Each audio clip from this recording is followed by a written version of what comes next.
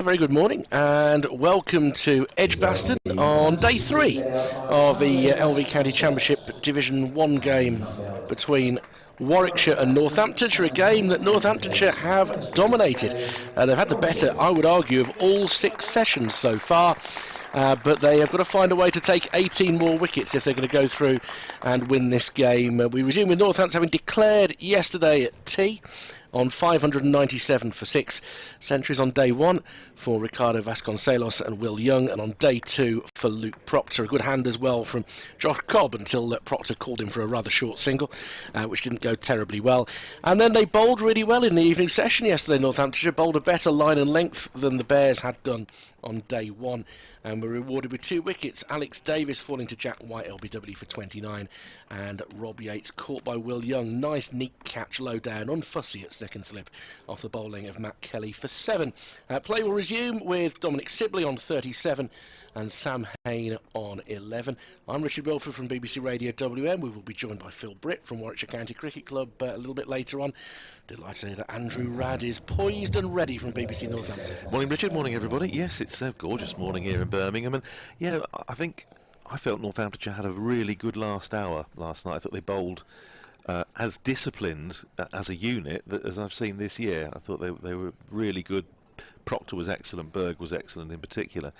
But they only had, that last hour, 1 wicket to show for it, and they just need to hit the straps early on this morning. If they nip a couple out, you never know. But I do feel that if Dom Sidley in particular digs in, then it's going to be very, very hard to bowl Warwickshire out twice, especially with, as you say, not the slightly iffy forecast for certainly for the first half of tomorrow. And you feel if Warwickshire are able to save the follow-on, which is 448, then that pretty much is going to be it, isn't it? To do that, it'll probably take them into tomorrow. Yeah. Their scoring rate by no means has matched what Northamptonshire achieved, which was just below 4. In this case, it's only just above 2, and just the nature of scoreboard pressure as much as anything.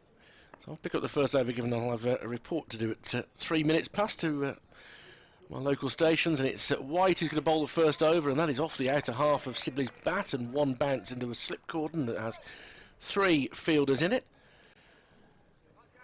But yeah, I don't think discipline was at the heart of Northampton's bowling performance yesterday, and as a captain you can't ask much more than that, can you? No, absolutely, and I think it's something that they have talked about. They talked about it with the bat, and we heard Ricardo Vasconcelos use the word to describe his own innings on the first day when he got 150, about discipline, and I thought they had that in spades with the bowling again yesterday. White in and bowls onto the pads of Sibley, diverted into the leg side, and there's no run. It's a beautiful morning, it really is. Very high wispy cloud, which I think will thin out a bit more as the day goes on. Temperatures expected to peak around 21. It means that Andrew's sleeveless today. Well, short sleeve. Yeah. Sleeveless was a slightly more worrying thought. He's just got a tank top and nothing else. Sibley steers the next ball towards mid-wicket. And again, he won't be able to beat the field. It was picked up there by Kelly. I think, frankly, Richard, there's enough misery in the world without me inflicting that on the good burgers of Edgbaston. Yeah. The hoodie is going to have to come off in a moment. It's even warm in here. We don't get the sun in the commentary box, which isn't a criticism, by the way. There's we have a great view from here. Can't complain about the working conditions, that's for sure. White comes in once more, and again, Sibley can't beat the mid-wicket fielder, Matt Kelly. Picked up and hurled to the wicket-keeper. They're on their toes, they're going to be pretty noisy. On Super Saturday, the day of the FA Cup final and the Eurovision Song Contest. Or as it's now these days, the Eurovision final. There's the 2 semis. Well, I didn't watch the semi-finals this year. Everything in moderation, I decided. You end up rooting for songs you've seen because they're in the semis. Forward in defence, outside off stump is Sibley, as White straightens up his line. And there's no run.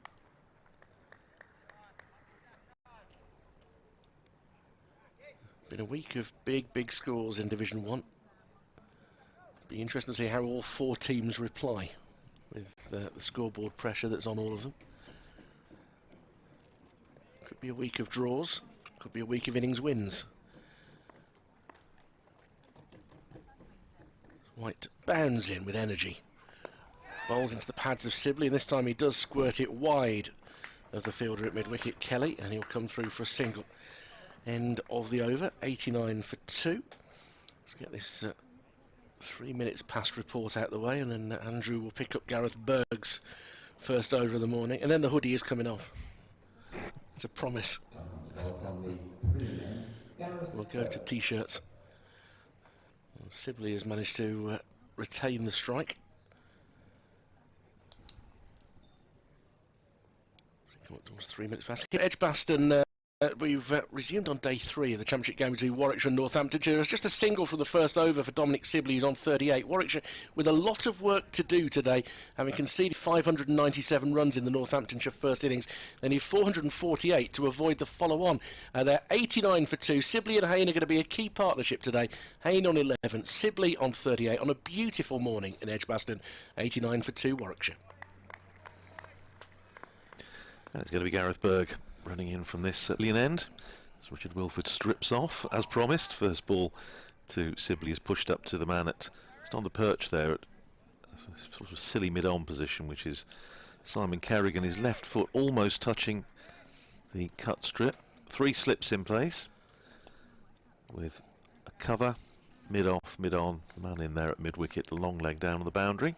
Smattering of spectators in early, but of course there's a lot of club cricket, a lot of league cricket going on around today, so I'm sure a lot of people will be following their own clubs. Here's Berg in outside the off stump, and that, my goodness, was a very tight leave by Dom Sibley. And Berg, as he did yesterday, just shaping the ball back into the right-hander, and that was tight.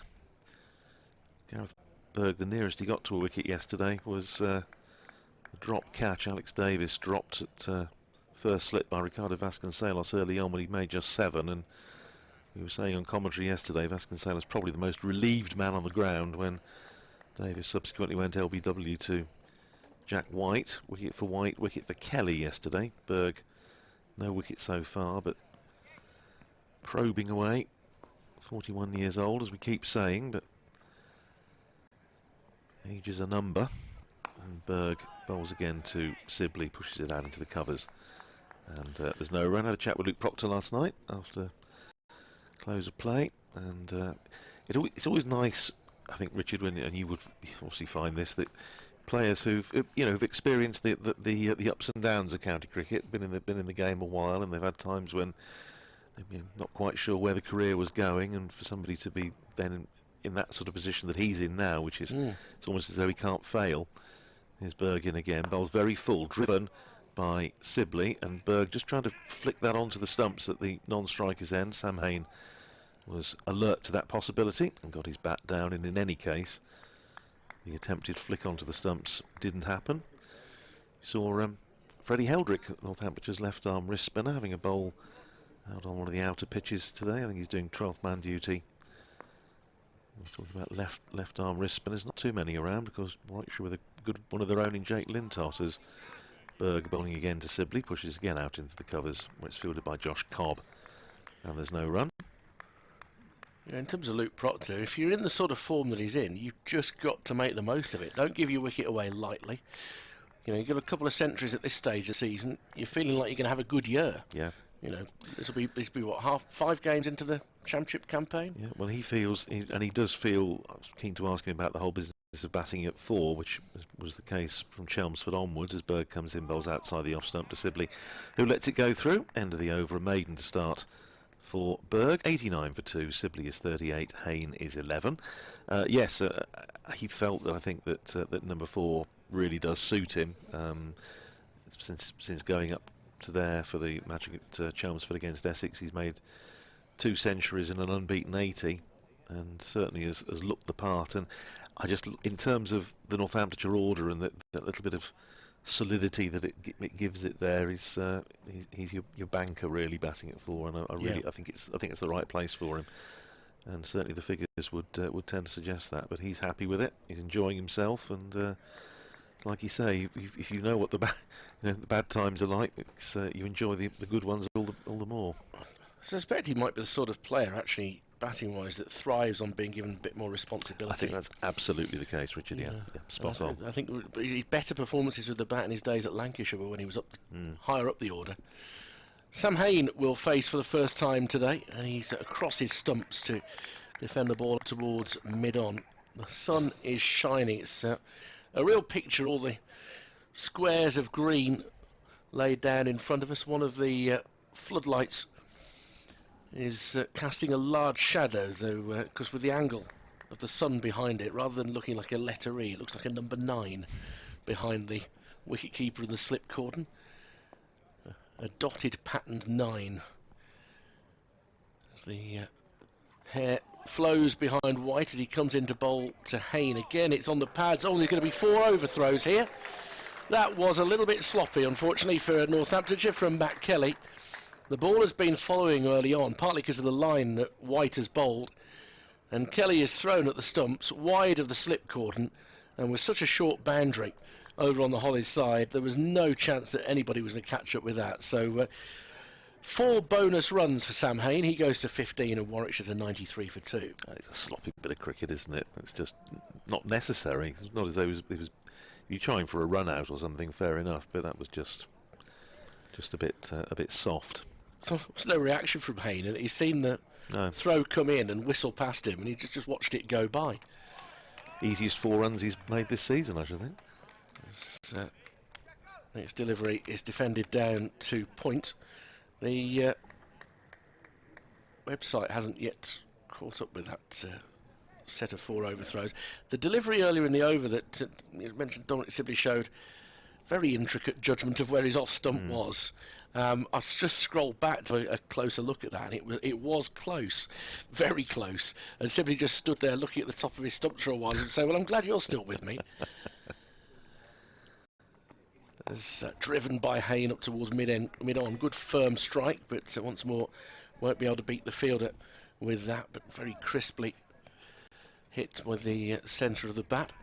The thing that I noticed as well with that delivery is it was one that didn't go through very high at all, and I think the 2 shorter bowlers, Berg and Proctor, that's one of the things that they're finding from this end. Yes. And it may well be they stay at this end. You've got the added height of White and Kelly from the Birmingham end, but from the Pavilion end it's skidding through a little bit lower as Hain comes across his stumps again to guide the next delivery from White into the leg side, and there's no run. Yeah, certainly one of my colleagues who was watching that on the live stream was suggesting that it was very, very, very close to the top of off stump, even to the point that it might just have brushed the bail and the bail didn't fall. It was certainly, well, as leaves go, yeah. It was tight. I don't know, I'd have said it past the side of the stump about 3/4 up. So we can watch the same pictures and see different things. Indeed. I think it's fair to say. This is driven by Hain. Again, won't get it past mid-on. On that occasion, he didn't time it as well, so the fielder was able to move across to his left. And there's no run. 93 for 2. This duo have added 36 so far for the 3rd wicket, and their main job today is to bat long, and that's something that Northamptonshire did extremely well over the course of the first 5 sessions. Very nice bit of cap frisbee there from Gareth Berg, which became a speciality in the lockdown period, or the COVID period, where you'd hurl it to somebody who would wear it as a second cap. That's right, yes. When the umpires weren't allowed to touch anything. Yes, it's one of Gareth Berg's very many talents. He's running in now with the Pavilion behind him and bowls, and that's off the edge by Dom Sibley. Bounds short of 3rd slip. It's running down towards the boundary at 3rd man. He's going to come back for 3, I think. Yes, he is. Sam Hain calling him through for the 3rd run. So Dom Sibley picks up 3 runs to take him into the 40s. Long chase down there for Northampton's captain Ricardo Vasconcelos, and they come through for 3. 41 to Sibley, and Warwickshire up to 96 for 2. We'll stay as we always do on a Saturday morning. Very good luck to all those who are playing this afternoon, or scoring, or umpiring, or whatever they may be doing, making the teas. Hope it's a successful afternoon for your club, an enjoyable one. I should be keeping half an eye on my club, as I always do, playing in the Northamptonshire League this afternoon. Although once again, my son isn't playing today, so it just makes it a slightly less nerve-wracking experience. Here's Berg running in away from us, 3 slips behind, waiting for the edge, and that's a firm, confident-looking on drive by Sam Hain, but only as far as Luke Proctor at mid-on, and there's no run. Northamptonshire having set all sorts of records with that batting performance in the first innings, the highest innings total by Northamptonshire against Warwickshire by a distance.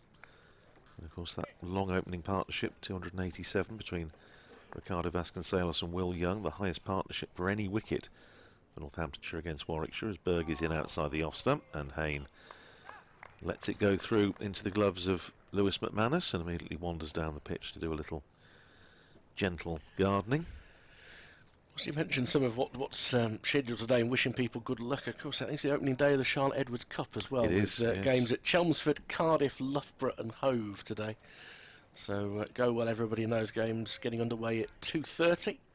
So if you're a Northampton or Warwickshire fan who live near any of those grounds, you get some good cricket today. Here's Berg in again, bowls to Hain, pushes it up on the onside where Kerrigan comes in from short mid-wicket position to field, and there's no run. Simon Kerrigan, we were talking off air earlier, Richard, Simon Kerrigan needs to, well, in the words of head coach John Sadler, come to the party. He hasn't had a terrific start to the season by his own very high standards. May well have a role to play today and tomorrow here as Berg comes in again and bowls outside the off stump. Again, good carry from Berg. It goes into the gloves of McManus. Sam Hain watchful, showing good judgment so far. And we all know what Dom Sibley can do. He likes batting long, and that's exactly what Warwickshire need him to do today. In terms of Kerrigan, what he's definitely going to get today is an opportunity. Yes, I think I'd be amazed if he doesn't get quite a few overs. It was interesting yesterday. Rob Keogh actually came on ahead of him. Here's Berg in again, bowls very full to Hain, who looks to drive. Rolls up to mid-off where Keogh fields. End of the over, 96 for 2. With Hain on 15, Sibley on 41. And a good steady start by bowlers and batters alike. There are a few more spectators wandering in. Just walking round the boundary down to our right in front of the Eric Hollis stand and making their way to seats in the sunshine, I would imagine. It'd be gorgeous sitting out there at the moment. It's a t-shirty day. There are sun hats on show as well, which is nice to see. The gentleman who always sits in the middle of the back of the Hollies is in position. I think we've established over the years he doesn't listen to us. He's never waved. Never. It's like one of those great seats at the we're talking about Newlands and in Cape Town, the back of the railway stand, where if the cricket's no good, you can just lean back and watch the trains going backwards and forwards. Jack White to begin a new over. Forward in defence is Sibley, guided up towards mid-on. There are those who say that you can only see the gentleman at the back of the Hollies from a distance, that if you were to ever to walk up and approach him to find out who he is, that there's nobody there. The phantom spectator of the Eric Hollis stand. Yeah. A few times we've sort of put out, does anybody know who he is? Tell us who he is. The spirit of Willie Quaife or something. Yeah. So this one is onto the pads of Sibley, so you can flick it round the corner. Berg comes round from long leg. And Sibley get another single to 42 and 97 for 2. Remember seeing Frank Foster and Harry Howell bowl Warwickshire to the Championship in 1911 or whatever. Well, you remember that. I do remember it vividly, yes. They actually, it's worth mentioning that Warwickshire did clinch the County Championship that year at Northampton in 1911, and champagne was ordered. It was an early finish on the last day, and by all accounts, much champagne was drunk. Well, because it was the first time that the Championship had gone outside the sort of the Big Six, and Northamptonshire took it as an omen that it was Northamptonshire's turn next, and they finished as runners-up the following year, but still waiting. Maybe this is the year as White comes in outside off stump to Hayne, and shouldn't see Lewis McManus standing up now for White, which as much as anything is a sign that there's not a lot of pace about this track. I was talking to Nathan McAndrew last night, who was very, very honest, I have to say. Gave one of the most honest interviews I've done with anybody for a long time. It would be reasonable to say that he's self-critical. Yeah. And admits that he's got a lot of work to do to adjust to playing the championship game. As Hayne again stretches forward and kills the ball down the wicket towards White. Well, that's good to hear. I mean, he struggled a wee bit at the start, but I thought subsequently, particularly after tea on the first day and then yesterday morning, I thought he was excellent and really ran in with great purpose and energy. Well, he volunteered the fact that his opening spells in all three games have not been good enough. That he's got to be able to do what he's managed to achieve later in the sessions. As White holding a nice line here, not at high pace at all. Might even be holding it back a little bit, and that's angled in slightly. And a tiny bit of seam movement in towards the pads of Sam Hayne, who just defends it. I don't think he's properly fully bending his back here, because I don't know that there's a lot of reward for that. I don't think so. Not on this surface. And rather than having a third slip wicket, that's where Emilio Gay finds himself now. White in once more onto the pads of Hayne, who chopped down quite late on that. Almost scuttled through his defences. Again, the ball's bounce wasn't very high. End of the over, 97 for 2. The other thing Northampton have done, and I mean, have they been conscious of this at the expense of taking wickets? I don't know. That would be an interesting debate to be had, but I think they've protected the short boundary very well. They have, yeah. And it's meant that Warwickshire haven't got off to a very quick start. Again, I think it comes back to the word we used at the start, Richard. It's discipline. They've been disciplined with the bat. They've been disciplined with the ball. And I was talking to Northamptonshire's scorer, Quentin Jones, this morning, and he was saying the same thing, that it seems as though, you know, some lessons were learnt after the Oval, and one or two things that probably didn't go right. They've obviously had a chat about it. I'm not saying it was affected the result, because I think Surrey are a very, very good side, especially on home turf at the Oval, but I think there were some lessons to be learned, and so far there are quite promising indications as far as Northamptonshire are concerned that some of those lessons have been learnt, and one of them, and I think they learnt that particularly from that 9th wicket partnership on the second morning that took the game away from them down at the Oval, was the need to be disciplined and the need to bowl in the right place and have a bit of a plan. 3 slips in place as Berg starts his 14th over, and he's bowling to Sibley, who's very solidly in behind that. Plays it up to, again, that man Simon Kerrigan at silly mid-on, left foot almost on the cut strip, certainly within conversational range of Sam Hayne and the umpire. It's in collision range of Sam Hayne if they go for a quick single. Well, if we were saying it was umpiring down at the Oval, Nick Cook, who loves a chat with anybody in whatever distance, so certainly be in range of the beast. Here's Berg in again, bowls to Sibley, and again very solidly in behind it, just coming across his stumps, pushing it up to that man at silly mid-on, Simon Kerrigan, and there's no run. The forecast for tomorrow seems to be changing a little bit, as is often the case on the various weather apps, but they're suggesting maybe a little bit of rain first thing tomorrow, and possibly clearing through. Let's hope that's the case. Here's Berg in again, bowls very full to Hayne, to Sibley rather, and for the 3rd time this over, it goes up to Kerrigan at silly mid-on, and there's no run. Once again, I don't know if you've spotted this, Richard, but certainly I seem to have seen it quite a lot this season. We're having this 3rd slip, sometimes it's 2nd and 3rd slip, on this occasion it's just 3rd slip, very close, and I have seen, certainly when Yorkshire employed it, they got 2nd and 3rd slip wearing helmets. Here's Berg in again, bowls to Sibley, who's defensively back down the pitch. Berg fields off his own bowling, and there's no run. So well, Emilio Gay has got the tall shin pads on, the type that Amy Jones wears to keep wicket for England. I do wonder, yeah, which might suggest possibly a little bit of spin imminent. Although I have to say these two have done a pretty tidy job so far. But yes, he has got the shin pads on.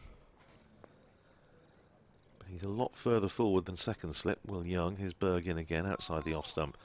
And Sibley lets that go. I can see the merit in having a helmet that close, because albeit the ball's not coming through very, very quickly, and you've got to be pretty close, because I don't think it's going to carry very far. No, it's just if the batsman actually plays an attacking shot and edges it, then it's going to fly. And I think it was Harry Brook was fielding there when Northamptonshire played Yorkshire 2 or 3 rounds ago. He got the helmet on there.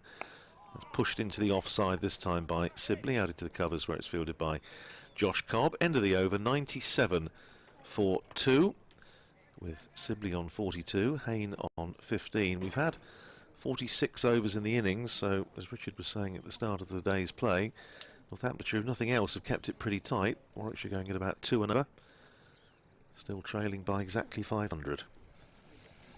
And not unexpectedly, a fairly slow start of the morning. 9 runs off the first 6 overs. Again, because Northants have stuck to their plan. White is bowling very straight, and a lot is being steered into the leg side, but you know, really no shots in anger into the leg side. This might be a day for short spells, potentially. So. Yeah, I think so, absolutely. Might be 5 each, and then we'll see whether it's a double seam change or whether one of the spinners comes on. As White bowls just back of a length, up onto his toes goes Sam Hayne to defend the ball into the leg side. Things are just angling in off the seam. The way that the sun is, so you can't really see the facial features on the TV pictures as he's walking back to his muck here, Jack White. And with the way that he's got his hair back with a headband, it's really taking me back 30 years. I can imagine this is Paul Smith coming in to bowl. Ah, there was a cricketer. Splendid all-rounder, but just an air of Paul Smith about him as pushed forward up towards mid-on this next delivery. Hayne forward resolutely again. McManus still standing up to the stumps. Yeah, hails from Cumbria, Jack White. Now, I'm told he's a big fan of fell walking up there. Was never happier than when trekking up a mountain in the Lake District. Came relatively late, of course, to county cricket, but certainly made an impact. It was Northampton's leading wicket taker in the Bob Willis Trophy a couple of years ago, and of course he made his debut here. White in again, left alone outside off stump. Tidy piece of keeping. They feel it wasn't too far away from the top of off. He's got a big front pad across there, Hayne, mind you. So for it to be on target, I think he'll have to go through that pad. So I think he's probably judged it about right. Of course, Paul Smith was from Northumberland. Yes, that's right. As well. Yeah. So it's not a dissimilar in terms of his figure. His shoulders as well. No, there's definitely. I hadn't thought of that before. You're absolutely right. There's a distinct similarity. Of course, brother of KD. Comes in once more, the elbows pumping, and that's another good delivery just outside off stump. And for the second ball in a row, McManus will whip the bails off. He does a bit of damage to leg stump as well. It's a good over from White. As he walks back, he's sort of with his hands out, almost mentally trying to work out the angle he needs to get to hit the top of off.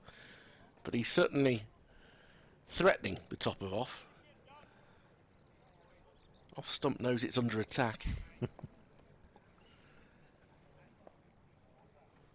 97 for 2. Not an easy morning again for Warwickshire. Off the back foot, Hayne steers it into the offside. Across to do the fielding is Cobb, who's in the covers. And there's no run. White with 1 for 29 in his 15th over. So he's got through quite a hefty workload quite quickly, really, in this innings. Bowled a third of the overs, more or less. Give or take a couple of deliveries. I think Joe Root is at the crease in the Roses matchup at Headingley. Yorkshire 66 for 3, replying to Lancashire's huge first innings total, 560 odd. White persisting with this line just outside off stump, stabbed away by Hayne off the back foot. End of a maiden over. 97 for 2. Looks like Gareth Berg is going to continue. And the game is progressing very much as it has done, with Northants just impressing throughout, doing everything right, going through all the plans that John Sadler and Ricardo Vasconcelos will have discussed. Yeah, it's been a disciplined performance. They've just got to keep patient, haven't they? I think from Northamptonshire's point of view, just keep doing what they are doing and trust that something will happen. As we said last night, they had, I thought, as good an hour with the ball as I've seen from Northamptonshire this season, but only one wicket to show for it, which was that of Rob Yates. But here's Gareth Berg trying to add to that tally into his 15th over, 0 for 28 so far. He's in bowls outside the off stump to Sibley, who again leaves it, goes into gloves of Lewis McManus, standing back to Gareth Berg. McManus, as Adam Rossington used to, is often seen to be standing up to Ben Sanderson, who was here yesterday, and I saw him after close of play, and I said, I bet you're slightly glad you're not bowling on that one, and he didn't disagree. I think Luke Proctor just doing a little bit of stretching. Yeah, I think he'll be on in the not too distant future. They've obviously got the four seamers to rotate, and then the two spinners as Berg comes in, bowls to Sibley, who on drives, but fielded by Simon Kerrigan in that very straight, silly mid-on position, and there's no run. Gorgeous morning here in Edgbaston. It was lovely just coming into the ground this morning. It's quite a nice, cool, fresh feeling to it. Lovely spring morning, but the cloud, such as it is, very high. Bit of haze over the city as Berg comes in and bowls to Sibley, who plays it back down the pitch. Berg fields off his own bowling, and there's no run. It's the buildings. We were talking yesterday about St Ambrose's Church. This lovely red brick church spire over to our left. It never fails to amaze me. You come into this ground and you sit up here in this very privileged position we have and just see how green it is around Edgbaston. Here's Berg bowling again outside the off stump, left alone by Sibley, goes through to McManus. Particularly if you look out at the back where the press lounge is, and we'll have a cup of coffee before we start, and look over to Cannon Hill Park, and it's really a lovely scene, this part of the city. It's like a TripAdvisor review you've given us. Well, no, I just enjoy coming here. It's a great place to watch the game from. We're very lucky with our commentary position up here as Berg comes in again, bowls to Sibley, who again is in behind it. Plenty of patience. It's one thing that Dominic Sibley does not lack. Once again, Kerrigan is in the action at short mid-on. Northamptonshire, of course, still looking for their first championship win of the season. So far, 3 draws and then a defeat down at the Oval. Here's Berg in again and beats Sibley, draws him into the stroke, goes past the outside edge, and applause in particular from Emilio Gay at third slip. End of another testing over from Gareth Berg, who's been excellent this morning, but half an hour gone and still no breakthrough on this third morning for Northamptonshire. 97 for 2 Warwickshire, with Sibley on 42, Hayne is 15. Yeah, I'll do one more over, then I'll nip out and make way for Phil, who's standing by. Matt Kelly's about to come on to bowl, so 4 over spells, looks like it is for first thing in the morning. Warwickshire fans may well be casting an eye on events at Bristol, where Gloucestershire are replying to Somerset's 591 for 7 declared, and Jacob Bethel was batting overnight. He's there on a brief loan, the teenager. He's 31 not out. He's going okay this morning. Gloucestershire 143 for 4. However, alarming news for England from that match. Craig Overton has left the field mid-over, clutching his left knee. Oh dear. So, okay. An injury fear for England. You know, Overton, for me, a player who's been underused by England in recent years. Such a consistent performer in the county championship. But he has pulled up this morning to be relieved mid-over by Josh Davey. For the first time today, Matt Kelly comes on. Only bowled 5 overs yesterday. His first change, or second change. And his first delivery is defended back down the track by Sam Hayne. He did get the reward of the wicket of Rob Yates, and he'd been bowling across the left-hander, and a couple of sniffs that Yates had at the ball outside off stump, and in the end He was drawn into a shot that he could have avoided. He could have just left the ball outside off stump, but diverted it into the hands of Will Young, who very good catch, technically low down, got into position very quickly. Hayne looking to guide the ball through mid-wicket, can't puncture the field. It's picked up there by White in his white floppy hat. The only floppy on the field. I think he is. Everybody else is becapped. Yes, he usually.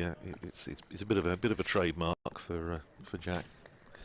I think, like a lot of other people, I'm sure, I watched Jacob Bethel in the Under-19s World Cup coverage from the Caribbean during the winter. My goodness, he looks an accomplished player, doesn't he? He is. He's got a very bright future ahead of him as an all-rounder. As Hay drives beautifully. He's done ever so well to get a finger on that as Kelly, and he saved himself 3 runs. They'll come through for a single, but that looked well enough struck. The straight boundary at that angle isn't too far. It's a little bit shorter through mid-off than it is through mid-on. I think that would have gone the distance, but good hand down on that by Kelly. 98 for 2. Hayne goes through to 16. And the deficit is now exactly 500. It remains a rather imposing figure. Yes, it's a way off, but still another 350 to avoid the follow-on, which would take us, as you say, probably into tomorrow. Yes, there's some fine cricketers. Tom Prest from Hampshire was involved in that, and of course our own James Sales here from Northamptonshire's point of view. Yes, it was a pleasure watching that. I really enjoyed that tournament. Actually. It was a good tournament, and it wasn't necessarily played on wickets that were that helpful to the England team. No. Kelly approaches once more, and Sibley's dabbing this down towards third man. They'll run hard to come back for 2, and the fielding was done in stages by Kerrigan, which gave them time, and the Warwickshire 100 comes up. Stand of 43 between these two has got them there. They're 100 for 2 in the 48th over, so it's taken a long time to come. Sibley is up to 44 now, Hayne on 16. The slips are at a slightly different angle by the look of it now, are they? Oh no, it's just Vasconcelos was going to the side of his man for a chat. Goes back into an orthodox first slip position. As this ball straight outside off stump is watched past by Sibley. It was quite full. Again, doesn't bounce very high. It's going to be a day when Lewis McManus is going to be down around his toes quite a lot to capture the ball. Yes, I think so. So 1 ball left in this over, and Phil will join Andrew. I'll get back for a report at 12. Do you have any reports this morning? I think 12 and 1. 12 and I think I've got that, and that's about it for the day. And commentary Warwickshire might nip in during their rugby coverage, as this one is off a thick outside edge from Sibley. It goes along the deck for 4 down to third man. Bit of a false shot, but not terribly dangerous one. I think demonstrating the fact that this wicket, if anything, is a tad slower again than it was yesterday. Sibley is 248. He's caught up with the overs. Warwickshire 104 for 2. Phil Britt will be joining the commentary after these thoughts from Andrew. Yes, I have to be a bit careful. We're talking about sport on later in the day. Northampton, a lot of focus on Northampton Town playing in the League Two playoffs against Mansfield, and having wished the Cobblers good luck last week, and they went and won at Barrow, and then obviously the Bristol Rovers result beating Scunthorpe 7-0, which caused a certain amount of comment. So I've been asked now not to wish the Cobblers good luck this afternoon, because Brackley Town also from our patch involved in National League North playoffs against York, so we've mentioned it anyway. But I won't curse them. Here's Berg starting a fresh over from the pavilion end, pushed down the pitch by Sam Hayne, and there's no run. Hayne on 16. Tom Sibley 2 runs short of a half century, and good morning to Phil. Good morning, Andrew. Good morning, everybody. Is it always like this in Birmingham, yes, cracking like the flags? It's the Riviera. You know, people talk about going to Spain and going to Ibiza and places. Come to Birmingham, go and sit in the park. It is a beautiful morning here. Here's Berg, 3 slips in place in bowls, and Hayne watchfully forward again, playing it up the pitch for Berg to field off his own bowling. Berg into his 16th over, 7 maidens, no wicket for 28. Saying about age being a number earlier on. It's become a little bit of a running joke now that whenever Gareth Berg does anything notable, and he has had a very good start to the season, then they have to bring out the little symbol of the wine glass as like a fine wine maturing with age. Yeah. But very, very handy cricketer still is Berg in again, and that's spat up off a length to Sam Hain, who in the end played it really well, but he had to take a hand off the bat, and he's now, not surprisingly, just having a little suspicious prod of the pitch, and Josh Cobb, I'm sure, is just come into field that one. He's saying, "Ooh, I don't like the look of that." We'll have something helpful to say, I'm sure. Well, he's been down and tapped the wicket. I'm not sure he knows quite where to tap, because I'm just looking at the replay. I think he's pretty much tapped anything within about a 5-yard range between him and the bowler. Yes, it's like the snooker referees have to get the picture to put the balls in the right place. Outside the off stump goes Berg, and Hain doesn't attempt to stroke, goes through to Lewis McManus. You never see the referee say, "Oh, sorry," he said, "I wasn't really paying attention." Sorry, I wasn't watching. No. Yorkshire have lost another wicket in the Roses match. I see George Hill has gone cheaply, and to Jimmy Anderson, and Yorkshire is 69 for 4 now, replying to Lancashire's 566 for 9. So still 497 behind. Good match for the Red Rose so far. Here's Berg in again, bowls and played out into the covers by Hain, fielded there by Cobb, and there's no run. Warwickshire up at Headingley next week for their final championship game before the I was going to say before the summer break. Yeah, which is actually really what it is. The mid-session interval. You know, now the weather's really nice. Yeah, no, that's right, isn't it? Until September again. Yeah, Northamptonshire have got Kent starting at the county ground at Northampton on Thursday. Is Berg in again outside the off stump, and left alone by Sam Hain, and that's the end of another tidy over from Gareth Berg. 104 for 2. Hain is 16, Sibley is 48. So we've had 40 minutes play this morning, 16 runs added, but most importantly for Warwickshire, this third wicket pair still together. Yeah, I think that's an important thing. The runs almost have become somewhat incidental insofar as we're more than halfway through this game. If Warwickshire don't lose wickets, it's difficult to see quite how any sort of result's going to be forced from it. It's imperative that Northamptonshire get wickets in the session before lunch this hour, and then in the afternoon one, if they've got any real view to winning the game, because the wicket still looks absolutely like a road, doesn't it? Kelly starts his second over of the morning from the Birmingham end, in and bowls, and this is driven by Sibley up to mid-off. Tumbling stop prevents any runs. 104 for 2 it remains. Sibley on 48. Got 100 in the previous match against Lancashire. So he's in reasonable form at the moment, Tom Sibley.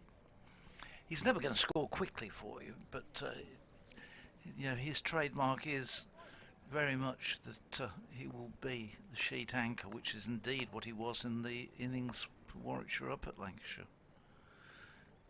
This next one he plays out into the offside, and there's no run. He worked, I think Richard was saying to you yesterday when he was on air with you, that Dom turned down the chance to go away with the England Lions so that he could work on his batting throughout the winter, and definitely you can see a lot more positive strokes in his game. And a lot more played into the offside as well. He was had become almost sort of everything, any scoring shot had to go through the onside, whereas he's widened that range now. Having said that, he pulls this next one away down to deep mid-wicket, where he will get just a single in the end. He pulled it from outside the off-stump, a short delivery, and he was across and pulling it round. One of those where if you can get it 3 or 4 yards wide of the fielder, you'll get the boundary, but he actually picked kicked out the field and Good bit smack on. It was a good bit of fielding out there by Jack White, because he was. went down on one of the wicket ends. There's like the practice pitches down there, and he's just looking at his elbow a little ruefully, as though he's just taking some of the skin off it. But he stopped that well. Kelly in again to him, and this time Hayne, who's the batsman facing, pushes the onside, and there's no run. 105 for 2. So will he be glued to Eurovision tonight then, Phil? I shall be, yes. Yes, I will be. I do like Eurovision. I know it's a lot of people don't, but I do, and the family do, and we tend to quite often have a few round. We don't have a Euro party as such. I was going to say, that's quite the thing these days, isn't it? I think? But it's, we will certainly be watching it, and there's a lot of songs on the, is it 24 or 25? Kelly in and bowls, and the ball goes through outside the off stump. If anyone hadn't seen, he's going to watch it tonight, and didn't see the semi-finals, then don't get put off by the three presenters. That's all. Who collectively make the most annoying trio that then they're usually worse than you, me, and Richard. Quirky. Worse than you, me, and Richard, even. Yes. Right. Okay. It makes us look really good. And the one guy has the most horrendous choice of suits. This one from Kelly is paid up by Hayne up to mid-off. It's the end of another over. It's 105 for 2 with Hayne on 16. Sibley is on 49. And Warwickshire trailing by, this is where the maths come in, 492. There's going to be, I think, a change at this end, because I can see Gareth Berg down below us, just getting a sweater brought on by Freddie Heldrick, who's Northamptonshire's 12th man today, and it is going to be Luke Proctor, who we saw limbering up a little earlier, who's going to have a bowl. I thought he bowled beautifully last night without getting a wicket. Had a good day, didn't he? Well, he had a wonderful day, and it was good to talk to him afterwards. And you just get the impression. I mean, Luke's probably not. He's one who lets his bat and the ball do the talking. He's not one probably that likes to, doesn't give you very long, extravagant answers. But he's always very much to the point, and one of those people that when he does say something, it's usually worth listening to. And he was almost sort of slightly. Got the impression slightly bemused, surprised almost by the success he's been having recently. As Proctor in again, Proctor in rather for the first time this morning. Bowls to Sibley, pushes it out into the covers. Cobfield, there's no run. By which I mean I'm not suggesting for 1 minute that he doesn't have confidence in his own ability, because obviously he does. But I think the question I put to him first was, he's known what it's like as a county cricketer, first with Lancashire and then with Northamptonshire, to have spells where nothing seems to go right, and every cricketer, every sportsman will encounter that from time to time, pretty much. Outside the off stump goes Proctor, and left alone by Sibley. But at the moment, he just seems to be able to do no wrong, and certainly, they say the move up the order to number 4, I think he was saying, has been a significant part of that. And it's funny the way these things work out, isn't it? Because I think Adam Rossington was probably going to bat at 4 if he'd stayed with Northamptonshire this year, and then they tried Safe Zabe in there, which didn't really work. His Proctor in, and that's a good ball, and it just swung away, just shot away enough to beat the outside edge of Dom Sibley's bat. Sibley one short of a half century. And then, as I say, they tried Safe Zabe in there. That didn't really work, so Proctor got the nod to go up to 4, and well, he's certainly taking full advantage of it. But Adam Rosington is still a Northamptonshire player. Technically, yes, and he's a season-long loan at Essex. Here's Proctor again, bowling that really good line, about 4th stump, sort of the Ben Sanderson line, if you like, and well judged by Dom Sibley. Left alone, goes through to McManus. Good contest, this. Really good contest. He's opened up absolutely on the mark, hasn't he? Again, it's just carrying on from where he left off yesterday. And I think the thing is, Phil, just talking to him, he's just really enjoying it. He's just enjoying his cricket at the moment. His Proctor in again. Again, good line. Just carries on the angle and taken by McManus around the line of off stump. He certainly has developed, because I remember when he was at Lancashire, he was the sort of player who was in and out the side. Yeah, he didn't really get a regular place there, and he was useful without being. You wouldn't get to the ground early to see him play. No, with great respect to him. Northampton's former head coach David Ripley was always talking about Proctor as he comes in again, bowls, and that's driven nicely by Dom Sibley, and that's his half century. He's going to get a couple of runs as it goes out through the covers. It's fielded there by Josh Cobb, chasing back towards the stand to our left, and applause around Edgbaston for a 50 for Dom Sibley. He's had to work hard for it. He's come off 159 balls, but he's worked very, very hard indeed for that. Well played, Dom Sibley. He goes to 51, and that's also the 50 partnership with the third wicket between Sibley and Hayne. 107 for 2 at the end of the over. Sibley is 51, Hayne is 16. Yeah, David Ripley was always saying, particularly with his bowling, that he thought that in an ideal world he would be bowling more in red ball cricket for Northamptonshire, but with Berg and Sanderson, especially last year, just dominating things, he didn't get many opportunities. When he did get a chance, and I think in particular down at Bristol, when conditions were helpful, he bowled beautifully and picked up 5 wickets and really looked the part, and he's carried on that form into this season. It's good. It's very good. And especially when you've got a player who's coming on like that, it gives confidence to a lot of the other players as well when they know there's somebody in that sort of form. This first ball from Kelly is just turned away by Hayne to fine leg for a single. Scamper through quickly. 108 for 2. Hayne moves on to 17. I think he's a good model for younger Chris as well. Some of the younger old is he players on the now? side. Luke's 30, what are you, 30, 32, 33, something like that. Yeah, I was going to say that's the sort of age I thought he would be. He seems to have been around a long Yes, time. yeah, that's certainly the case. Kelly again comes in from that Birmingham end. He's in to bowl to Sibley, who drives, but doesn't really get that time. And throws his head away. He knew that was a ball he could probably have punched away and scored off, but he's frustrated with himself that he didn't quite get that one Yeah, Luke where he wanted. turns 34 next month. Oh, he's older than I thought then. Yeah. And made his debut for Cumberland back in 2007. Played for Lancashire between 2010 2017 before coming south to Northampton. All right, so you've got a couple of men from Cumberland in the side. This Kelly rather is in and bowls, and Sibley just defends into the onside. There's no run. I suppose you would say they would, if we didn't have them, they would leave a hole in the side. It would be a sort of Cumberland gap, wouldn't it? Yes, yeah. Oh, we're here all week. There must be is there a direct road from Northampton to the Lake District? Well, no. Well, I suppose pick up the M6 at Catthorpe. Catthorpe is changed, which is just in Northamptonshire, where the M1 meets the M6, and keep going. Kelly in. A little bit of shadow comes over the ground. This is just falling short of slip.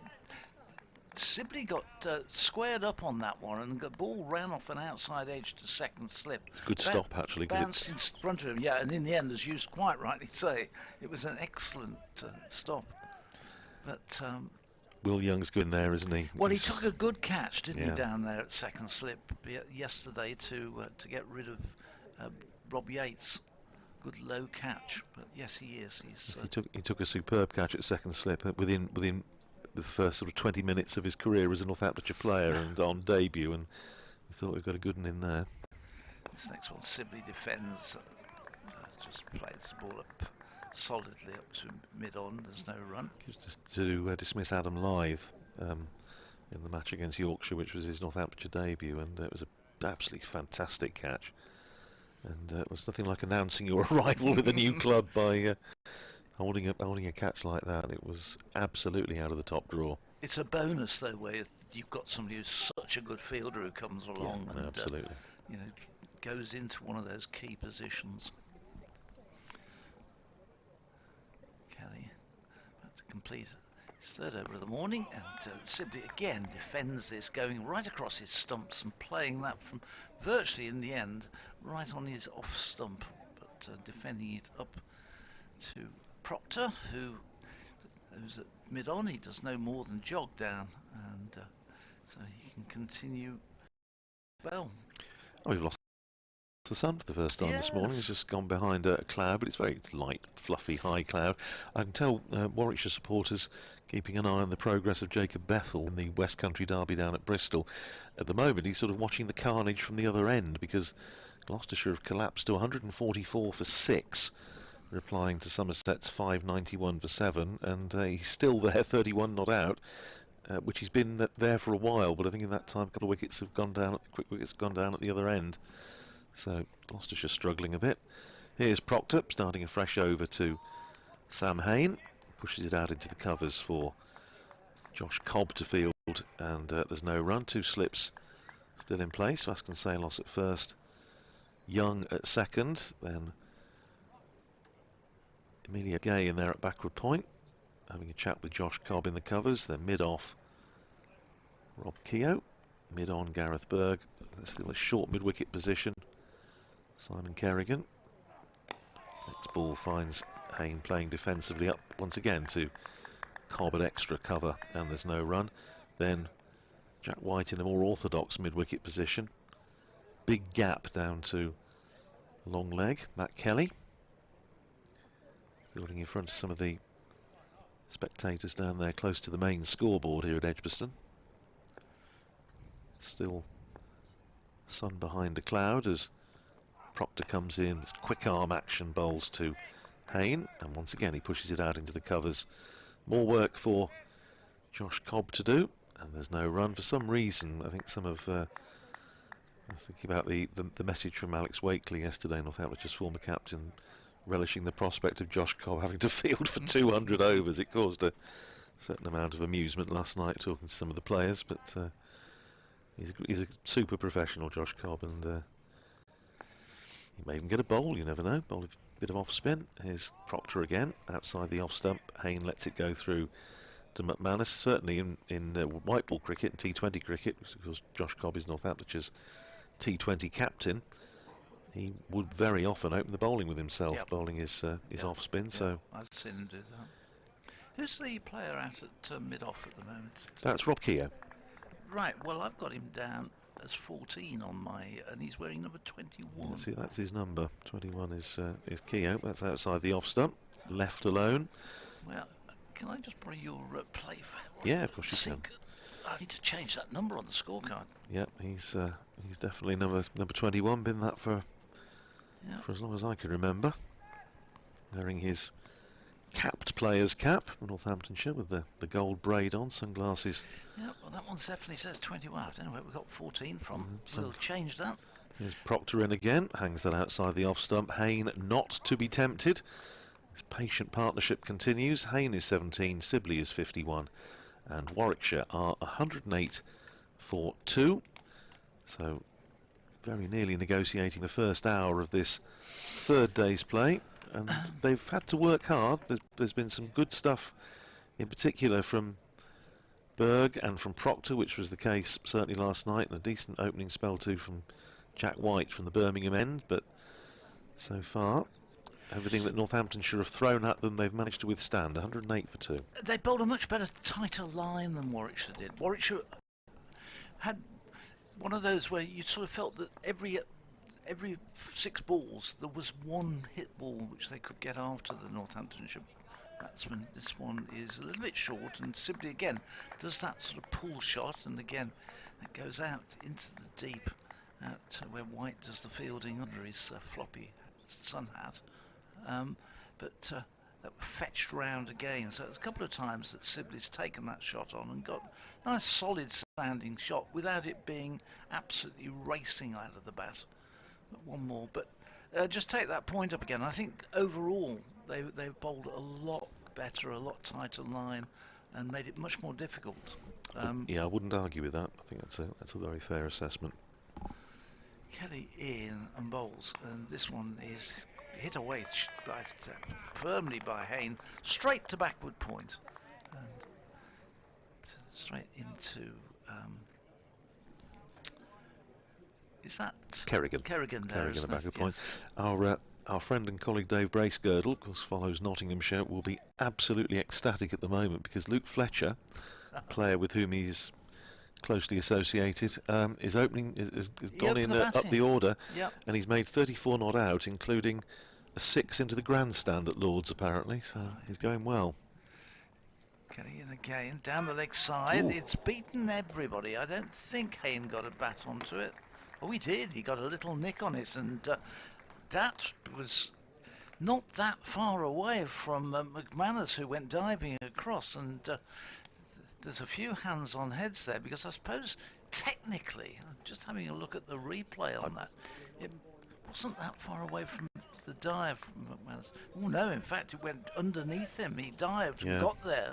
I think that would have to go down as a half chance. Half chance, wasn't it? Whether it actually just hit the floor. I wasn't sure if it had carried. I think looking at the replay, it just about did, but it was very, very difficult. But anyway, Hayne gets 4 runs for that. This next one he drives up to Proctor at mid-on, and there's no run. Well, 113 for 2. That I thought initially that had beaten everybody, but Hayne got an edge to it. So he picks up 4, which takes him on to 21 and 113 for 2. The lead is down to 484.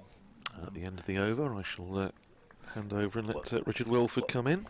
Should we do our usual? You carry on. Oh, I'll get out, and then Richard can come into his spot. Seat B to seat A as Kelly comes in and bowls to Hayne, who's on the back foot this time. Rocks onto the back foot, punches it back down the pitch for Kelly to field off his own bowling, and there's no run. 1 ball to go in the over. 113 for 2.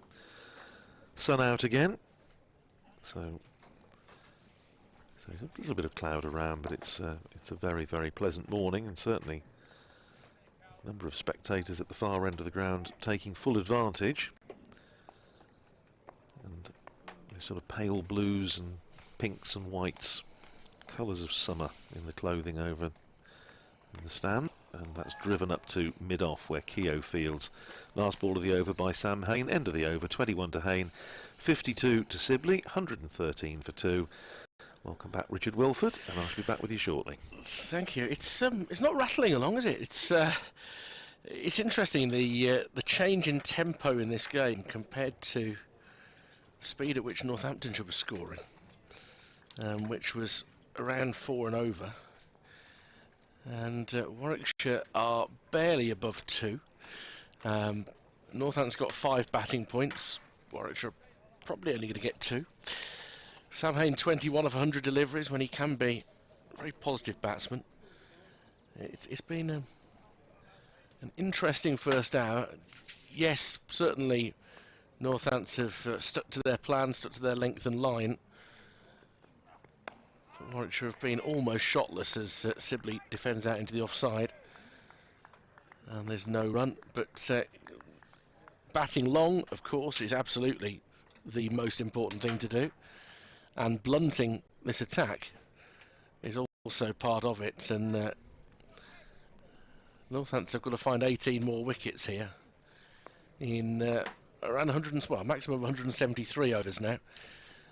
Proctor bowls outside off stump, and that was a late decision to leave from Sibley. Outside off stump, he's done okay in the end with it. But they've bowled really, really well. They're going to need to be backed up by the 2 spinners, by Kerrigan and Keogh. Phil Britt is sidled back in alongside in his sky blue sweatshirt today. It's lovely and sunny, but he doesn't keep it. Very rarely do you see his arms. They're still in long sleeves. As Proctor again outside off stump, big stride forward and then a leave from Sibley. Still haven't got over the cold from the last match in here. Yeah, it's very different this week, isn't it? It is, absolutely. Might be a bit nippier in here tomorrow, but the just outside as well, the breeze, which has been quite strong here for the last couple of days, has dropped completely. Yeah, the Warwickshire flag at the far end above the sight screen sheet is sitting limply at the moment.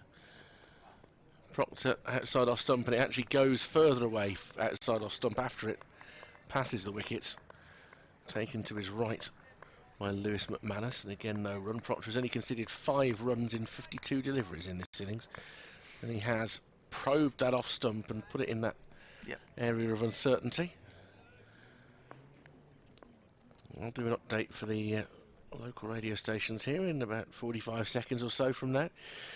As Proctor comes in to complete the over with a wicket. He's got the edge of Sibley, and that line has been so persistent, and in the end it gets its reward, and such a vital wicket as well, that of Dominic Sibley for 52, and it means Warwickshire are 113 for 3. Crucial breakthrough for Luke Proctor, and you have to say he deserves what he's got there.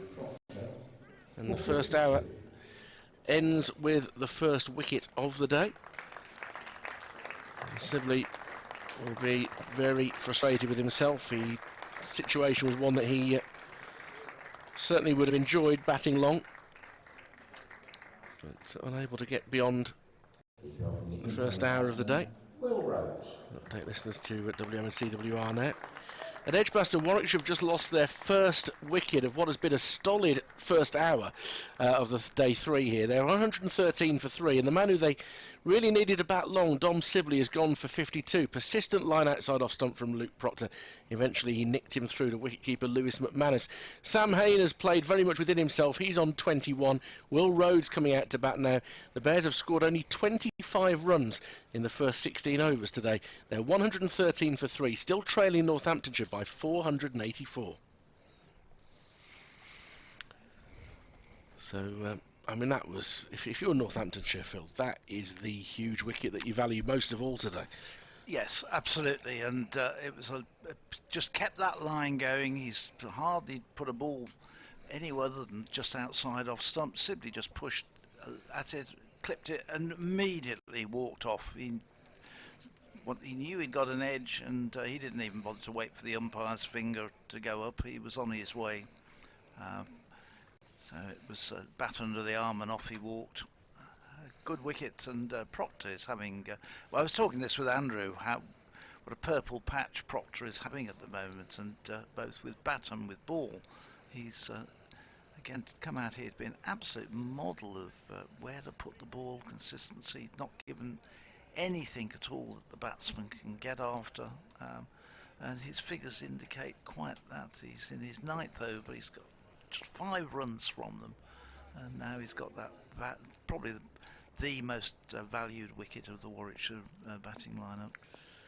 So skipper Will Rhodes comes to the crease, short of runs this season, but again it's a surface on which there is the opportunity to do so, but Northampton have bowled very well, and he's drawn forward in defence to his first delivery, and that's the end of another good over by Luke Proctor, who's having himself a fine match after the unbeaten 100 yesterday, getting the wicket of Dom Sibley for 52, 113 for 3, and the Bears, their mindset has been so much about batting long. They say that they've almost been shotless. They've been very, very quiet, haven't they, in terms of what they're trying to do. Simon Kerrigan is going to come on for the first over of spin of the day. But they dig themselves a bit of a hole the way things are going. They've got to be very careful here, haven't they? That if Northamptonshire now have got that door's been prized open, and if Warwickshire were to lose another wicket or two before lunch, this could be a long, hard day and a half ahead of them to survive in this game. Certainly all the teams that have batted second against big scores are finding it hard going. Work, yeah. Absolutely. All of them at least 3 down. Yep. Exactly. I was just looking at the same thing. Huge scores for all the sides batting first, all well over 500, and they're all finding it just much more difficult to follow on. Here comes Kerrigan from the Birmingham end. He's in and bowled, and Hayne goes back and just chops a short delivery away into the offside. They scamper through for a single. So Hayne moves on to 22, 114 for 3. They were busy against Kerrigan in the 3 overs he bowled yesterday evening, and that was the scoreboard ticking over shot that both Hayne and Sibley were able to exploit. For Will Rhodes, interesting to come in and immediately be faced with a left arm spinner, because so much of his cricket since he going down to Warwickshire has been at the top of the order. Now he finds himself in the middle order, coming in a very different situation, 56th over. And Kerrigan just waiting as Rhodes gets himself set, the field changing for the left-hander. So Kerrigan, the wicket in ball. That's a well, effectively a full toss. It's almost a beamer height. It drops quite late on. Now, surprised but did you see that signalled as? No. No, I think he got away with that one, but a really loose one, which in the end Rhodes tried to pull away, but he missed it and it hit him in the body. Fortunately, I think it dropped just below waist height, yeah. Otherwise it would have been called as a no ball. Kerrigan in again, and Rhodes forward to that one, pushing it away into the offside for a single, but a real genuine loosener from Simon Kerrigan. 115 for 3, with that single Rhodes gets on his way. The 3 overs he bowled yesterday were from this end, the Pavilion end. For the Birmingham end, his natural turn is towards the short boundary, and I think that's an interesting gamble that Vasconcelos has taken. This one is bringing Kane forward, and he just plays it back with soft hands, back up the wicket. Because I don't think he'd be disappointed if Hayne and Rhodes played some attacking shots here. Exactly. This one is again bringing Hayne forward, and again it's run away into the offside. End of the over, gets through his overs quickly. And in fact, you had an extra couple of overs at the end of the evening last night after I'd gone. Yeah, did we end up with 3 extra overs? I think it was either 2 or 3. Yeah, no, it was fairly apparent quite early in the day that we were going to get through early. In fact, credit to Warwickshire, who bowled 34 overs in the first session, which is a real rarity. We won't be too far off the pace today. I think we'll probably get 31 in this session now that the spinners are on. 32 is what you're aiming for. Look at Proctor's figures, by the way. 9 overs, 6 maidens, 1 for 5. And, you know, you would argue that he's not much more than a medium pacer, but what he's doing is getting a bit of skid. The bounce is quite low from his end. He's bowled exceptional lines, and he's put the batsman in doubt throughout. And he bowls round the wicket now to Rhodes onto his pads. Turns it towards mid-wicket where White does the fielding, and there's no run. I am keeping on with Bethel Watch, but Gloucestershire have been under the cosh for the last half hour, and he's only moved on from 31 to 33, and he's faced about 27 deliveries in that time, but has lost Ryan Higgins and Khan as well. Both of them have been dismissed by Josh Davey. So 148 for 6 Gloucestershire, still 443 behind Somerset. Proctor in round the wicket, left alone by Rhodes. Again, quite extravagant movement once the ball has passed the stump. So 3/4 length dive pulled out by McManus to pouch it to his right. Might as well do the other scores while I'm at it, actually. Kent 90 for 3, 581. Try again. 581 runs behind Surrey. Ben Compton, who's occupied the crease well so far this summer, 44 not out. It's ploughing a bit of a lone furrow there. That one's got up a bit from Proctor. Again outside off stump. Rhodes was startled by the bounce. It goes through to the wicketkeeper. In the Roses match, Yorkshire 109 for 4, trail Lancashire by 457. Joe Root is on 20. The very much in form Harry Brook has 25. In Division 2, Derbyshire 341 for 5, are 27 behind Worcestershire. Lewis Deploy has 59 not out. Proctor again outside off stump, left alone. Proctor's going to be very patient. He'll keep on putting the ball there. Durham 88 for 3 in their second innings. Lead Glamorgan by 34. Alex Lees is on 28. And with him is Scott Borthwick on 31 as they look to build a lead there. Sussex 424 for 8 against Leicestershire. They lead on first innings by 214. Ollie Robinson was fit enough to bat. He made 26 before being run out, having only bowled 1 over. As Rhodes drives the next ball up towards mid-off, and there's no run. Does that leave one more? Is there one more game at the bottom of my list? Ah, yes, Notts 53 for 1 in the second innings, leading Middlesex by 273. Luke Fletcher, who opened the batting as night watchman, after making a 50 at number 11 in the first innings is 43 not out in the second innings out of those 53 runs. So Proctor, the ball onto middle and leg, steered down slightly awkwardly by Rhodes, but the end of another maiden over, 115 for 3. Who was the wicket then? Was that... It wasn't Hamid. Hamid. Oh, was it? Oh, well, Dave will now be pushing for Luke Fletcher to be the New England opening bat. Hamid had 100 in the first innings, out for 5. Slater batting at 3 is 2 not out off 31 balls. So, yeah, in 17 overs, the other two batsmen have only scored 7, and Fletcher scored 43. I gather putting a 6 into the pavilion as well. Yeah, you won't be disappointed with that. No. How many sixes did he hit in the first innings?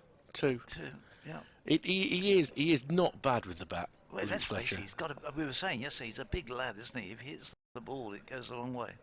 Kerrigan starts a new over, and this first ball is played by Hayne up to mid-on, where Proctor does the fielding, and his throw back to McManus behind the stumps makes Will Rhodes have to get an extra yard in quickly, because it was a good one right on the top of the stumps. And, yeah, that was a short single that they went for there. That was a risky single. Hayne had judged it quite well to his end, but yeah, I mean, good job Rhodes ran his bat in, because that it's the top of middle. That throw. The last thing they want here is a run out. Warwickshire finding runs are difficult to come by at the moment. 116 for 3, as this one is clipped wide of mid-wicket, down towards the fence. There's a sweeper out on the mid-wicket boundary who does the fielding and restricts Rhodes to a single. 117 for 3. Hayne 23, Rhodes on 2. As Kerrigan in again, bowls, and forward comes Hayne into the offside, and there's no run. Lovely day here, we keep saying that, but it really is a beautiful day, and good day for topping up, or getting a start of the suntan as Hayne goes back, cuts out to the cover boundary for a single. It's one of the few occasions you'd ponder putting all the cables outside and trying to broadcast from the balcony. It's quite a significant balcony area, which of course is there for the TV cameras. The only problem is with that balcony, it has any sun on it, does it? No. As this next one is driven by Rhodes, but fielded by Kerrigan himself. So there's no run. 118 for 3. And he comes again and bowls, and back goes Rhodes and turns this one away down to mid-wicket for a single, and negotiated that over without too many issues. 119 for 3, a little bit too short really, Kerrigan there, so the batsmen were able to go and play it fairly comfortably off the back foot and just work the ball. It just needs to be a little bit fuller and bring the batsman forward. Even a hint of bird song being picked up by our effects microphone today. We seem to have got rid of the pigeons, though. We were plagued with pigeons during the opening game. Sorry. Look, how many times do I have to explain this to people? They were Surrey members. Oh, yes, that's true. I was in Mark Church, who was here for BBC London, wasn't having it. As Proctor comes in round the wicket, left alone by Rhodes outside off stump through to the wicket keeper. I was convinced that there was a Cockney edge to their cooing, and there was sort of a sense of superiority about them. That there was the Surrey strut about the way that they walked across the balcony. They definitely walked, didn't they, with a swagger? Yeah, on the front here. Yeah, so given those circumstances, as Proctor's in again, forward and behind it is Rhodes, defended with decent timing because it went quite rapidly up to mid-on to Gareth Berg, and the fact that they weren't here for the subsequent fixture against Essex tells you all you need to know, that they were here from London. They'd come up for the game, they're entitled to, you know, that their membership card would have been valid here. Didn't see them in the Tom Dollery suite having lunch, so they must have made their own arrangements for that. As Rhodes steps forward, looks to clip it through mid-wicket, slight misfield from White, but he's able to gather before they contemplate coming through for a single. And I recall, I've not been in the new media centre at the Oval, but when we used to broadcast from the other end, there used to be a plethora of pigeons. It was a fantasia of feathers. Perhaps you didn't check the menu, did you, in the Dollery Bar to see what sort of pie we'd got on recently? I didn't bite on any shot, that's for sure. As this one is an inside edge onto the pad from Rhodes, squirts out towards the gully. Gay picks up, and there's no run. Good probing line again from Luke Proctor. Yeah, if we do get squab, pigeon pie or whatever, that would tell us the story. That will answer the question. But I am resolutely convinced that those pigeons were Surrey members. Well, one of the things which we've got now here at Edgbaston is our own allotment, so we are going to be growing our own vegetables to serve in the restaurant. Proctor, and again driven straight back into his follow-through. One bounce into the hands of Proctor, who then throws it to his right for somebody else to take on shining duty. So perhaps they're widening the range they're going to offer. It's going to be it could be. It could be. I mean, visiting wildlife always welcome. Not the wildlife I found on my drive when I got home last night, but there we go. That had to be disposed of. We'll let Andrew back in here to discuss that with you, Richard, at the end of the over. Proctor in defended out into the offside by Will Rhodes, and there's yet another maiden, is it? 119 for 3. 11 overs, 1 for 5, Luke Proctor. And that's part of the reason that the Bears are barely above 2. I mean, really, only just above 2 and over now. Very difficult. That's interesting. So I'm just hearing that we have a technical issue that I need to deal with. So I'll need to make a phone call while you continue, Phil. Right, it's going to be Simon Kerrigan who will continue from the Birmingham end. 119 for 3. And he's going to move on to Sam Hain, who is on 24. And here comes Kerrigan in, and Hain is driving that one, but only straight to short extra cover where there's no run. 119 for 3. Warwickshire got a lot of work ahead of them here. Remember, 597 was the Northamptonshire score as Hain defends this one back. This is better from Kerrigan, this over. He's just a little bit more length on it, giving it a bit more air, and he's pulling the batsman forward to play the shot, whereas he was just a bit too short last over. And he comes again, and this is a short one, and Hain goes back and chops it away out to towards the cover boundary, but straight at the fielder who is out there on the edge, Josh Cobb, who does the fielding, who's patrolling the boundary out there. Warwickshire put AstroTurf all the way round the boundary edge. There's about a 2 or 3 metre wide strip of AstroTurf. So Josh Cobb is actually standing on the AstroTurf before he walks onto the main turf. As he waits while this next one is played by Rhodes to mid-wicket, where Vasconcelos does the fielding. And that's mainly because I'll explain why that happened in a while, as this one is repeated. So Rhodes plays. From your studios, you're sending output to the cricket it's online feed, not the cricket. So here comes Kerrigan in, and Vasconcelos plays this one back, fielded off his own bowling. There's no run.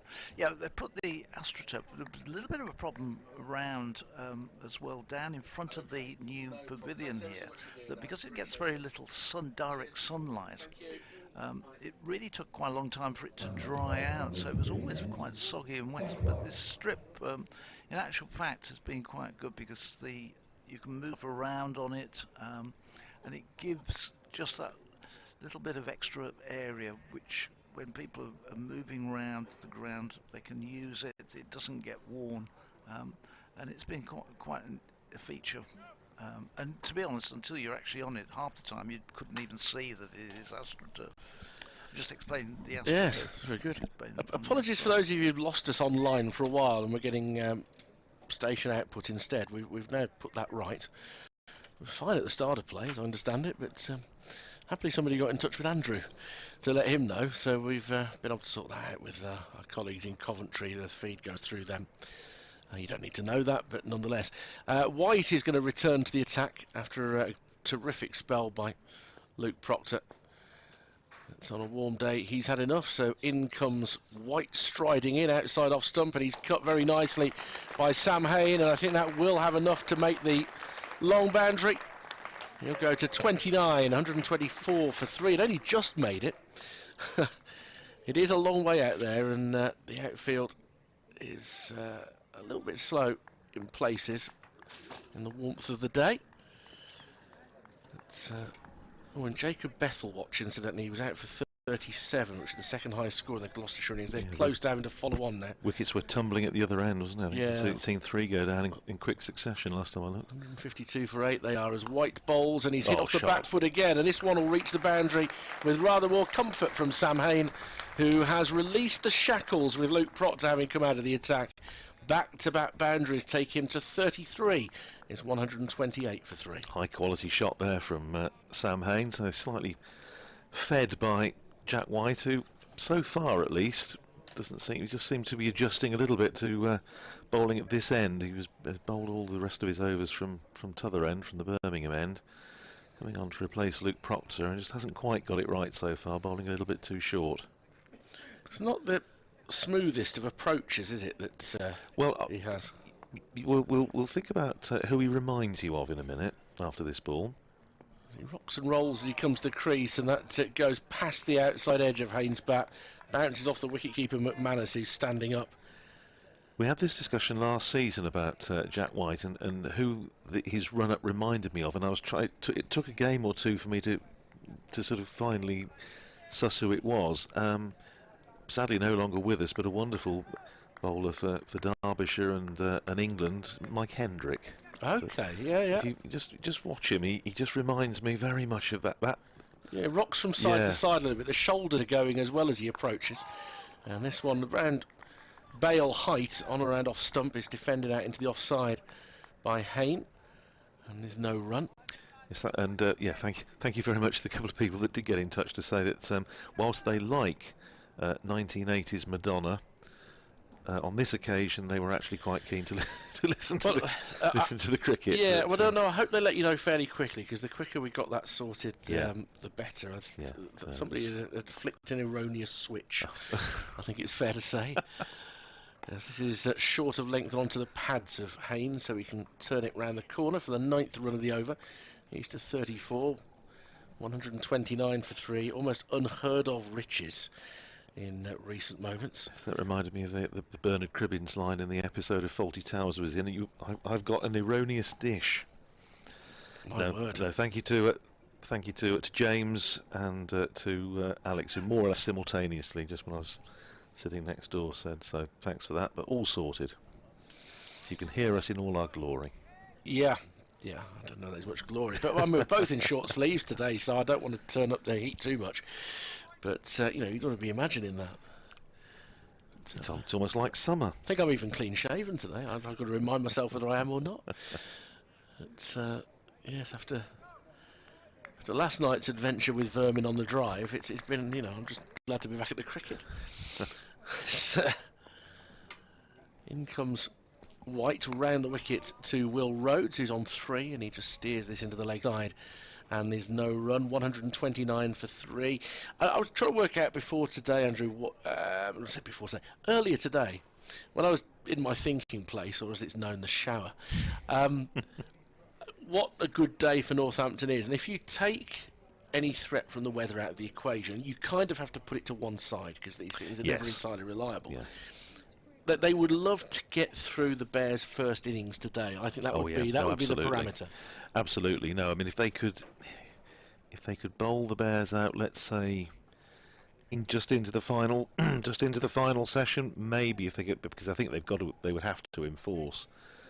Although it would mean another very long stint in the field. We'll come back to that with Kerrigan starting a fresh over from the Birmingham end, driven out into the covers by Hain, fielded out there and just leaving Sam Hain to look rather ruefully at the bottom of his bat, as though he didn't quite time that, and it just caught the bottom of the bats, fielded out there by Will Young. Here's Kerrigan in again. That's on driven by Hayne. They go straight away for the single, which was always there. Fielded out there by Luke Proctor, and one more onto the total. 130 for 3.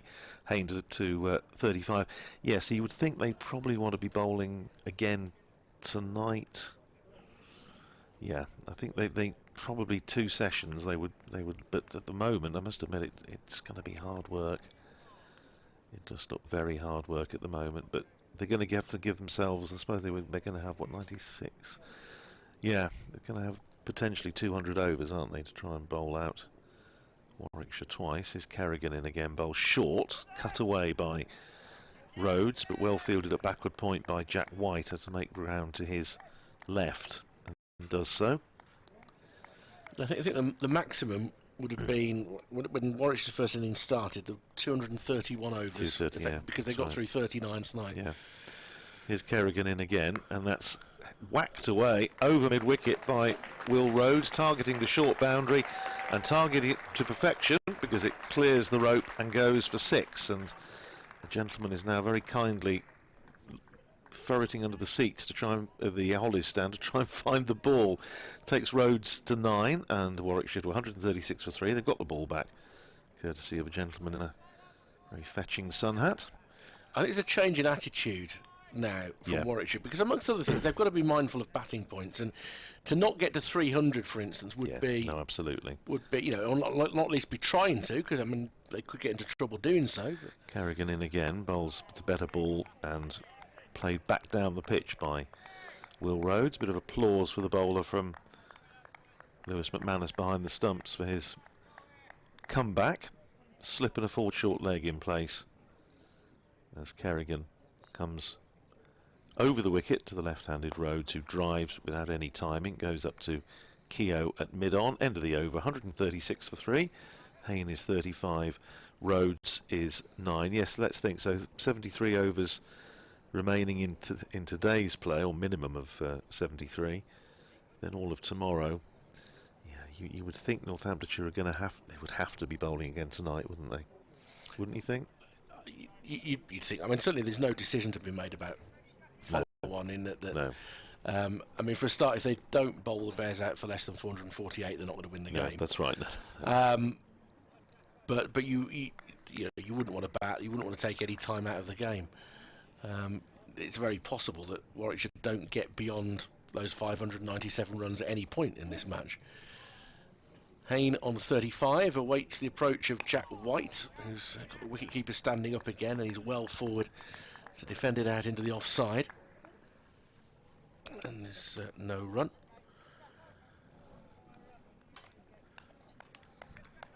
Hayne, who's got plenty of starts this season, but hasn't really gone on to make a big score, so there's plenty of incentive for him here. Will Rhodes, who hasn't not really got much of a start so far this year.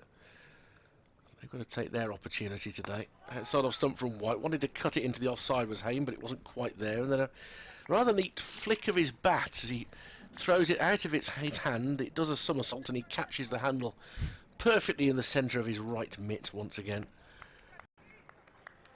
So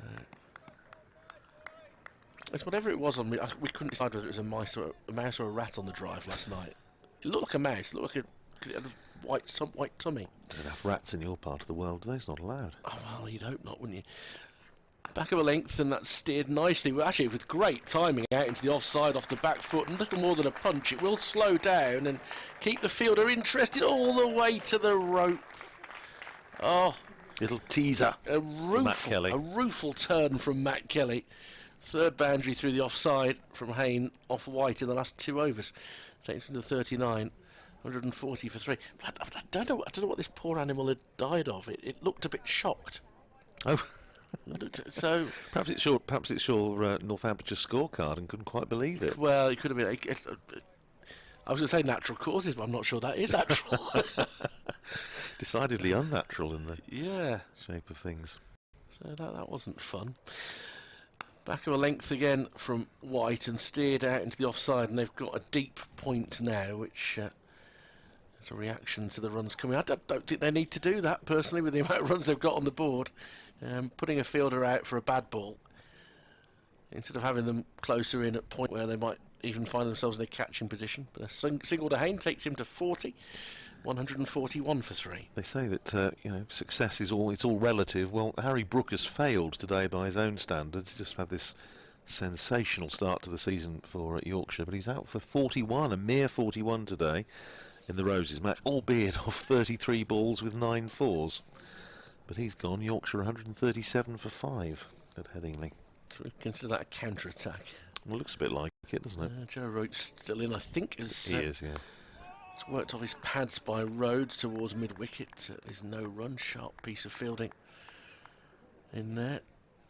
So actually, we were saying about the what was going to happen to the sides that were chasing 500 plus. Warwickshire are comfortably doing best of all of those, because Yorkshire 137 for 5, Kent 104 for 4, and Gloucestershire 156 for 8. Scoreboard pressure. They use that word a lot, that phrase a lot, but it's fairly apt. Around the wicket comes White. Forward in defence is Rhodes. End of the over. Rhodes 9, Hayne 40. 141 for 3. I think you need to share that very, very good quiz question that you offered me this morning, which I thought was super. We were watching Freddie Heldrick, Northamptonshires left arm wrist spin, have a bowl in the one of the practice pitches before the start of plays. It was 12th man today, and he asked me the question about who was the last left arm wrist spinner to play for Warwickshire. And it took a couple of clues. I did get it, but it's a very good question. And a very fine cricketer that we're talking about as well. I think the Bears fans will be quick to it. If you want to tweet an answer, who was the last left arm leg spinner before Jake Lintop to bowl for Warwickshire? Then you can go to @WilfordWM if you want to get a quick tweet in. First one in wins. Congratulations. Our undying affections. Kerrigan starting a fresh over and just goes a little bit inside out, driven up towards extra cover. And it should have been just a single, but it's a misfield there by Rob Keogh. Problem being that Will Rhodes, in running through for the single, had gone a long way past the stumps, but there was still plenty of time to him to run the best part of 30 yards to complete the second run. So Hayne picks up a couple. Kerrigan will not be impressed with that bit of fielding. 42 to Hayne, and Warwickshire up to 143 for 3. Kerrigan into his 8th over, bowls round the wicket to Hayne, who drives up to mid-off this time. Keogh does stop it cleanly, and as a result there's no run. Want any other messages, anything else to share with us? Always good to hear your feedback. You can tweet me at @oldmanrad with 2 Ds. Kerrigan in again, bowls to Hayne, who's pushing that out on the offside, and it's Lewis McManus who comes round from behind the stumps to field, looking for an excuse for Rob Keogh for that bit of misfield earlier in the over. He's doing his elaborate warming up routine, so presumably coming into the attack fairly soon. Here's Kerrigan again, bowls to Hayne, who's right over the top of that, almost kneeling down and smothering the what spin there is. Not a great deal. He plays it back down the pitch for Kerrigan to field off his own bowling. Kerrigan already back at the end of his mark. Bowls again to Hayne, who on drives this time up to Proctor at mid-on, whips in a return to the keeper, and there's no run. As we discovered last night when George Garrett was very kindly came and had a good chat with us yesterday afternoon. It was great to see him in the box, but as we discovered when we were trying to talk about things last night, it's very difficult to do when Kerrigan's bowling. He's in again, bowls, and Hayne pushes defensively, drops it down at his feet. End of the over, 143 for 3. Hayne is 42, Rhodes is 9. Simply because Simon Kerrigan gets through his overs very, very quickly indeed. Which is a very good piece of news if you fancy a prompt finish today. Yes, well indeed. I reckon we might be 1 over behind at lunchtime, but that wouldn't be a problem. It might not be actually if Kerrigan and or Keogh are bowling. There was no comment overnight from George Garrett's mother. After his revelation. Oh yes. His revelation about him having been an awkward childbirth. It wasn't the normal comment that you get from a summariser during the cricket, but there we go. You file that under too much information, I think. Yeah, really. He was terrific company. Great. White begins a new over and gets an outside edge from Rhodes that squirts wide of third slip and will rattle down to the third man boundary for 4.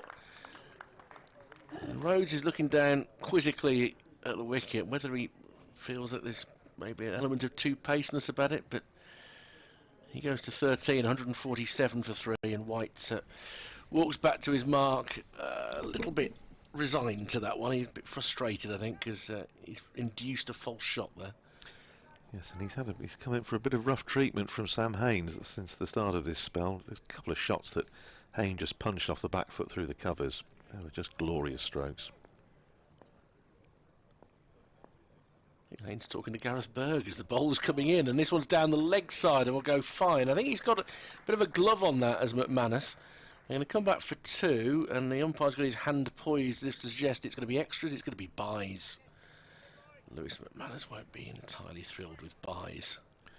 149 for 3. Jack White just hasn't got it right. He bowled a decent spell from the top end this morning, from the Birmingham end. Since switching to this end, the Pavilion end, just hasn't quite got it right, has he? In terms of line or length. And yet, drew that false shot at the start of the over from Rhodes, who's leaving a ball outside off stump here. It's just one of those gorgeous days. I'll have to go outside at some point today. Yes, that's the only problem with our new commentary position at Northampton. Because of course we've switched, as regular listeners will be aware, we switched from one end of the ground to the other, and we're now on the top of the new indoor school, the Lynn Wilson Indoor School. There's a gantry that connects our box to the comms box where the streaming comes from, and it's rather pleasant to stand out there or sit out there. Off the back foot, it's forced into the offside by Will Rhodes, an early call because he knew the ball was avoiding Kerrigan. And they come through for a single, and that's the 150 up for Warwickshire. It's taken 64 overs, but that is something of an acceleration for the third 50, as the 100 came up in, what, about 48 overs. 150 for 3, 14 to Rhodes, 42 to Hayne. They've added 37 since the departure of Dom Sibley. He went for 52, a well-deserved reward for Luke Proctor for an outstanding spell from the Pavilion end. Well, Keogh's warm-ups haven't reached the full balletic flourish yet, so it might be that Kerrigan gets another over yet. No, the Rob Keogh Contemporary Dance Theatre of Dunstable isn't quite in there. I still feel he's more classical than contemporary. So this is defended with a good straight bat on the back foot from Hayne. It was just back of a length outside off stump. He's a versatile chap, Richard. Well, he can adapt. I don't doubt that he can do contemporary dance. He does strike me as the sort of dancer that would do it barefoot. Oh yes, yes. More expressive. A bit like Giovanni and Rose Ayling-Ellis with that magnificent dance when they had the silent break on the most recent season of Strictly. I can see that being very much his sort of area. White in to complete his 18th over, and Hayne dabs it down through a vacant point area because of the field being about 80 yards away now for the bad ball. So through for a comfortable single. Hayne has 43, 151 for 3, Warwickshire. Still trailed by 446, but 20 minutes now left to lunch. If they get through only losing 1 wicket in this first session, it might be the first time in the match that they can argue they might have had the better of the session. Yeah, I think that's a fair assessment. Well, it is going to be Rob Keogh. He's going to have a go from the Birmingham end, replacing Simon Kerrigan. Let's have a look at the sort of field that's going to be set. But actually, he's immediately having a chat with Simon Kerrigan, who is, of course, well, in fact, in this side, he will be vice-captain because there are 2 players who are sharing the Red Ball vice-captaincy this year, Simon Kerrigan and Tom Taylor. But Taylor, although he was certainly here yesterday, because I was talking to him after the close last night, is not playing in the match. So Kerrigan will be vice-captain. Vasconcelos, captain, of course, is at first slip. There's a forward short leg, then a backward point protecting that short boundary, extra cover, mid-off, mid-on, mid-wicket, man out at deep mid-wicket. Matt Kelly, the sort of cricket we used to play would still be called cow corner. And then Jack White just behind square, not quite on the 45, not quite that fine, but just saving a single at backward square. Here's Keogh, right arm over the wicket, holding his off spin and dropping that one immediately on the money. And Hayne comes across, just pushes it up to Will Young in there at mid wicket, and there's no run.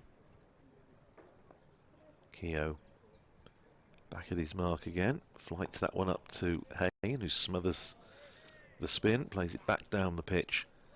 Keogh to field off his own bowling, and there's no run. Emilio Gay swinging his arms at forward short legs. Keogh comes in on driven pleasantly by Hayne, beats the dive of Will Young in there at short mid-wicket, but goes up to Proctor at mid-on, and there's no run.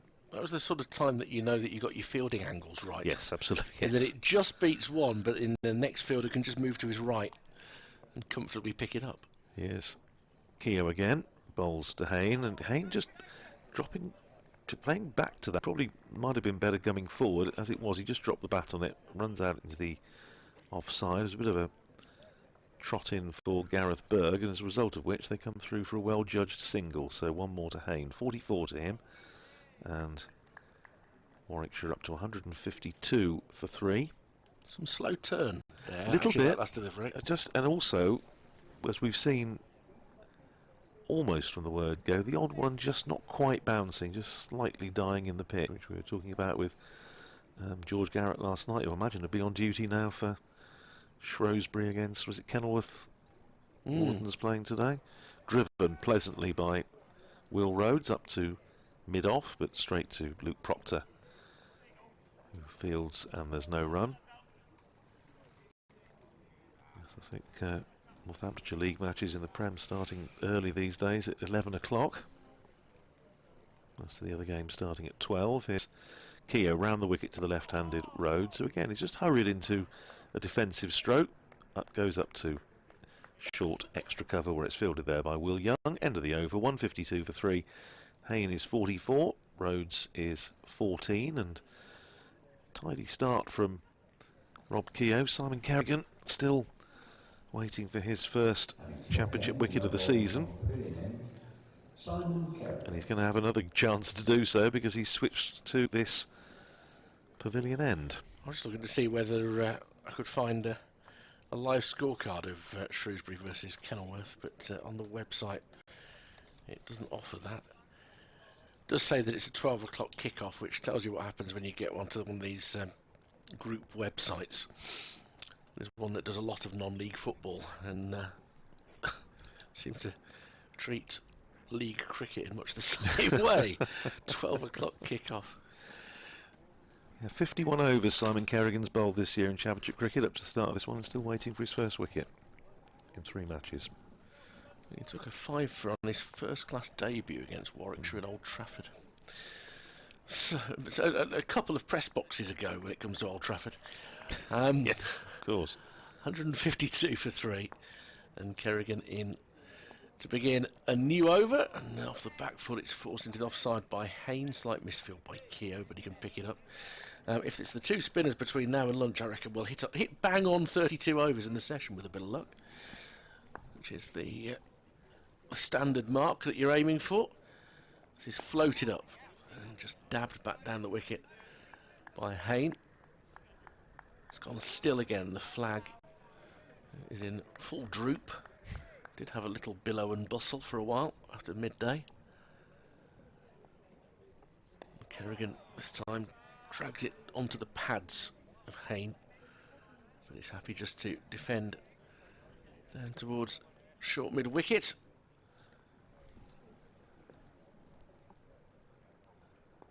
Again, he's pushed that one through a little bit quicker, angling it in towards the top of off stump if he can. Forced out towards Keogh in the covers. Kerrigan would love a quiet maiden here. His first over at this end of the day. So sixth of the session, I think. I think he bowled 5 at the other end. Again, similar angle and similar pace. Pushed out in an area where Gay comes round from point to do the fielding. I did wonder when he was swinging his arms in the previous over if Amelia was just trying to hint the fact that he can bowl as well. Well, that might be an after lunch prospect when he hasn't got the shin pads on.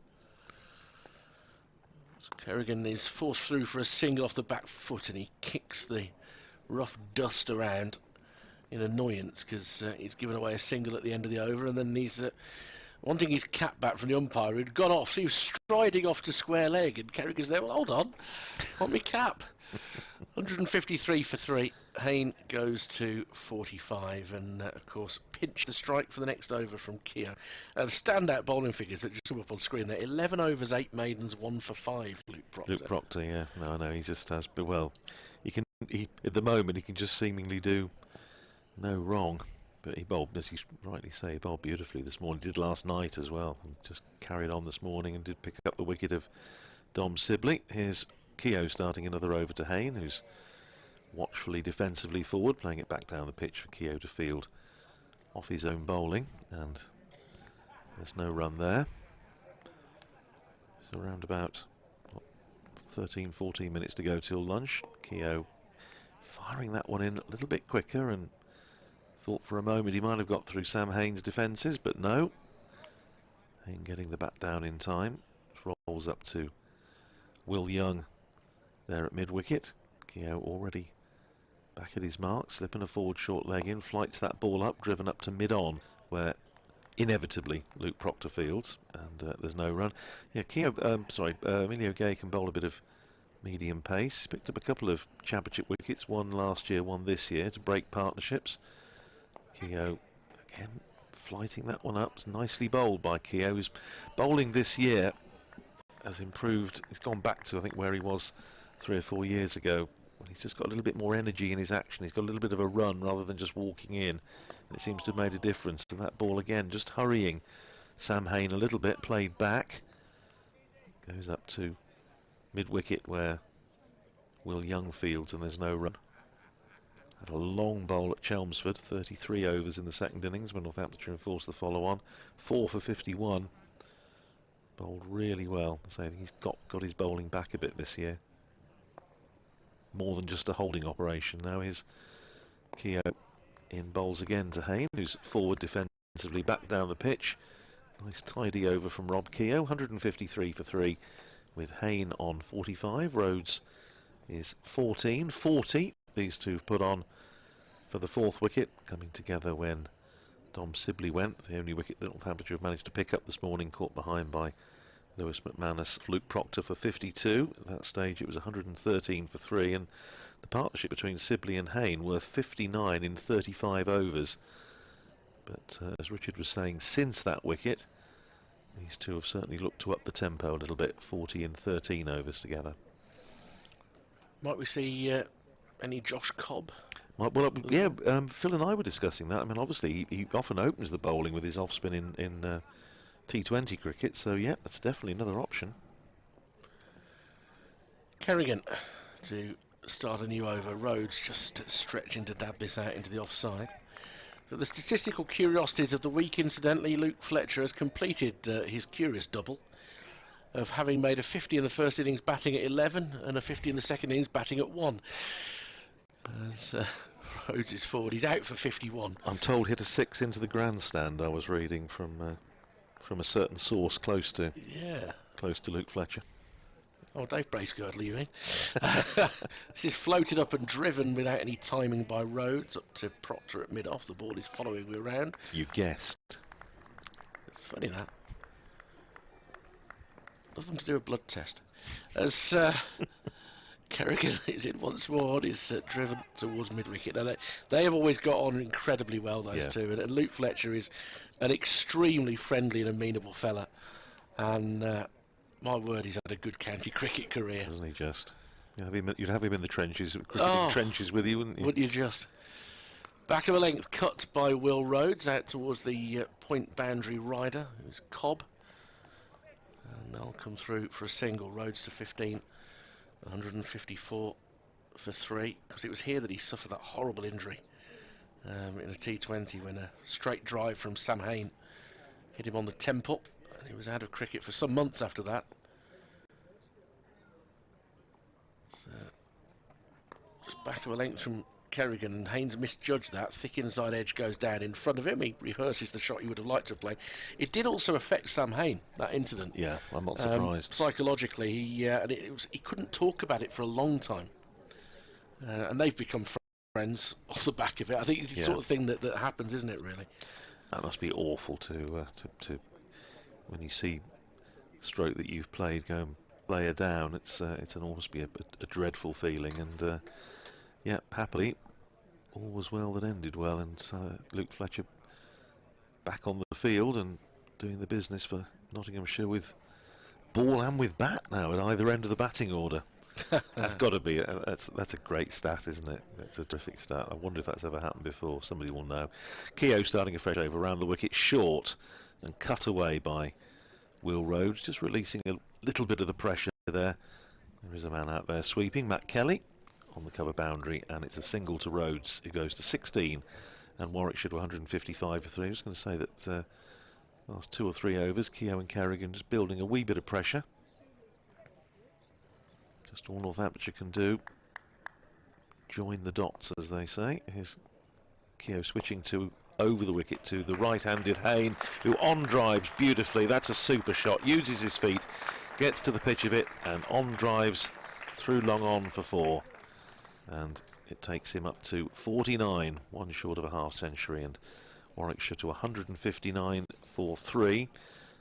Long chase for Luke Proctor down to the front of the Wyatt stand down there, isn't it? I think, Richard. Yeah. Yeah. So I think we're going to pull out the shot of the day so far for that one. I think It we was. will. The punches through offside were great off Kerrigan, but that's even better. Here's Keogh in again, bowling to Haynes, who looking for the single to give him 50, doesn't manage to beat Will Young, who's not in the slip cordon now, of course, with the spinner on, finds himself in there at mid-wicket. Just Vasconcelos at slip in. Next ball finds Hayne again, covering up, playing defensively back down the pitch for Keogh to field off his own bowling. 159 for 3. Vasconcelos just waving man down there at deep backward point into the ring, saving 1, just to put a little bit of pressure on Hayne, looking for the single for his 50. Keogh again driven up to mid-off, but fielded by Kerrigan, and there's no run, so good thinking by Vasconcelos. Just try and maybe induce an error from Hayne. Keogh already rushing in. Thought for a moment Hayne might have pulled away because he wasn't quite ready. The ball in the end goes well wide outside off stump, and Hayne leaves it alone, goes into the gloves of Lewis McManus, and that's the end of the over. 159 for 3. Hayne is 49, Rhodes is 16. And by my watch, about 6 minutes to go until lunch, so 2 overs, maybe 3 if the spinners are on. Well, I mean, if they get 2 in, that will put them ahead. Yes, that's right. That will be 33 overs in the session, so well done. I did mean, of course, the punches through the covers off White, not off Kerrigan. Yes. Oh, I thought I'd wait to correct myself at the end of the over, for people thought I'd gone doolally. 159 for 3. Kerrigan to continue from the pavilion end into bowl to Rhodes, who defends back down the track. Kelly's been lightly used this morning. He's only bowled the 4 overs, only 9 in the innings, so you can see him having an early spell in the afternoon. And I'm sure Vasconcelos would like to use Proctor again fairly soon. Stride forward from Rhodes, turns it round the corner. Hayne was interested in a single as Keogh closed down on the ball from mid-wicket. And then spins the ball prodigiously from one hand to the other a couple of times. Watching somebody on the subcontinent there, spinning it, showing the strength of his fingers. Kerrigan's next delivery is just patted back down the track by Rhodes. This also means that we're inside 10 overs away from the second new ball, yeah. which, you know, they might be taking sometime around 10 past 2. So options there. Shorter ball, turn around the corner. It evades Gay, who dived at short leg. I think possibly out of evasion rather than anything else. And Rhodes will get a single. He's 17, 160 for 3. Just 72 runs in the session, at barely above 2 runs and over. But it has been a bit more expansive in the last half hour from Warwickshire. They've managed to work the spinners around. Kerrigan hasn't managed a maiden in his first 11 overs. Just that one that he really got frustrated when he gave away a single on the final ball. He gets away with a full toss here.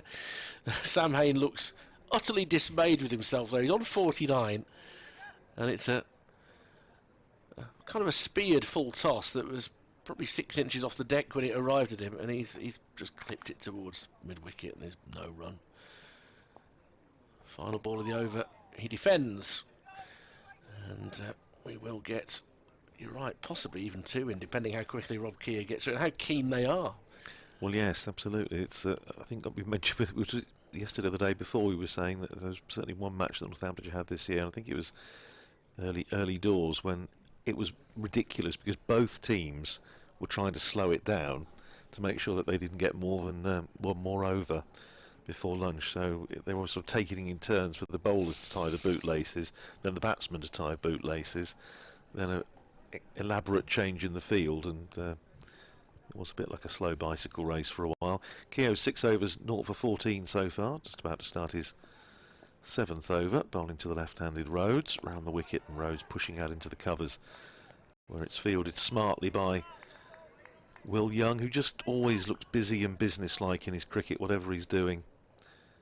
He's been very good news for Northamptonshire this season, and of course they will be looking forward to seeing him come back to the county after the test matches involving New Zealand. Here's Keogh round the wicket again, bowling to Rhodes, who on drives up to Kerrigan at mid-on, and there's no run. Looks as the Northamptonshire saying that they think hopefully Will Young will be playing in the 50 over as well in the Royal London Cup. Here's again Keogh round the wicket, bowls just short of a length to Rhodes, who punches it off the back foot, but only as far as Jack White at backward point, and there's no run. Keogh in again, and and Will Rhodes wasn't ready, and he stepped away, and perhaps he doesn't want. No, I think he was. Over. I think he was right there. I think Keogh. They were trying to hurry. Yeah, but I think he tried to pull a bit of a fast one there. He tried it in the previous over, and that's pushed up to short extra, fielded by Will Young, and there's no run. Will Rhodes was not ready and getting down into his stance, and Keogh was halfway through his run-up. Keogh again, bowling to Rhodes, who's pushing forward defensively back down the pitch, and yeah, Keogh's trotting back now to his mark to try and make sure that they do get another over in. Forward short leg has gone across to Silly Point. Emilio Gay right in the batsman's eye line. Here's Keogh again, bowls to Rhodes outside the off stump. He lets it go through, and taken by Lewis McManus, and I think they are going to get another over. It depends, of course, if the umpire is in position. Now, by my watch, it's about a minute to 1. Kerrigan is already there, handing his cap to the umpire, who takes it, so we are going to get another over. I think particularly with it being a spinner as well, I think umpires are going to want to get this in, not least because you get play will end on time today, which I think is good for everybody, good for the spectators, good for the players, and really good for the broadcast. Well, it's absolutely well, especially with Eurovision on. I'll let you describe the last over, Richard, while I just go and update BBC Radio Northampton. Okay, and it's going to be Kerrigan bowling to Hayne. Full toss, and he's driving up towards mid-on, and there's a misfield there. He's going to get his 50, and he should get a second as well, as Proctor has to chase it down to the rope. But Sam Hayne has batted well this morning, has accelerated in the last 45 minutes or so. He's 50 coming up off 153 balls with 6 fours, and the Bears need him to be batting deep into today if they're to make sure they don't get themselves into trouble here. But 51 to him, 162 for 3, so he won't be too disappointed that there was an extra over this morning. Extra over or 2, because it's got him past that little milestone, and he just defends the next ball from Kerrigan, and may continue to do so for the rest of the over to try and get back into the hutch without any further damage being done. Forward, and with the outer half of the bat, squeeze it out into the offside, picked up by Keogh. Means that there'll be just 7 overs to bowl after lunch before the second new ball is due. Kerrigan again, and that one looked like it turned a little bit, goes past the outside edge of Haynes' bat, and the bail's whipped off by McManus, but Haynes' back foot was anchored inside the crease. But a little bit of hope and encouragement for Kerrigan just prior to the interval. 74 for 1 Warwickshire scored in this session. This is the 34th over. That one hurried in a little bit outside off stump. Again, quite a low bounce. And he Defends it out towards point. Gay does the fielding. There's no run. And that leaves us with a single delivery left in this session, which Kerrigan tosses up, and on the full toss, Hayne misses out again and shows his frustration because he's just rolled it up towards mid-on when the fielding is done by Luke Proctor. And that does take us through to lunch with Warwickshire on 162 for 3, Sam Hayne on 51, Will Rhodes on 17. These two have added 49 so far for the 4th wicket following the dismissal of Dominic Sibley, the only wicket of the morning, caught behind by McManus off the bowling of Luke Proctor, who was by some distance the pick of the bowlers this morning. The deficit is still 435, so the ball is still very much in the court of Northampton to try and force a positive result from this game. But Warwickshire will be happy enough to have lost just the single wicket in this session. We'll be back with ball-by-ball comment. So what does it mean to be a bear?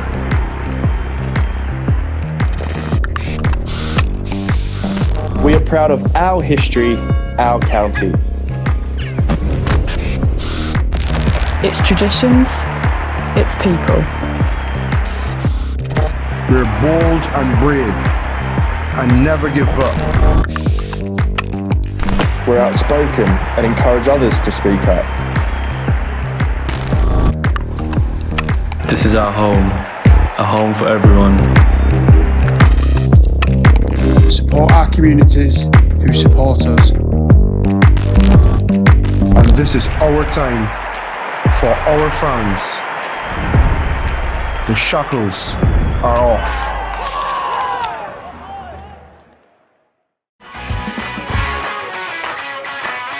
Beautiful shot. That's what the crowd came to see. All the way for 6.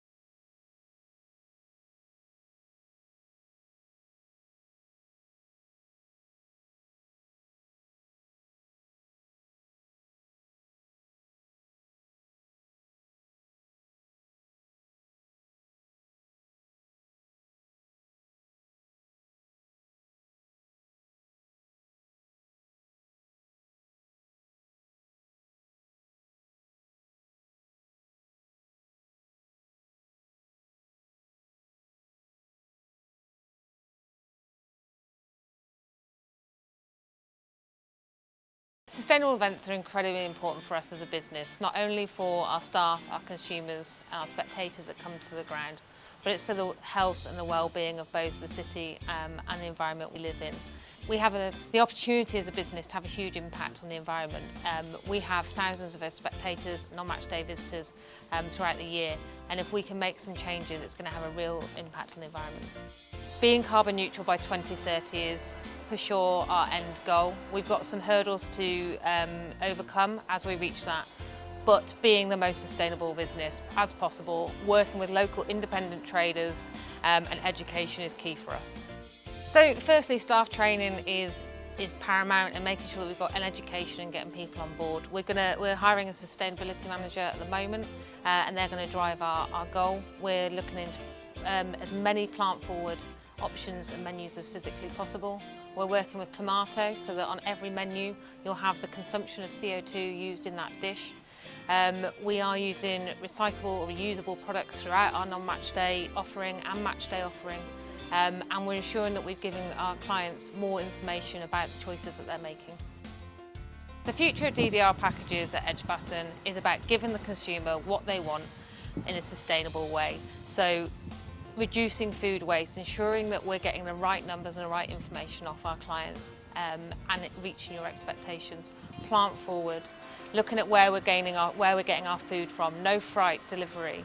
Are we using local and independent traders where possible? What are we doing with our coffee beans? So at the moment we're sending our coffee beans off to get them planted and to helping to build mushrooms. We're building currently our own veg patch in our training ground. So we're striving every day to make more sustainable choices. Today we're at Edgbaston Cricket Ground for the Eid prayer, which concludes the Ramadan month of fasting. The atmosphere has been brilliant this morning. People have been fasting for a month, so to come out of the fast and be able to meet friends and family and celebrate the end of Ramadan, it is quite a good occasion.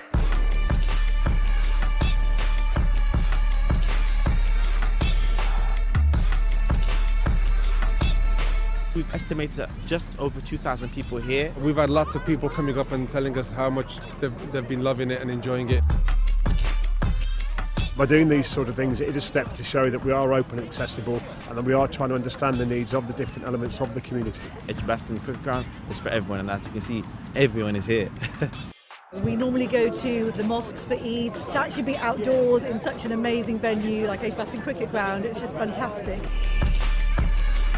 I love the fact that we were outdoors saying our Eid namaz together. It's just amazing to be able to come here today and celebrate it with so many Muslims from around the community. It's been a really good crowd. It's much bigger than last year. Just want to thank everyone who showed up today. It's great.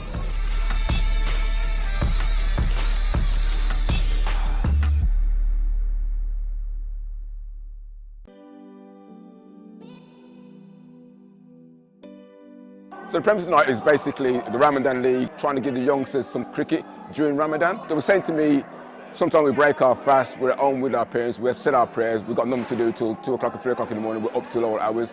If there was any way that we could access and play cricket, we'd love to. So I thought about it. Edgbaston is closed on an evening anyway. So last year we just said, you know what, let's try it and see if it works. Tried it last year, it's been so successful, so it's just about giving them the opportunity to play cricket when they want to play cricket, not when we think they want to play cricket. So we've opened it up now to our normal young adult project, which is 16 to 24s. We thought about what can we do this year, which is a bit than last year. And a couple of things were like, last year I found out we were starting around about sort of like 9, half 9, 10 o'clock. They were breaking their fast and having to get into a taxi and rush here. So I thought, well, if they're doing that every night, why not they break their fast here? So we decided to just take it one stage further and why not break their fast here with everybody, and then they're still here, break their fast here and play cricket and then go on after that. No, it's been brilliant, and the only way we did it was because we talked to people.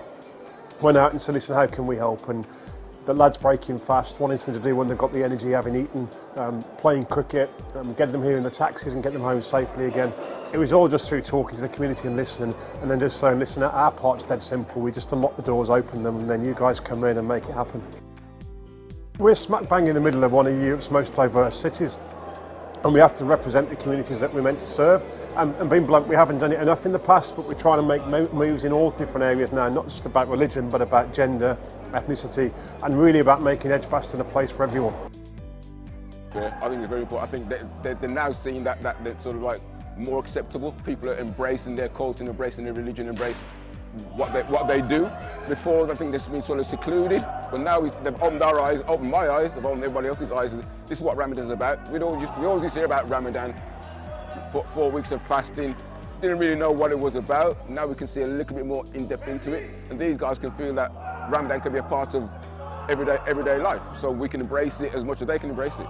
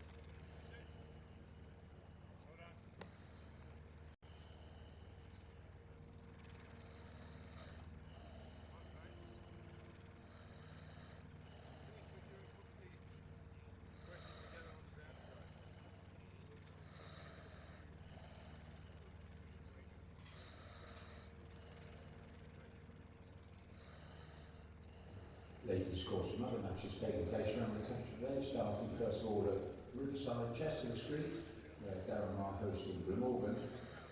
Durham in their first innings 311, and in reply Glamorgan scored 365.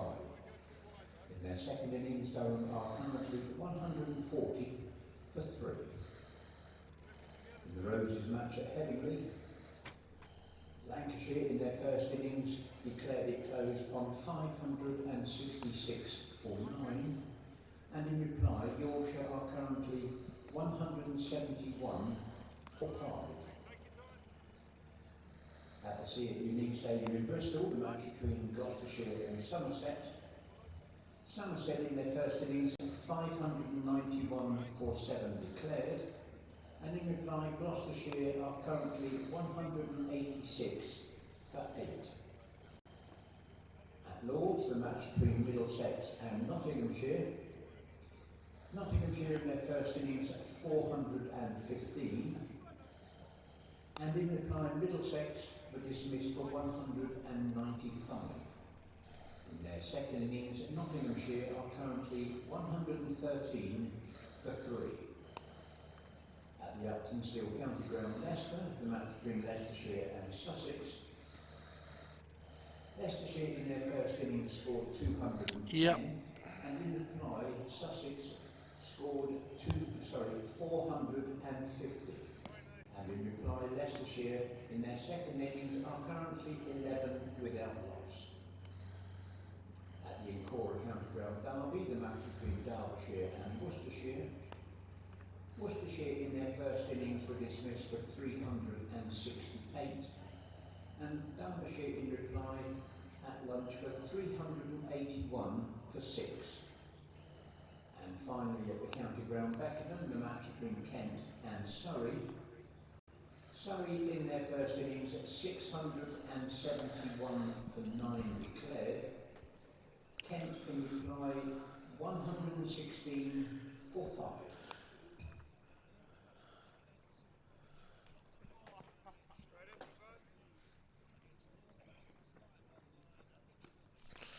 Well, as fitting that Birmingham and Leon are twin cities, it's glorious here as well. It's been hard yards for Warwickshire, still replying to this massive Northamptonshire total of 597 for 6 declared. They've only scored 74 runs in the session. They've closed the first session 162 for 3. Dom Sibley, the man to go.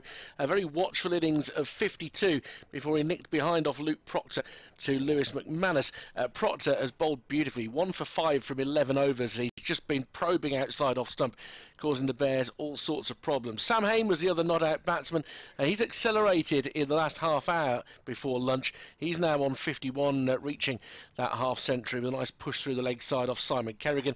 Will Rhodes has been a bit out of sorts with the bat so far this year. He hit a 6 off Keogh early on to get himself going. He's on 17. So 162 for 3. The Bears still 435 behind. The second new ball is due in around 7 overs time.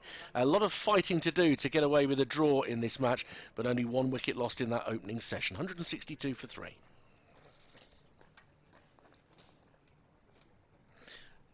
Cheers now. If you just remember to drop Q off, that'd be great. Cheers.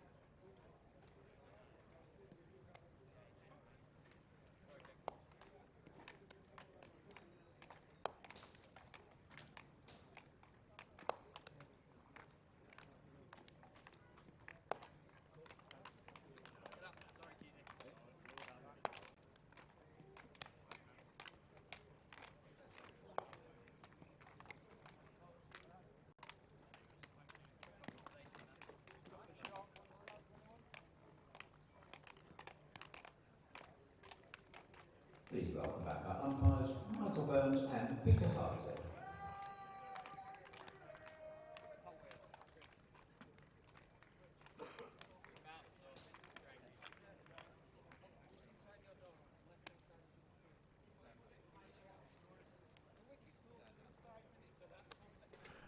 Well, good afternoon. Welcome back to Edgbaston, where the sun continues to shine, and we're about to start the second session of the third day's play in this County Championship Division 1 match between Warwickshire and Northamptonshire. The home side resuming on 162 for 3 in reply to Northamptonshire's 597 for 6 declared. Warwickshire losing just 1 wicket in the morning session. Dom Sibley was caught behind by Lewis McManus off the excellent Luke Proctor for 52. At that stage it was 113 for 3, but then Will Rhodes and Sam Hain digging in to prevent any further success for the visitors, adding an unbroken 49 for the 4th wicket. Hain reaching his half century just before lunch. He's 51 not out. Will Rhodes on 17. I'm Andrew Rowd from BBC Radio Northampton. And joining me, hot foot from lunch, Richard Wilford from Radio WM. Afternoon, Richard. Breathless now. Afternoon. Our colleagues at Coventry got the big rugby on at the moment. Of course, European match between Lyon and Wasps in France. They've got live commentary of that, so they needed a report right bang in the middle of the lunch interval. Luckily, no queue when I got downstairs. Ah, you see, there you had the advantage of me. I was in the mushroom stroganoff queue for a while, but it was very nice. It was worth the wait. Oh, you went the mushroom stroganoff at the end of that I went queue. down the mushroom stroganoff route, yes. You didn't go for the meat alternative? No. It looked the stroganoff looked very nice, and indeed it was. So, okay. Yeah, it was excellent, and always very well looked after here in Edgbaston. Of course, it's going to be Rob Keogh to resume the attack from the Birmingham end. Northamptonshire trying to through as many overs as they could this morning, to the extent that they're now +4 according to the over rate, and of course they will be mindful, and indeed are mindful, of the fact that the second new ball is due in just 7 overs time, so they will certainly try to rattle through as many overs as possible before lunch. And it's going to be Keogh to resume, bowling round the wicket to the left-handed Rhodes, who pushes it out into the covers. Good tumbling stop there by Will Young, and there's no run, just a slip and a forward short leg in place for Rhodes. Certainly these two looking to try and press on a little bit as Keogh comes in around the wicket, and Rhodes is defensively forward up to Young at extra cover, and there's no run. The partnership between Dom Sibley and Sam Hain put on 59 in 35 overs, but these two have been a little bit more purposeful. Here's Keogh bowling short and cut away by Rhodes, and the first runs of the afternoon for him here. I think it's going to be just a single, it is, as Matt Kelly comes off the cover boundary, the long boundary here at Edgbaston for this match, and they're through for a single, and that brings up the 50 partnership between Sam Hain and Will Rhodes, occupying 112 balls. Takes Rhodes up to 18 and Warwickshire to 163 for 3. Interestingly, 60 minutes as well, so they've got through 18 overs and 4 balls in 60 minutes. Commendable. Here's Keogh over the wicket to the right-handed Hain, who drives up to mid-off, where it's fielded by Simon Kerrigan, moving away to his left. It is a gorgeous afternoon here in Birmingham, it really is. There's a little bit of fair weather cloud, but other than that, blue sky all round as the next ball is played up to Young at mid-wicket by Sam Hain. Keogh just 1 ball left to go in the over, after which there will be 6 overs to go before the second new ball is due. Here's Keogh, fires in a quicker one, and it's cut away by Sam Hain out to Jack White in his trademark floppy white hat, who's sweeping in front of the Holly's stand. Acknowledges the applause from somebody. Beg pardon, it's Josh Cobb out there. They're both, he and Jack White, have got the white hats on, and I think Cobb's got his fan club out there by the sound of it, because they gave him a rapturous little burst of applause and cheering for a fairly routine bit of fielding. Anyway, end of the over, 164 for 3. Hain is 52, Rhodes is 18, and we're going to continue with spin at both ends. Yeah, so double floppies in the field now. Just to confuse us. I wonder if we can go for a triumvirate later in the day. That would be splendid. That said, I'm bound to say that Josh Cobb looks a little bit tidier than Jack White. I'm just throwing it out there. No, I know what you mean. Jack, Jack White does sometimes just give the impression of somebody who's just come off the beach, but he's got a languid posture, except when he's coming into bowl. He works hard to get into the crease. Kerrigan then is going to continue as they look to get through to this second new ball. Left arm round the wicket to Hayne, who pushes him into the cousin. Keogh does the fielding. There's a slip, backward point, deep point boundary fielder, extra cover, and mid-off. Mid-on, a short mid-wicket, a deep square leg, and a backward short square leg, in case the sweep is pulled out by Hayne, but this time he's forcing it off the back foot to that point boundary rider for a comfortable single. 53 to Hayne, the leading scorer in the innings now. 165 for 3. And just for a bit of, make sure we complete the full story of the lunch interval, the meat alternative was a pork chop. That's a pork chop. With help yourself to apple sauce, which is always an alluring possibility. I say the pudding looked nice today.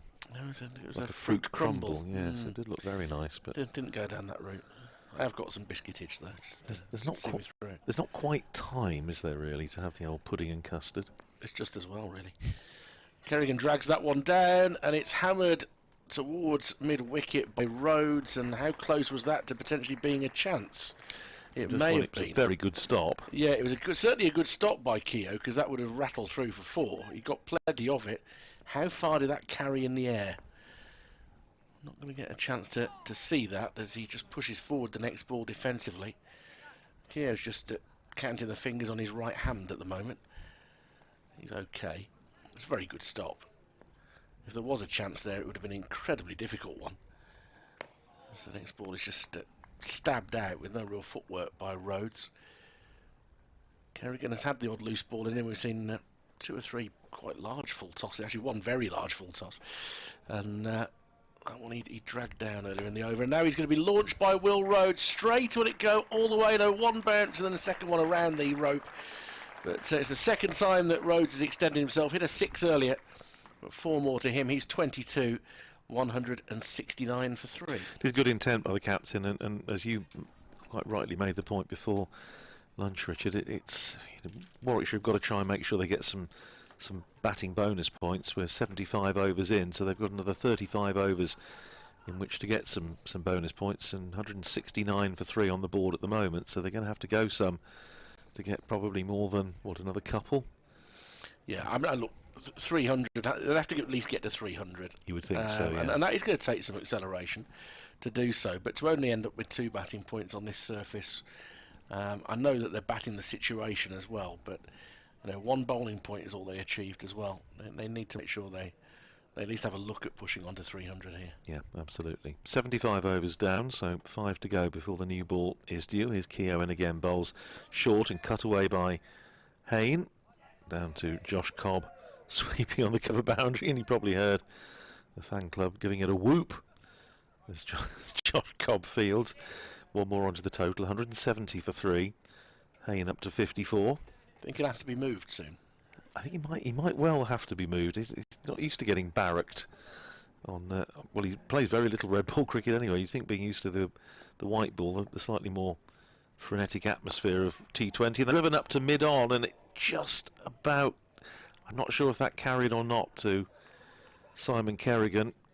It was an attempted lofted on drive by Rhodes, and if it did carry, it barely carried to Kerrigan at mid-on, but again it's difficult to see. I don't know if you can spot it on the replay, Richard, as that's driven back down the pitch or pushed down the pitch by Rhodes, and Keogh looking to deflect the ball, kick the ball onto the stumps at the non-striker's end, fails to do so. 170 for 3, it stays.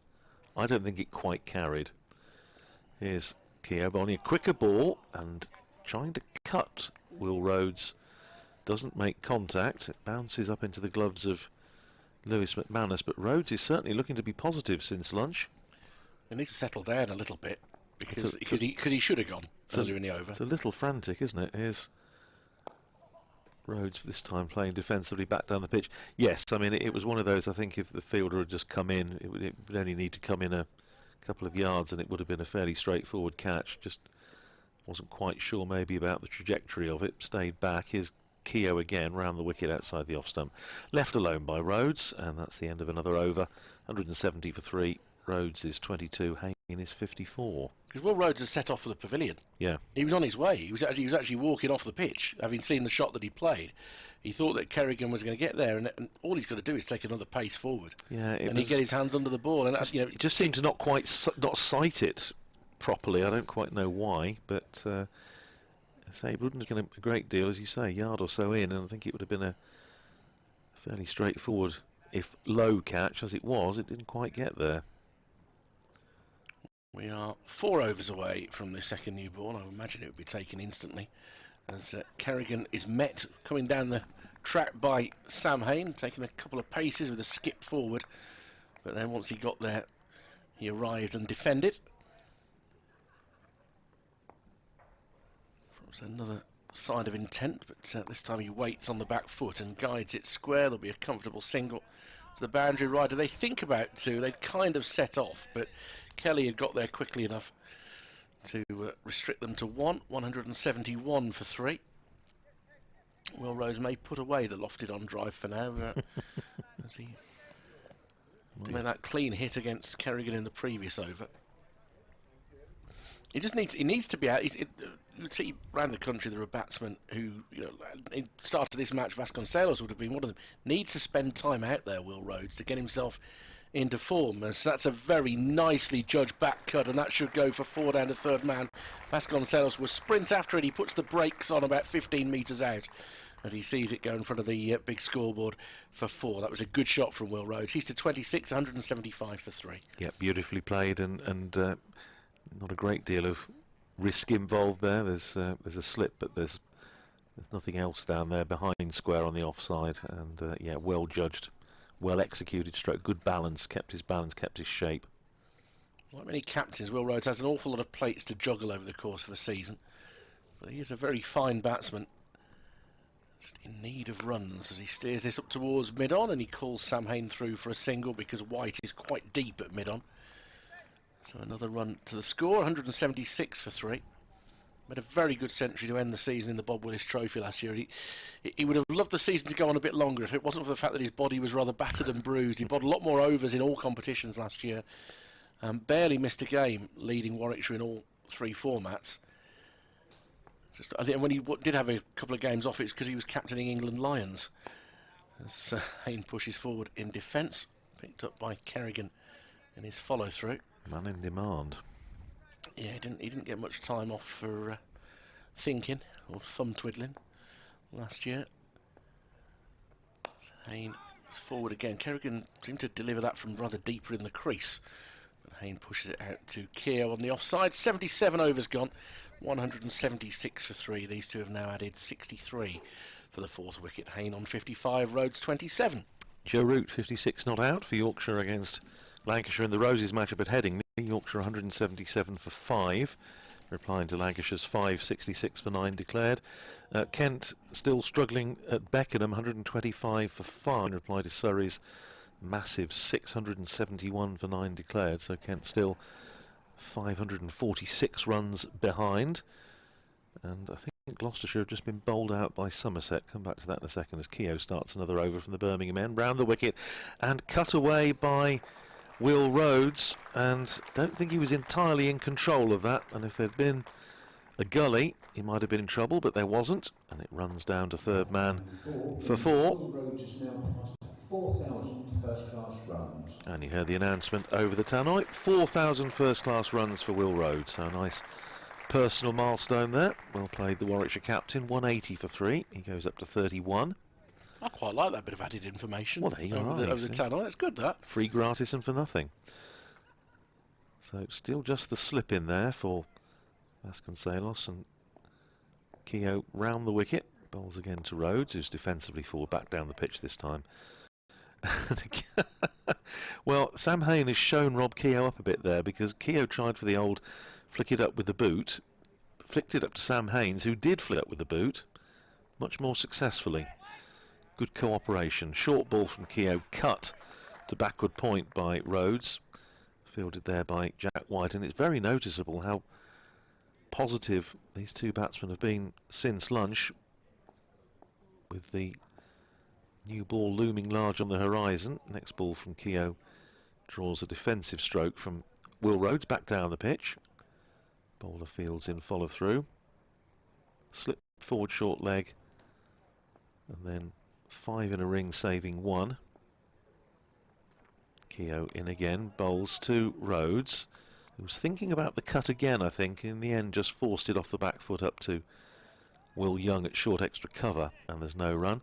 Do notice from our position up here, looking out towards the city, the number of cranes there are. Obviously, a lot of building work going on in the city at the moment. Of course, a big building development just at the entrance to this ground on the Edgbaston Road. Big block of flats going up as Keogh fires that one in quicker to Rhodes, who gets inside it, nudges it down to Josh Cobb at deep backward square, and they're through for a single. He's obviously got some chums here, I think, Josh Cobb, whether they're people he knows or whether they're ones that have just adopted him, if you like. But every time he touches the ball, he gets quite a response from the crowd. One more on to the total to end the over. 181 for 3. Haynes is 55, Rhodes is 32. Yeah, you mentioned Gloucestershire bowled out. I hadn't noticed yesterday, because I should have done, because he didn't bowl either. But Graham Van Buren, the Gloucestershire captain, appears to be playing no part in that game. He's in the team, but he didn't bowl yesterday, and he's not batted today either. Kerrigan took in a new over, and again, mid-on is too deep actually here, because there's a single up to White every time they want it. So he's in no man's land there, because he's not stopping the big hit over the top. I suppose he's there if he missed times one, but then Kerrigan was too far back when he did. So yeah, interesting, that field position. But an easy single for Rhodes, who's to 33. 182 for 3. Hayne steers this towards mid-wicket, neatly picked up by Young, who's very sharp in the field. So I think I noticed yesterday that actually David Payne, who's been out injured, had to come on as substitute for Graham Van Buren yesterday. This is floated up and driven nicely through extra cover by Hayne. The chase is on for Jack White, but the ball has got enough on it. He goes for a dive. I'm glad he didn't put his shoulder at stake there. It was a sliding dive that was really legs first, just to show willing as much as anything. It was a good chase from White, but Hayne had got enough on that, and he's been impressive through the offside since about 12:30 when he started getting on things a little bit. He's on to 59 now, 186 for 3. Yeah, it was a good safe dive. I can't be doing with fast bowlers getting injured doing things like that. No. That's interesting. Eva, who was with us, suffered a shoulder injury here playing in the 100 last year. Eva Gray, who was talking to us on Thursday, as Hayne almost hits himself off his feet there as he plays it off the back foot into the offside to the deep point fielder for another single. 60 to Hayne, 187 to 3. Graham Van Buren sadly has picked up a shoulder injury, so they're saying he's unlikely to take any further part. That might be a fielding mishap now that I describe such things. It could be, couldn't it? Good little cricketer, Graham Van Buren. So Rhodes strides forward outside off stump, diverts the ball up towards the sort of short mid-on area, which sees the ball intercepted by Keogh running in. Could well be Kerrigan's last over of this spell, because this is the 79th. We are close to the second new ball. Should have some sort of fanfare for that. And Kerrigan is driven into the offside for a comfortable single. Again, the point fielder is out on the boundary. Rhodes 34, 188 for 3, with one more over until the new cherry may well be delivered to Northamptonshire. And Josh Cobb's clearly alienated his support base out in the Hollies stand, because he did pick up the ball then, and there was no reaction at all. So they've obviously tired of that particular game. 188 for, as you say, an over to go. So it presumably will be the second new ball. Maybe the caffeine's worn off over there. Maybe. It's going to be Keogh to bowl the 80th over. He's bowled 10 overs, no wicket for 22 so far, and now, with just a move that smacks a little bit of stable doors and bolting horses, they've got a gully in for Will Rhodes.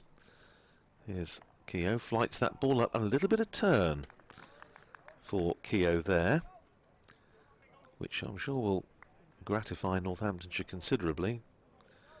They need to make some inroads, would feel, with the second new ball, and then maybe the spinners will come into the game a bit more. Here's Keogh round the wicket again, bowls and swatted rather than driven by Will Rhodes up to short extra cover, where it's fielded by Will Young, and there's no run. But I think that hit one of the footholds, and I think, was it Ollie Stone yesterday was saying it's only really where the bowler's been following through that you get turn on these tracks at this end of the square. Here's Keogh again, bowls just short of a length, and Rhodes on the back foot punches it out in the covers, and Hayne was keen, I think, for a single there. Rhodes wasn't. It was smartly fielded by Will Young, who's probably not a man I'd particularly take on his arm. I think it was 1 1/4 in that one. Here's Keogh again, flights that up to Rhodes, drives up to Young at short extra cover, and there's no run. So Keogh again whipping through and over quickly. Vasconcelos in there at slip. Emilio Gay at gully. Pushed forward. Rhodes back down the pitch, and this time, at about the third time of asking, Rob Keogh does get the footballing skills right, knocks the ball up from boot into hand. Gareth Berg limbering up at mid-wicket with a ball to go until the second new ball is due, and that ball is pushed back down the pitch by Rhodes. Keogh's trying the old footballing skills at the moment, and more often than not failing miserably. That was actually retrieved by Will Young, some way away from where he was aiming to kick it. End over, 188 for 3, 80 overs gone. Second new ball is due, and it has been taken. It's brandished towards the scorers by the umpire. So, look, it is Super Saturday, FA Cup final today at 4:45, Eurovision Song Contest final, presumably 8 o'clock tonight. Given those two possibilities, the evidence suggests that Richard Keogh ought to start trying singing, because the football ain't going well for him. It's not. He's had 3 or 4 goes at it. Say Sam Hayne helped him out once. It worked once. That last effort was particularly poor, it has to be said. So Dunstable Town won't be offering him a contract just yet. Simon Kerrigan is going to temporarily take leave of the field, carrying several helmets, sweaters, knee protectors. Well, I mean, he looks like he's going out for a family picnic. I'm not saying I'd wear a helmet at a family picnic, but he's so laden with stuff in the sunshine. Gareth Berg is going to be taking the second new ball. It looks like a sort of baggage handler's strike, doesn't it? And he's having to carry everything with him. So Freddie Heldrick is out on the field as 12th man. With the deliciously different coloured cap to make us know easily where he is, because he's is it a shade of green that he's no, it's a blue, it's a steelback's cap. It's the sort of the white ball cap, but he's got a squad number now, which is rather nice. He didn't have it last year because he was technically still on the academy, but now he's actually got a rookie contract. He's got his own squad number, number 80. First time we've seen him this year because he's at university at the moment. There's all sorts of odd reasons why people choose numbers. I think we could feel old because 80 is probably the year in which his dad was born or something. Nothing makes you feel like time is passing by than that. Well, if Mr. Heldrick Senior is listening, I'm sure he'll be very delighted to hear about that. I don't know. May I have clipped some years off him? I wouldn't like to say. You implied. He's a very talented young cricketer, Freddie. And here's Gareth Berg. Yeah, so Berg in, right arm over the wicket with this second new ball, turned off his pads by Sam Hayne, the short mid-wicket. And that's where Kelly, the Australian bowler, is. White is whirling his arms down at the far end, to the right of the scoreboard as we look down. He's doing his hips, so that was a bit half-hearted. Come on, now he's stretching the left hamstring, stretching the right hamstring. He's not giving it the full Merv Hughes, and the crowd isn't really joining in with him. Tends not to happen on a Saturday of Championship cricket, but it'd be great if it did. As Berg angles this nicely past the outside edge of Sam Hayne's bat. Lovely shape to that from Berg, and that will give real encouragement to the slip cordon. He's been good again, hasn't he? He bowled beautifully last night, again this morning. And well, Northamptonshire would dearly love a breakthrough with this second new ball. Need one, really. It just needs something to happen. He almost was born in 80. Gareth Berg, as he comes in and bowls outside off stump. Was he 81 or 82 that he was born in? Is he 41 now? 41. Yeah, there it goes, 1981. Wow. There aren't many professional cricketers left who were born when I was still at primary school. It is probably just him and Darren Stevens, if truth be known. Yes, I shall see when birthday is, because his birthday is April, I think, just before the start of the season, if I remember rightly. As he jogs in, doesn't waste too much energy before he gets to the crease, and that's that strong right shoulder that releases it down towards the batsman. Angled into the pads of Hayne, who's across and defends it back down the track. Yeah, January, in fact. So he was 41 in January. So he was born just after I'd left school. Okay. My final year of primary school. It was. Yeah, they left in... The year I saw my first day's Test cricket, 1981. As Berg bowls, and it's a thick outside edge from Hayne that will send Gay chasing down to third man. If Rhodes wants it, they can come back for 3. Gay is hurling the ball and falls over in the energy of doing it, but they do come through nicely for 3. 191 for 3 now, Warwickshire. Sam Hayne on 63. I can reveal the mystery of Freddie Heldrick's dad. I've just had a message through from the Heldrick family, from Heldrick HQ. So, what, born in 1980, I wish. Was that? That's more or less it. He Yeah. said Mr. H is scoring today, but will be delighted with 1980, 1964, I'm afraid. So he's much closer to me. Wow. There we go. So, Mr. Richard Heldrick, obviously not listening this afternoon, on scoring duty. Good man. He could be listening. Well, he might be. He can't admit to it. Might have the earpiece in. He could. He could. He could have the feed on. He could have anything. Afternoon. To Rhodes for the first time with the second new ball. Punched out towards point. And there'll be no run as it's fielded by Cobb without the approval of the Hollis stand. They've gone off him. Well, I mean, wonder what the motivation was. I wonder who it is that he's so captured the imagination of. Jack White is offering up his cap and his jumper. Yeah, Freddie Heldrick, born in 2001. Suffolk boy, born in Ipswich. Plays club cricket, I think, still. He certainly did last year for Copdock and Old Ipswichians. It's a very splendid name for a Copdock and Old Ipswichians. very splendid name for a club. Copdock, where Suffolk play some of their matches. And it's going to be Jack White, as you heard announced. Jack White's bowled 18 overs, 6 maidens, 1 for 49 so far.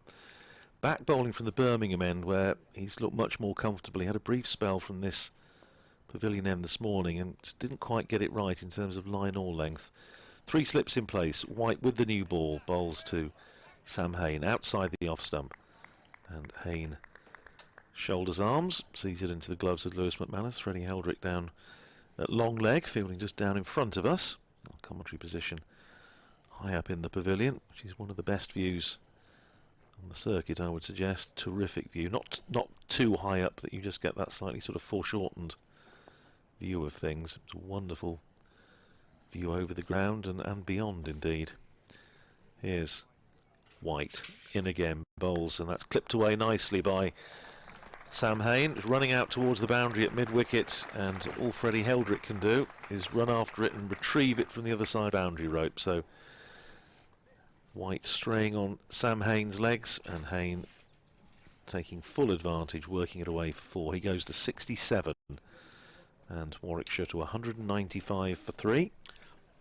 Phil's return from the museum with a cheese and ham sandwich made for a John Player League match in 1978.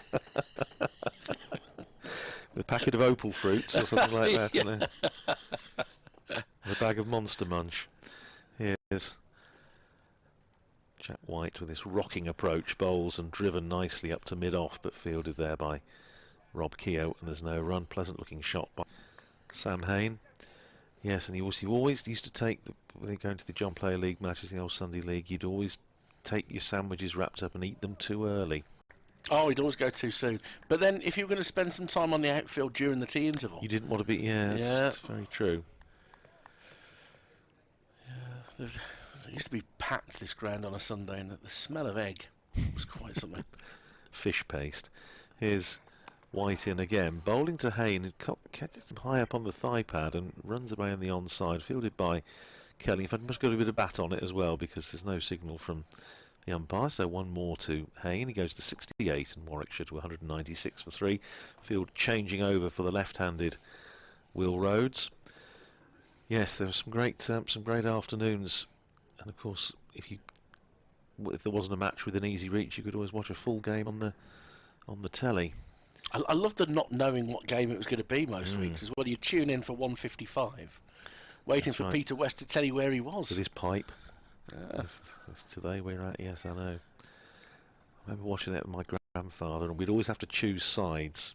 We always had to choose different sides and support. If it was, if it wasn't Northamptonshire. Here's White round wicket and played nicely up to mid-wicket there by Rhodes.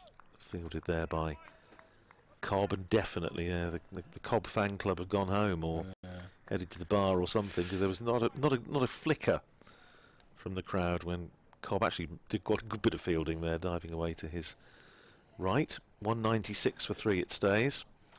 It'd be very excitable if the game was coming live from Hove, because they had those bins in the shape of eggs in cups. Oh, that's right. Yes, it was a sponsor, wasn't it? I think they'd try and hit them. Here's White round the wicket to Rhodes, who's pushing that out into the offside. Fielded there by Kelly, and that's the end of the over. 196 for 3. Rhodes is 34. Hayne is 68. I do remember once they covered Derbyshire against Hampshire at Darley Dale. Do you remember that lovely little ground? And I think Barry Richards got runs. Freddie Heldrick's brief spell on the field is over as he's trotting off, and Simon Kerrigan returns. Oh, well, his family will be delighted now he didn't put a foot wrong. No, not a foot wrong at all. Not a foot wrong. When he had to retrieve that ball from over by the umbrella, he did it with rare aplomb. Well done, Freddie. Yeah, a sub not putting a foot wrong is different from a sub that's a foot long. That's yeah. Very good. Subliminal advertising. I was going to say, yes, other large sandwiches are available. But probably not as good. As Berg begins a new over, and he's dragged it down the leg side, and that's going to flick off the pad of Sam Hayne, and it brings up a first batting bonus point for the Bears. It takes them through to 200 for 3 with 4 well-struck leg buys. Still trailed by 397, so that's under 400 now. That's something. But 200 for 3, and this partnership now is worth 87 between Hayne and Rhodes, but they really do need to make it a big one. Yes, they do indeed. Yorkshire have just gone also. In fact, they're almost tracking Warwickshire run for run at the moment. Yorkshire 200 for 5 in reply to Lancashire's 566 for 9, so they've just got their first batting bonus point in the Roses match at Headingley. Berg approaches once more, and Hayne had taken a little step down the wicket and then gets beaten on the angle outside off stump, turns around and has to put that one back into the back of his mind and not think about it again. There was one extraordinary summer of Sunday League cricket on BBC Two when there was an odd strike, and as a result they had the pictures and they had the captions, but they couldn't have the commentary feed. And it happened for about 2 or 3 games in a row. I do dimly remember that. Once more, Berg approaches, left alone outside off stump. So the thought of having 4.5 hours of cricket with no spoken word. Some would say. Well, some would say. But it wouldn't work so well on the internet. No, well, not on the BBC stream. No, anyway, that's true. Just gave you the effects of occasionally, and yes. thwack. Ripple of applause. You'd be just sat there, what on earth's going on there? We hopefully at least describe some of it. Berg back of a length, shouldering arms is Hayne. Through to McManus.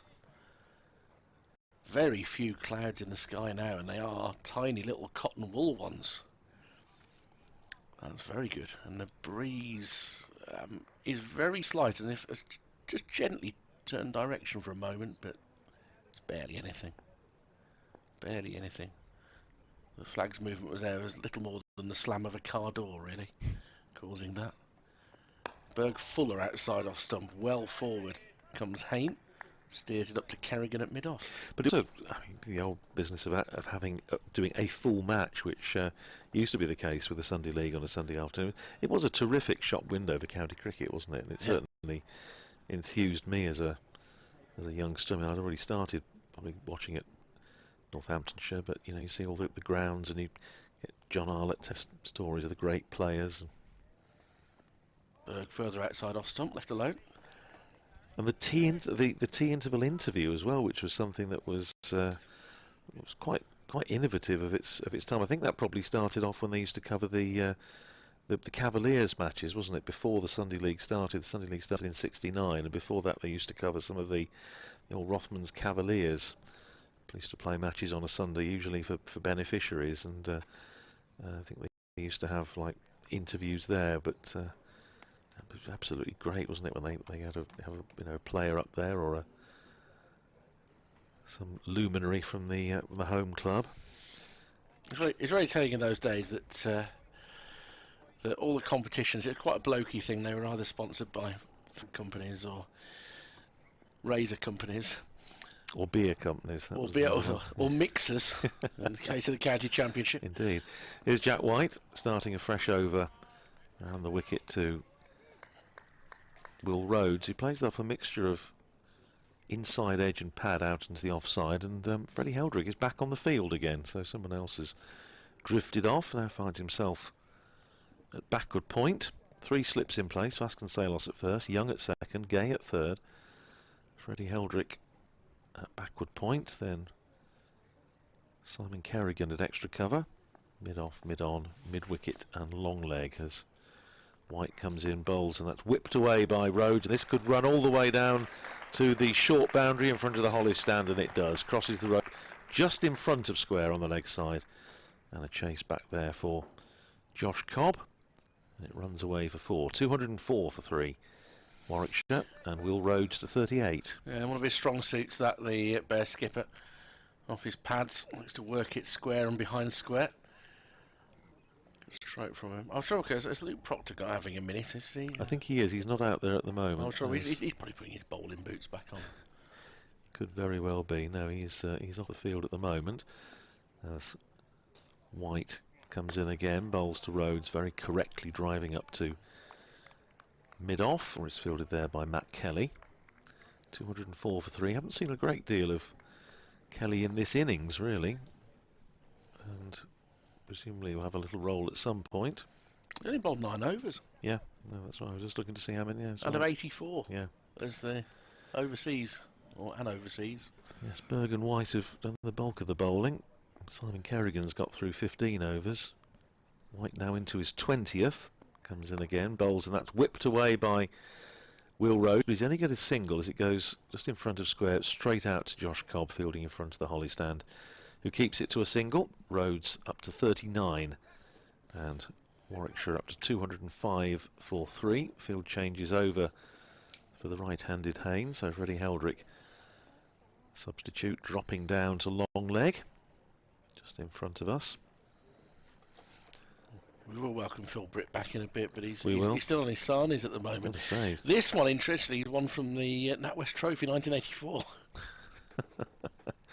Here's White in again, down the leg side, and did that flick something on the way through? We'll see. They're coming through for a run of some description, and I think it's going to be signalled as a bye. So we didn't take anything. I wondered if we just flicked the batsman's pad on the way through. It was down the leg side, and Lewis McManus having to dive away to his left. Did stop it from being any more than 1, but nevertheless it's 1 against him. It's a bye. 206 for 3. Brings Will Rhodes back onto strike. And still the 3 slips in place. White in again, bowls to Rhodes, plays it up to mid-on, where it's fielded by Rob Keogh, who makes as though to flick the ball onto the stumps at the non-striker's end, but hangs on to it, and that's the end of the over. 206 for 3. Hayne is 68, Will Rhodes is 39, and these two have now put on 93. Luke Proctor returns to the field. Freddie Heldrick jogs off. I bet there are people listening in the garden this afternoon. I bet it's lovely in the garden. It would be nice, wouldn't it? With a jug of something cold and agreeable. Okay. What are you suggesting? Homemade lemonade. That's a faff. It is a faff. But That's a faff. It is a faff, but it's very nice. Yeah. With slices of lemon, lots of ice cubes. Oh, it feels a bit home counties, that, to me. Berg to begin a new over is driven, shouldn't get beyond Kerrigan, who with the shorter leg scrambles to his right, and Hayne turns down the prospect of a single. Well, nobody can ever make up their mind where Northamptonshire stands on that sort of thing, whether we're East Midlands, East Anglia, South Midlands. Nobody ever seems to quite know. I know where I put you, so go on then. South Midlands. I like South Midlands. I think of you as Midlands County. I just stick to Northamptonshire. Well, that bit's true. Berg draws Hayne forward again. There was the thought of a run, but Keogh was across very quickly in the covers. No further labelling necessary. I mean, I'd like the Rose of the Shires. I'd like to point out that when I refer to Northamptonshire as a Midlands County, I mean that's praise. That's okay. That's an honour. That's an honour. I'll take it as such. Yeah. Got to be proud Midlanders. Berg advances, steered in front of point by Hayne with nice timing. It won't be 4 to the long boundary, but it will keep Keogh running for quite a while. Slight hesitation for Hayne, but he's called through for a third by Will Rhodes, and they get through comfortably. Takes the score to 209 for 3, and Hayne is on 71. Really important for Sam Hayne that he turns yet another start into a big score this time. He's got fewer hundreds than he should have done in his career, for the ability that he's got. From some of the things you've said already today, Andrew, I can tell that you rate Sam Hayne very highly. We've had, every time I come to Edgbaston, we seem to be having the discussion about, perhaps not at the moment, but in the last 2 or 3 years, why he's never got a white ball call up for England when he's been one of the best white ball batsmen in this county circuit. Back of a length and well defended by Rhodes. Got up at him a little bit, just nudges it down. Cobb comes in through the fielding. I mean, his white ball average is ridiculously high. People tend to hold his strike rate against him, but that has been rising in the last couple of years. The one obvious thing to point out, though, is that England have an extraordinary amount of talent. Well, this is true. In terms of the top 6 in white ball cricket. It's a very, very long list that you're competing with. Turned off his pads by Rhodes. Keogh quickly to his left in front of square leg, prevents the single.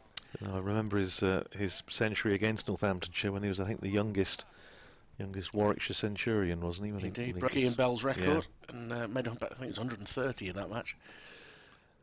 He looked a class act then, didn't he? Yeah, good surface to bat. I think Keith Barker went on to make 100 later in that innings as well. I think it was a big score. My memory might be slightly conflating, but I'm not sure. Berg angles that outside off stump. Will Rose lets it go. End of the over. 209 for 3 Warwickshire. They still trail by 388. I think Phil Britt might be ready to come and mosey in. So I shall take a break, Andrew, and I shall return in a while. Right, you are. Okay, we'll let Phil get into place. Try and dig that game out. The Sam Hayne century. It was a very, very fine innings. And yeah, I do rate Sam Hayne very highly. The couple of shots he played off the back foot, the punches away through the covers off Jack White this morning, were as good as anything you'll see anywhere. And just beautiful balance, lovely control. And he's still there on 71. Afternoon, Phil. Good afternoon, Andrew. Afternoon, everybody. I take it you've lunched well. Well, I've had a couple of sandwiches, which which we've discussed. Here's White in again, bowls to Sam Hayne, who plays that up to Kerrigan at mid-off, and there's no run. I'm sure they weren't left over from the Sunday League. You wouldn't travel far to get them, let's put it like this.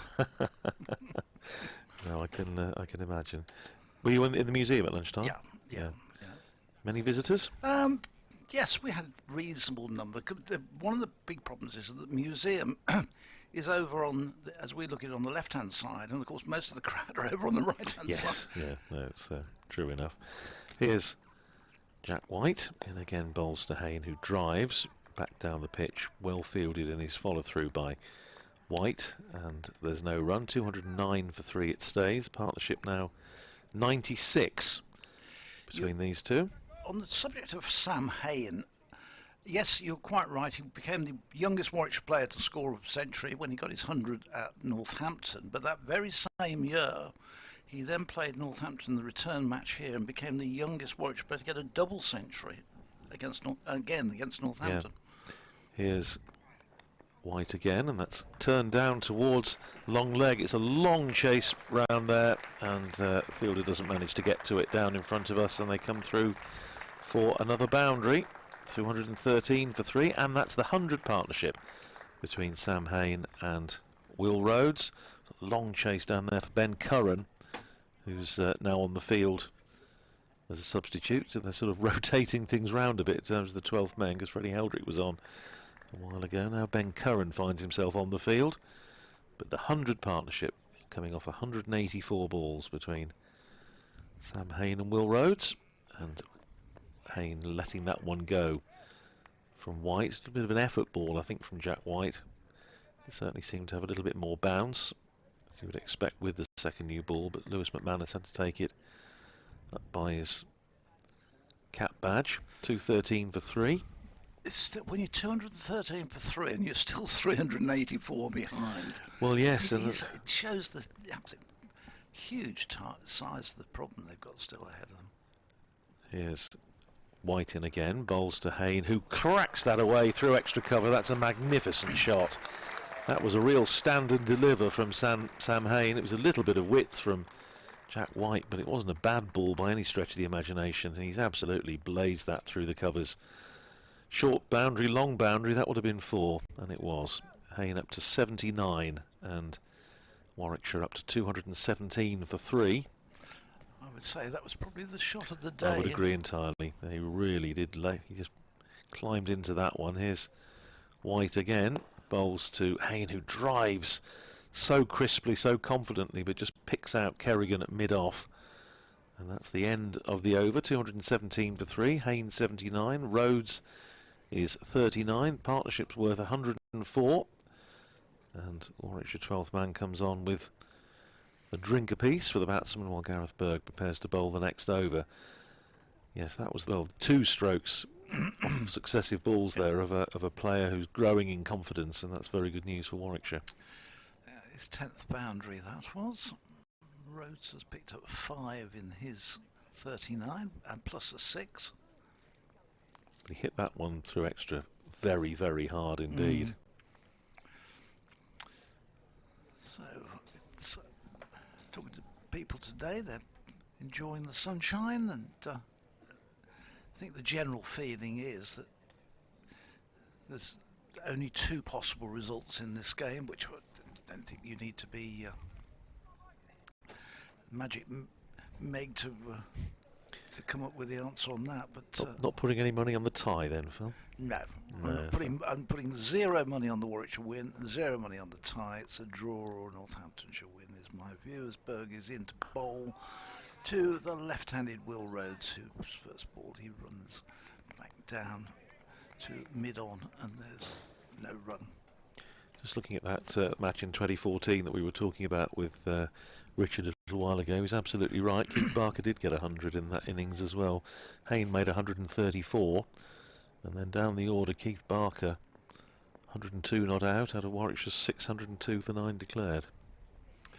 Bowls, this is cracked away by Rhodes and put through extra cover. It's a despairing dive, but not able to get to it, and the ball goes down into the ropes, and Warwickshire just beginning to find the boundary now, playing probably for the first time in this innings, beginning to play with some confidence and a little bit of relish. They've certainly, I think since lunch, they've played with a good deal of purpose. It was 162 for 3 at lunch, so they've scored, 59 runs in about 3/4 of an hour. The next one is played defensively up to Proctor at mid-off, and there's no run. So it's been good stuff from these two, and as we were saying, with the bonus point situation, we're in the 87th over, so they've got another 23 overs, so they ought to certainly get to the 100. Yeah, 3 points, outside chance. It would be an outside chance of 4, but 3 I think would be their target. This next one is defended by Rhodes, who plays that one with everything behind it, gets squared up and plays it back down to the bowler. Gareth Berg in his 20th over. He's been very economical. Just 38 runs coming from off his bowling so far. He turns, running away from us at the pavilion end into the left-handed Rhodes, who is again working this one into the onside, but only as far as mid-off, and there's no run. Certainly, we're talking about the counties who conceded the 500 pluses in the 4 matches in Division 1, and of those replying today, Warwickshire are far and away in the best position. The others are all struggling. Well, Gloucestershire are following. They are following on yeah. Now, aren't they? This one is played again down to mid-on. They thought about the single, but decided against it. And Gloucestershire's injury problems seem to have got worse. Yes, that's right. Well, yeah, it was a good. I mean, Northamptonshire played them first game of the season. It was a very good game of cricket between, you thought, 2 fairly evenly matched sides, and happy position where you're going into the last few overs with all results possible. Northamptonshire tried to chase down a total, were looking very good to do so, and then just lost a couple of wickets. And in the end, the Court and Bold went down in the final over, which, if it had been held, would have left Ben Sanderson to come out and face 2 or 3 balls for the draw as last man. So it was a cracking game with 3 high quality innings from James Bracey and Ryan Higgins for Gloucestershire and Rob Keogh for Northamptonshire. But in the end, it was a draw, and I think it was a game that probably both teams would have been targeting and thinking pre-season that's one that we ought to be looking to win. They sort of rather cancelled each other out. Well, it is going to be Matt Kelly, who we were talking earlier. He's had a very light workload in this inning so far. He's only bowled 9 overs. Well, he's coming into the attack from the Birmingham end with 2 slips in place. Vasconcelos and Young, and 2 men at short mid-wicket as Hayne watches that one pass harmlessly by outside the off stump. So at Beckenham, Surrey 671 for 9 declared, Kent now 166 for 7, so they're still over 500 runs behind and now 7 down. Yorkshire 212 for 5, replying to Lancashire's 566 for 9 declared. Joe Root is 79 not out there, forming a useful little partnership with Harry Duke, the wicket-keeper, who's moved on to 23. As you mentioned, Gloucestershire are following on against Somerset at Bristol. Give you the details in a second as Kelly comes in, bowls outside the off-stump. Again, Hayne lets it go through outside the off-stump into the gloves of Lewis McManus. Somerset, 591 for 7. Gloucestershire bowled out for 186, and following on have already lost a wicket in their second innings there, 24 for 1. So still 381 behind. In Division 2, Derbyshire have moved on to 437 for 6 in replying to Worcestershire's 368 all out at Derby, so Derbyshire 69 runs ahead. At Chesterley Street, Durham batting for a second time against Glamorgan. Here's Kelly in, bowls to Hayne, plays defensively up to one of those 2 men tight in at mid-wicket. Emilio Gaze, the straighter of the 2, and there's no run. Durham 179 for 4 in their second innings at Riverside, so they lead Glamorgan by 125 with 6 wickets standing. At Grace Road, Leicestershire are 50 for 1 in their second innings against Sussex, who were eventually bowled out for 450, so Leicestershire still 190 runs behind. And at Lords, Nottinghamshire 157 for 4 in their second innings against Middlesex, 377 runs ahead. Here's Kelly in again, bowls to Hayne, very full, almost a Yorker, and dug out up to Emilio Gay again at short mid-wicket, and there's no run. How many did Fletcher end up with? 51. He got another 50.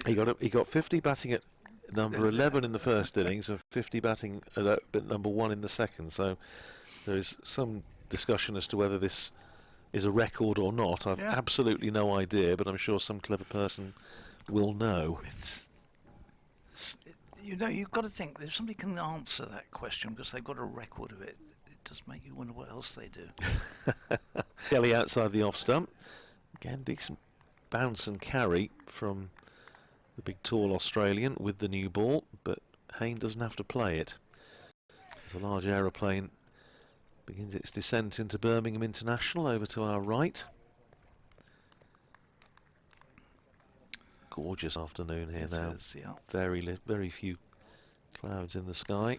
Just one or two fluffy ones over the city. Yes, that train of planes coming in and going out of Birmingham now has got heavy again. Last season it wasn't hardly anything going in and out. That's right. Here's Kelly in again, bowls to Hayne, who steers that cleverly wide of, well, there's a first slip and there's a backward point. There's a huge gap down there, and he steers that with no fuss and bother at all, perfectly safely down to third man for 4. There is no third man.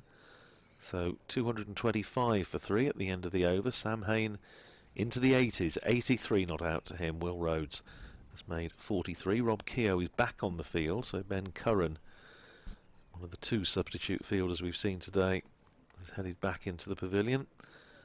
And Gareth Berg going into his 21st over of the innings, still gone for just under 2 and over.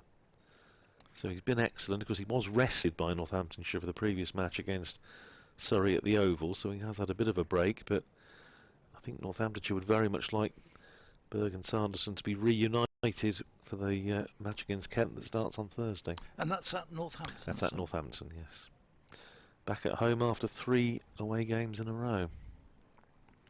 And I've forgotten where the ground is. That's got to be a game that, yeah, really has got to be targeted. Definitely. Northamptonshire. Definitely, yes. Absolutely, Phil. Yeah.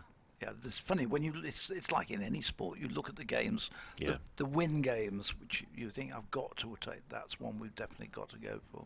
Yes, you would think so.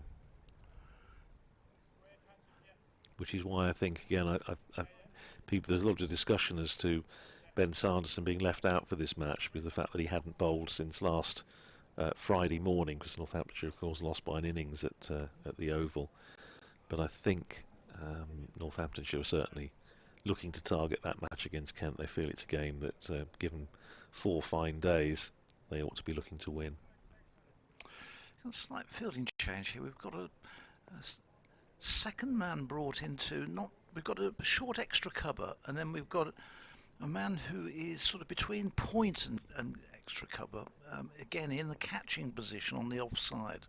As Berg's in and bowls, and this bowls onto leg stump, and Rhodes says, "Thank you very much," flicks it away through the onside. He will only get a couple for it, didn't quite time it, but having set the 2 men there for the offside drive, it was not quite the delivery Gareth Berg was looking for. No, and you can see how frustrated Berg was as well, because having with pinpoint accuracy with the aid of Lewis McManus to get the angles right, set that elaborate field on the offside, he then bowls a leg stump half volley.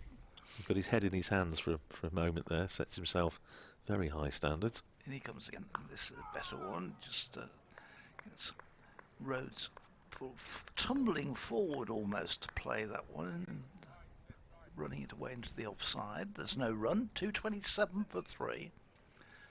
The lead still 370. So plenty of runs in hand. Warwickshire do keep wickets in hand, they will still be batting sometime well into tomorrow, as Berg is in and bowls, and this is turned away again through mid-wicket. There's a little bit more on it this time. They might get back for a 3rd run. They complete 2 and will get back for 3 this time. It just got a little bit more push into the shot, similar to the first one, but in the same sort of spot. So 3 more to Rhodes. He goes on to 45 at Warwickshire on to 48, and Warwickshire on to 230 per 3. We've got that very strange point in the afternoon where the yellow of the scoreboard with the afternoon sun when it's in a certain position becomes very difficult to read. It is, yes. The sunglasses on there at the moment. Yeah. 230 for 3. Hayne on 83 is back on strike as Berg is into him. 2 slips wait, and Hayne comes forward and plays that one back solidly back into the offside, and there's no run. One of those nice afternoons where club cricketers all around the country, there won't be many games where get interrupted or off today. One of those where you've got to get your results. Season in full flow now everywhere.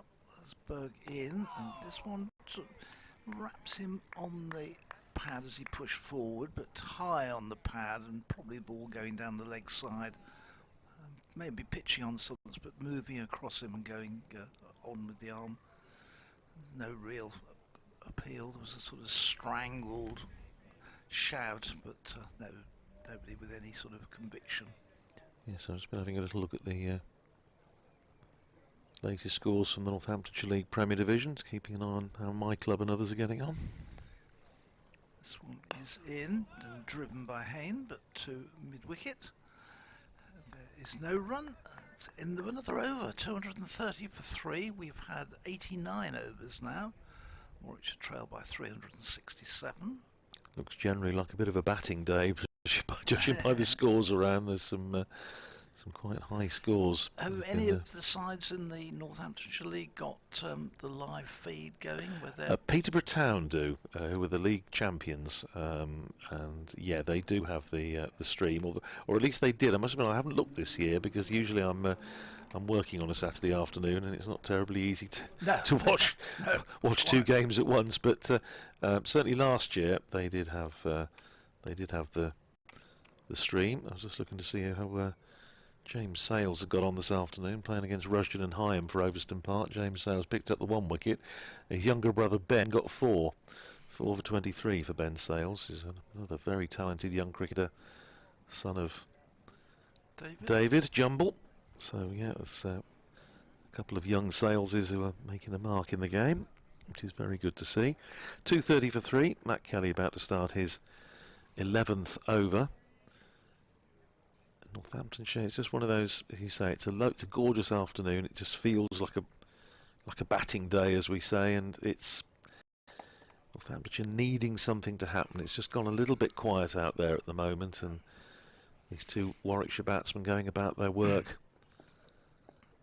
very purposefully and played really well since lunch in particular. Here's Kelly again outside the off stump, and Rhodes letting that go through. Will Rhodes has had a little session, little period when the second new ball was beckoning, when the spinners were on, Keogh and Kerrigan, when he just got a little bit frantic and probably should have been caught at mid-on off the bowling of Rob Keogh. Simon Kerrigan just not quite getting there to take the catch.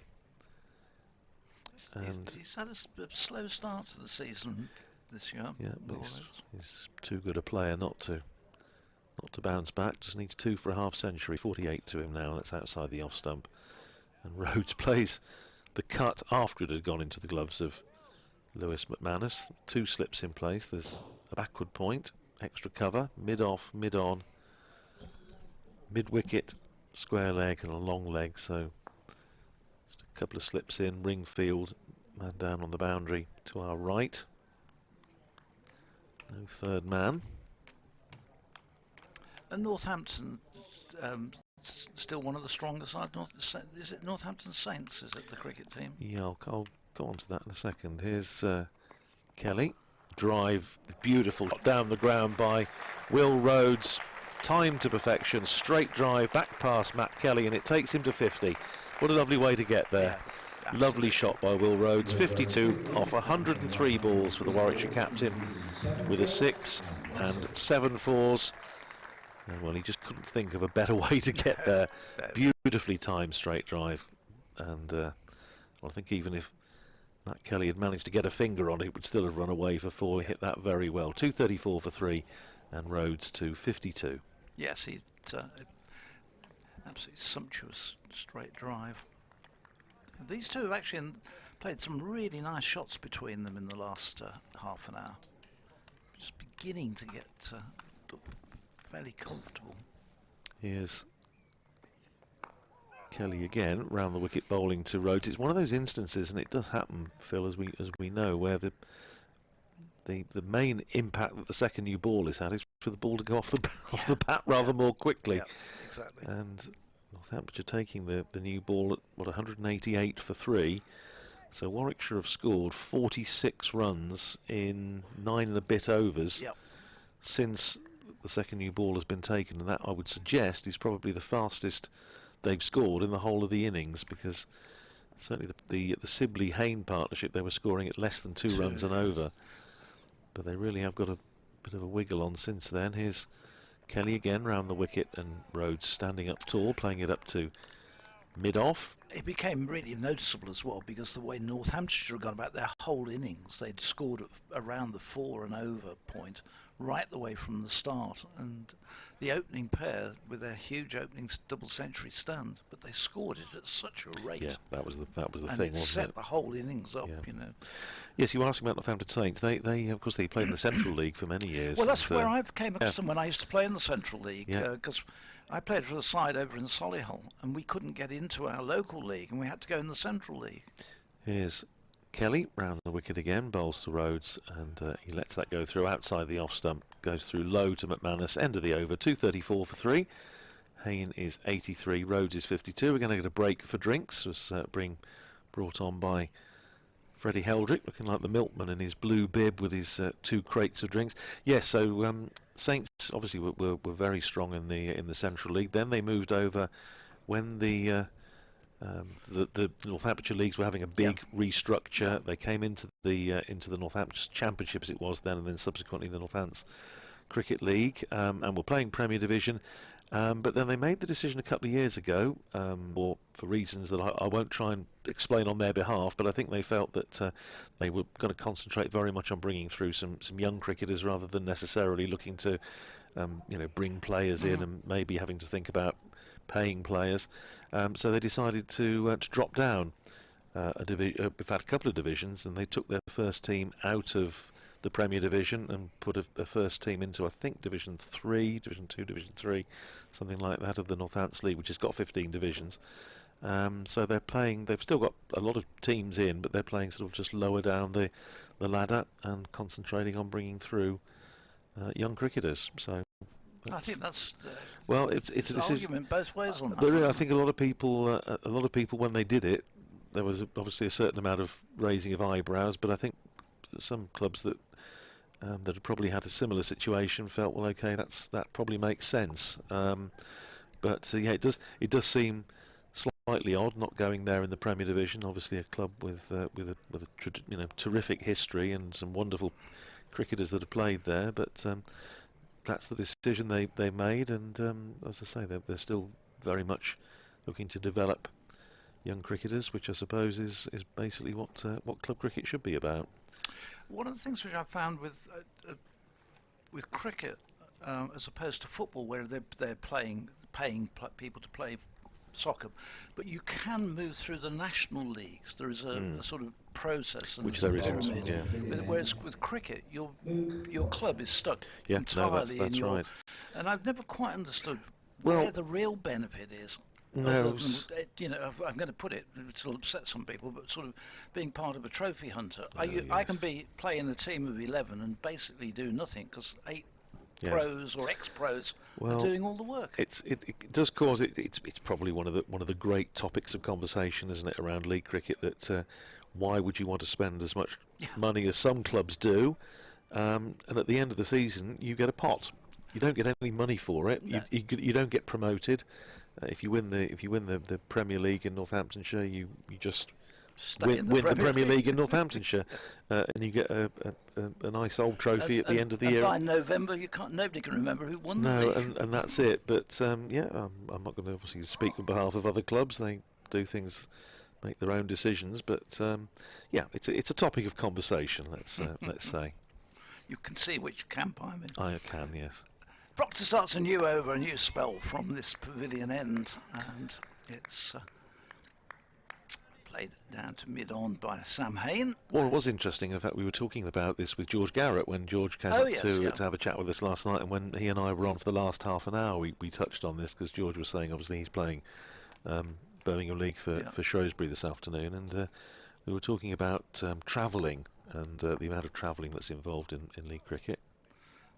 In again, it's played just down in front of him by Hayne. There's no run. And there was talk a few years ago of, if you like, a bit of a super league, or call it what you will, involving the top 6 clubs in Northamptonshire and the top 6 from Leicestershire, and to sort of try and give a little bit of an extra incentive, bit of extra edge. and it fell flat on its face because a lot of people just didn't want the extra travelling. Which again, I'll just break off as Luke Proctor's in, and it's driven up to mid-off, no run. It's one of the issues which is happening with a number of football clubs, that they don't want to get promoted because of that very reason. The travelling, the players don't want to do a sort of 2.5 hour, 3 hour journey, and particularly with midweek games. Yeah, no, it is difficult, but yeah, I mean, I think it's also, I think that's reflected in the ongoing discussion about start times as well. Proctor in bowls, forward come Hayne and runs it away solidly in defence. Proctor smacked back on that length, a really good length, which is not giving the batsman any width or any opportunity to really force the ball away, and playing it from the crease. But, he's bowled beautifully all through. Still, he's in his 12th over. Still 1 for 5, astonishing figures, and there's hardly been a delivery which hasn't been in the right spot. This next one is clipped away nicely, but straight to mid-wicket. There's no run. The end of the over. I shall make way for Richard to come in and join you, Phil. Just the point I was making about starting times, I can remember when I was on the league committee many years ago that I think matches were still starting at 2 o'clock then, yeah. and talking about starting early, it was no, you can't because people work on Saturday mornings. Now they start at 11 in the Premier Division. So the downside of that, of course, is that people don't want to play Sunday, do they? No. This next one is pushed back end of the over. Do you want to just hold it for 2 seconds? Of course I will. I'll Yes, do my usual move. Change round the microphones. Yes, and I think Sunday cricket is another discussion that we could have on another occasion. But yeah, certainly it's a wee bit frustrating, I know, for some clubs that want to play Sunday cricket and they struggle to find enough people to play. But anyway, that's a discussion for another time. 234 for 3. Here's Richard Wilford back in position. 52 overs in the day, only the 1 wicket taken by Northamptonshire, trying to force themselves into a winning position from the great 2 days that they had to open up this game. But Warwickshire fought back well today for the loss of just Dom Sibley for 52. Hayne 83, Rhodes 52 not out, and that's the skipper who's on strike as Kelly comes in, right arm round the wicket, back of a length, hit into the deck, and it hops up to backward point where Emilio Gay does the fielding. I've only just noticed that Phil is wearing what I can only describe as his going out shoes, which is of interest to me. It makes me wonder whether he's got an engagement this evening. Have you got a big social whirl tonight? No, my going out shoes. Well, they're smart shoes, those. For a day at the cricket. Yeah, they're sort of leather brogue type shoes. Proper shoes, you know. If I put black a pair of those brogues on, it means I'm in my good clothes and on my best behaviour if I'm wearing shoes like you are today. It may be, Richard. I don't have any other shoes. It's, round the wicket, that's a very short bouncer, which will be a little bit close to being a wide, because I don't think he'd have reached that even with the antennae out. But no, it's just looking at it on the pictures, it's not too bad. Okay, I shall come in Wellingtons tomorrow, because it's going to rain. Okay. I was thinking galoshes, but no, fair enough. The way it is, you're bringing half your allotment with you if you do that. Yeah, well, it won't be this year because it's so dry. It's like the Sahara at the moment. Well, there you go. So you won't be coming in with your usual copious supply of spring onions. No. Oh, it's disappointing. Once more, the big Australian Kelly approaches. It's down the leg side. Rhodes gets nothing on that. Neatly taken by McManus. Very welcome return to form this for the Bears skipper, who will fret about his own performances. He does want to make sure he's contributing. I think his captaincy was a huge part of what the Bears achieved last year. I think he's demonstrated that he's a really good thinking cricketer, quite creative as a captain. In the field, doesn't let too much go. I think it's been very difficult for the first 2 days here today when Northampton were batting so well, and bowlers probably didn't hit their straps, particularly in the opening session after winning the toss. There's a bit of delivery this time, forcing Rhodes to play on and around off stump. Grabs the meat of his bat in his left hand and then regains his grasp on his handle. You never used to see anybody put their glove across the wood of a bat like that. No, no. It's an idiosyncratic trait of Will Rhodes. So you're not going out. I mind you staying in for Eurovision, aren't you? Yeah, but I dress up nicely for it. Excellent. Do you have a different outfit for each country? I wear a suit. Like with trainers. And a tie. Kelly in whipped off his hip by Rhodes. Not so fine that it's going to beat Gareth Berg on the inside though. So just a single, 53 to Rhodes, 235 for 3. It's yeah, I think you should. In theory, what you're meant to do is have a beverage from each nation as they perform, isn't it? That's the. Well, there's 25 nations tonight, I think. I don't think I should be having a beverage for each one. Yeah, I think that the problem is that you're visualising each of them as full measure. Well, no, well, yes, I suppose they are. The point is having one if it's not going to be full measure. We were bought loads and loads of these small gin flavours, lots of mix, yeah. And we must have about 40 or 50 different gins, which we're trying to get through. Back of an 8th outside off stump, shouldering arms is Hayne, end of the over, the 92nd. So with 12 overs into this second new ball, it hasn't dislodged a wicket yet for Northamptonshire. Warwickshire 235 for 3.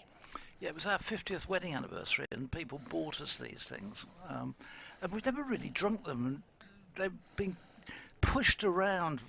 The box has never been opened, and you keep moving it in the study and sort of thinking, we've got to do something with this. So we decided we would actually start drinking them, but it's a bit of a slow process, and there's some in there which I just do not fancy taking, but they might get through a few of those tonight. So if I'm not here tomorrow, you'll know we got through a lot. If the UK was to win tonight, then we're going to sing the song tomorrow. Well, can I do the just play the lower notes? I'll leave the high notes to you, because that guy, I think they must have put him at the top of a ladder to be able to reach some of those notes. I don't think I'm going to be able to reach his vocal range without being hit on the box. To be honest, no, that's a fair point. Luke Proctor is going to continue his wonderful spell bowling today. He's in round the wicket to the left-handed Will Rhodes, who lets this first ball go through outside the off stump, and there's no run. I think he's been a source of some irritation to Warwickshire today, Luke Proctor, because he just keeps on putting the ball where he wants it, which is great. It's outstanding bowling. To only concede 5 runs in one ball north of 12 overs. It is astonishing. It really is. And full testimony to the accuracy. He's in and bowls, and Rhodes again can only work this into the onside when there's no run. 235 for 3. So 1 bowling point to Northamptonshire to go with their 5 batting points. And Warwickshire have 1 batting point to go with their... I did get 1 bowling point. Yeah. But I think they've got getting to 300 on their minds in the next 18 overs, but Proctor might be a real challenge for them in that case. Absolutely. They're going to have to start getting after him a bit, and this one Rhodes leaves, offers no shot to it at all. Goes through to the keeper. What the thing, I didn't dare say it at the time, but Will Rhodes, having had to start against spin, which is unusual for him in his recent part of his career, because he's been at the top of the order for Warwickshire for most of the time since he came south from Yorkshire.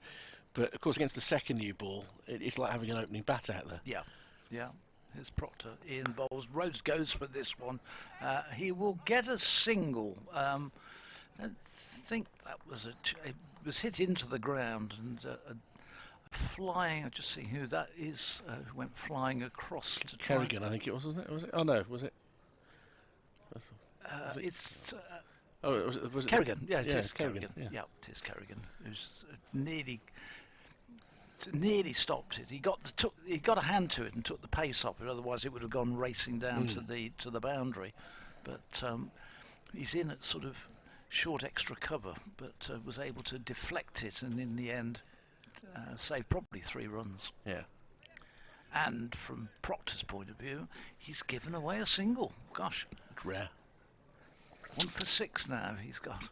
You know what today really requires, don't you? An ice cream. It would have been a great day for an ice cream. There's just nothing here, is there? No ice cream man at all. Nothing here. No. Most grounds have a van, but nothing at Edgbaston, I'm afraid. Yes, Proctor is in, back over the wicket, bowls, and this is going to be more runs. In fact, it will be a couple as Hayne turns it away square on the onside, and they get back for 2. And Hayne continues to move onwards. He likes batting against Northamptonshire, does Sam Hayne. It's, I was saying, you and Andrew discussed him becoming the youngest Warwickshire Centurion, but that very same season he got a double 100 here against Northamptonshire to become the youngest ever Warwickshire double Centurion. As Proctor is in and Hayne drives, and there's more runs here. In fact, it's going to be well fielded on boundary, but we can't prevent a couple. So runs suddenly beginning to flow there off Proctor at the end of that spell. 3 scoring shots on the trot take Warwickshire to 240. Hayne goes on to 87 and Rhodes 54. He just lost his line a little bit during the course of that over. With the left-hand, right-hand combination, just dragged a couple onto the pads of Sam Hayne. Kelly did well in the end. He lost the ball as he put his hand on it on the rope, and there was a horrible moment. I thought he was going to drag it over the rope, because he's had that sort of day as Matt Kelly. It's been a little bit underused with the ball in the innings, but he's about to return for his 13th over here. But Hayne on 87 now, Rhodes 54. They've added 127 for the 4th wicket after what could have been a wobble when Dom Sibley got out to nick behind, or deserved wicket for Luke Proctor. Thin nick through to Lewis McManus after he got his half century. You know, Dom Sibley could have batted this time tomorrow, the way that he is a lot of the time, and so for Northamptonshire that was the key wicket, but it came 3 hours ago now, almost bang on midday, that wicket. Well, Rhodes surveys the scene. Kelly has got a deep square leg, and long leg is fairly square, so there's a leg slip in place, or leg gully. So there might be some short stuff, but the first ball is pitched up and he defends it out into the offside. Michael Burns decides that it might be wise. I say Michael Burns, it could be Peter Hartley, I'm not sure who's at which end. Whichever it is, they've both got such big hats on. I think that's Peter Hartley. He decides that it might be better to be on the offside for umpiring, given where the field is set. And he's going to come round the wicket. Sam Hayne hesitates. He wasn't sure about the message. Yeah, that looked like the flick of the arm of Michael Burns at the far end. We are so high up here, it is quite hard when they've got their hats on, you can't see their heads. Clipped off his hip by Rhodes behind square, and that's going to split the 2 deep fielders. There's no way that Josh Cobb is going to capture that. 4 more to Will Rhodes, 244 for 3. He goes up to 58, and that is an area that is very much his strong suit. Yeah, he got into position very quickly there and flipped that one away. And Rhodes beginning to bat now with that fluency which we've seen over the last 2 or 3 summers. That has evaded him so far for much of this year, but just beginning to get in. That Division 2 season, he and Sibley as an opening partnership in the second half of the year became almost immovable, and they built on that together. Subsequently back in Division 1 as this is left alone outside off stump by Rhodes. Yes, of course, you tend to forget that they had that, well, what I thought was an extremely successful partnership at the top of the order. And then, of course, Rob Yates came last season, took on the role with Dom to do the job. And I just wonder whether the movement with Alex Davis and Rob Yates is having an impact a little bit on them. Well, Bears Twitter, Warwickshire fans on Twitter would tend to want to debate that, as this is clipped fine off the pad by Rhodes. It'll be a leg by because Michael Burns is patting his thigh. 245 for 3, just dragged it across the body there. Kelly looks at the umpires and said, "So was that a leg by?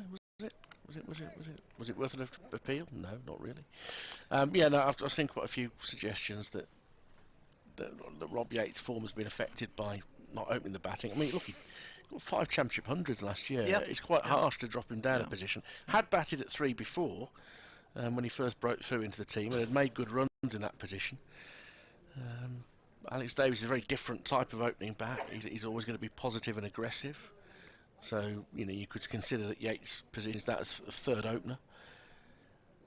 But as we commented yesterday, in the circumstances of the game, Davies just didn't feel like he was going to give any security. He was positive, the stroke play was entertaining, but it didn't feel like a foundation. No, it always felt like the bowler running in must have felt, I've got a real chance here, and in fact that's exactly what they got. He had played 2 or 3 really nice shots, but it was all too brief from Warwickshire's point of view. But he is a terrific talent, Davies. That's a very short bouncer from Kelly, but Hayne is happy to get underneath. Oh, I agree. I think that he is, and he will score runs. It's just that at the moment the volume of runs haven't been coming, but we're still early in the season. But then did a really good job of knocking off what was an awkward sized target against Essex. And at that point, I think every game he's played, every first class game he's played at Edgbaston, he's made a half century, I believe. That statistic may come undone, so Warwickshire might not bat a second time here today.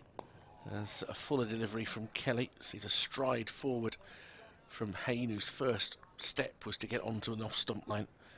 And he pushes it to Keogh at short mid-wicket. End of the over. 245 for 3 Warwickshire. There are 16 overs left to accrue bonus points in this match. So 3 more wickets needed for another point for Northampton. Spares 5 runs away from a second batting point. I think they'll want to get the 55 runs in the next 16 overs. That would give them a third. We're going to see Simon Kerrigan coming back into the attack. That's an interestingly swift withdrawal for Proctor. 1 for 10 from 13 overs. I mean, 5 of those runs came off the last over. He was starting to get expensive. But by his standards, that was expensive. But preserving his energy a little bit, I don't know. He's been out on the field for a large proportion this game because he batted long for his century. It was a really fine innings from Luke Proctor, whose batting style and stance is unorthodox but extremely effective, and he's in the form of his career at the moment. And he's kind of rubbed off on his bowling at the moment. Everything that he does, he's doing to a really, really high standard. He is. Yeah, a real major asset, and he's got better as he's got older in his career. There's no question. Well, Kerrigan, who has bowled some good balls, but he's also bowled a few loose ones, which Warwickshire managed to get hold of. He's bowling from the pavilion end, so Rhodes is facing. He'll have that short offside boundary, but well protected on the leg side. And this first one is just played nice and comfortably by Rhodes up to long on for a single. 247 for 3. Sorry, 246 for 3. Scoreboard had already moved on when I looked. That was quick. Well done to the former Bear Alex Thompson, who's made a 50 for Derbyshire against Worcestershire today. Made 54. Yeah. Derbyshire 455 for 7, lead by 87 in the first innings. Just a hold up as the field is set for the right-handed Hayne, who's on 87. Kerrigan in and bowls. Hayne drives, but straight back to Kerrigan, who feels both hands. The ball hit back straight at him along the floor, so easy. Kerrigan immediately back into position to bowl, and forward comes Hayne, runs it into the offside. This reminds me of going up to Edgbaston a few years ago when Kerrigan was bowling against Warwickshire in the last hour. There's this next one. He's played back. He and Gary Keady got through, I think, about 26 overs in the last hour of a match, bowling literally off one pace. This was run into the offside, and They will scamper through for a single, so Hayne moves on to 88. Warwickshire, we were commentating there, and we thought we got about 16 or 17 overs to go in the last hour. Warwickshire were hanging on for a draw, and Keegan and Kerrigan bowled these overs, and it just went on and on and on. Terrific number of overs squeezed into that time. Warwickshire did get the draw, but they placed a lot more overs than we thought. This next one is short outside the off stump, and Rhodes goes back and cuts it down to deep backwards point for a single. White does the fielding down there. At least I think that's White, because we've now got two floppies. Oh, no, it's Cobb on that Cobb side. down there. Yeah. Cobb has been in front of the Hollies for much of the time. Yeah, he's put a white sun hat on, that's why, because White had got a sun hat, so he was easy to spot. Now we've got Cobb and White. Cobb's a thicker figure, though, isn't he? He's a bulkier figure. I'm quite fancying a white Cobb now. But a bit of bacon. Yeah. That'd be nice for tea. I wouldn't mind. It's not that long since I've eaten my lunch. Get you a cheese and ham sandwich if you want one. Oof. Well, we haven't yet had one from the Benson Hedges Cup group stages in 1979 from the museum, have we? So this is from those two I had. I think were certainly preceded that by some distance. It's going to be Matt Kelly to continue. Going round the wicket to Will Rhodes, who's reached 60. It's a beautiful sunny afternoon in Edgbaston. He bowls, trying to aim towards the top of off stump. That's the line and length that he's attempting, and Rhodes can fend it off and points with his bat to say he's not going for a run. And again, grasps it in his left hand, the blade of the bat, and has a little rub at the very bottom of the bat, as if there's something there that's bothering him. Scratches away at the crease in front of off stump. Northamptonshire get through their overs fairly quickly, don't they? Fairly smart. They don't waste a lot of time, which is good. Well, I think it's been true of both teams the last couple of days. This one back of a length, and Rhodes, after the ball has gone, swings inside the line of it. Was that morning session yesterday when Warwickshire got through 34 overs? Yeah. That was quite surprising given the circumstances Well, of the considering game. there was a lot of fetching of the ball from the boundary. Yeah, it wasn't very far though. It's not very far over there. No, and halfway up the stand they were searching for it. I mean, I suppose that's fair comment. You barely have to go outside the ring in the 30 over game, in a 20 over game rather. To I looked today and I thought, I reckon I could reach the stumps with a throw from there. And then I thought, no, perhaps not. It's still too far. Underarm maybe. We don't want a shoulder injury. This is steered off his pads by Rhodes, angled into the body by the bowler, and he gets a single. 249 for 3. You feel like you should be wearing whites all the way down there in the front row watching the cricket today, because you are so close to the action. I mentioned yesterday, you certainly wouldn't want to switch off, in that you might find something landing in your lap if you. There have been that many put in that way, though. I thought there'd be more put over there. Josh Cobb could have caused mayhem if he'd have been allowed much longer, but. It's deceptive, Phil. There's been quite a few sixes in this match, and most of them, none of them have been on the other side. No, that would be a serious hit, that's for sure. I think there have been 10 sixes, something like that, as short ball is ducked under by Sam Hayne. There were 10 in the Northamptonshire innings. There have been 2 of the Warwickshire innings, one from Alex Davis and one from Will Rhodes, which was his first boundary. Took him from 3 to 9. That was a nice little clip over mid-wicket for 6 to that short boundary. But I think it's good that neither batting team has fixated on it, because you can get yourself into trouble if you're not careful. There's always going to be the odd boundary rider out there, and you don't want to find them. Not via the aerial route. Short mid-wicket and a silly mid-on here, but the ball is short and whipped round the corner by Hayne. Inside Gay, who has to chase round, and as a result they'll come through comfortably for 2, and the Warwickshire 250 comes up, so a second batting bonus point. And so another 14 overs after this to try and hasten on to make sure they get to 300. It's 251 for 3. They're also, of course, now within 200 of avoiding the follow-on And if that were to happen sometime tomorrow morning, at that point, this game, yeah. Well, actually, at that point, heavy rain might be a save for everybody. Rain, hail, locusts, pestilence. Whichever comes first would probably be a good thing, because that would be the moment at which this game was a sure thing draw. It will take Warwickshire a while to get to that point, and Northants will endeavour to avoid it. There's an appeal for LBW from a forward defensive there by Sam Hain. Kelly feels it may have struck the pad first on the way through. I don't think it did. So the pictures, when we're looking at the Warwickshire County Cricket Club feed, are just behind the play. I'm going to make way. Andrew will join you to take you through to see. He's got his glasses in repose mode at the moment, Andrew. They're right at the end of his nose, and he's looking over them in a sort of not a school teacherly way, but not like he's angry with you. It's sort of a benign school teacher appearance that he's got at the moment.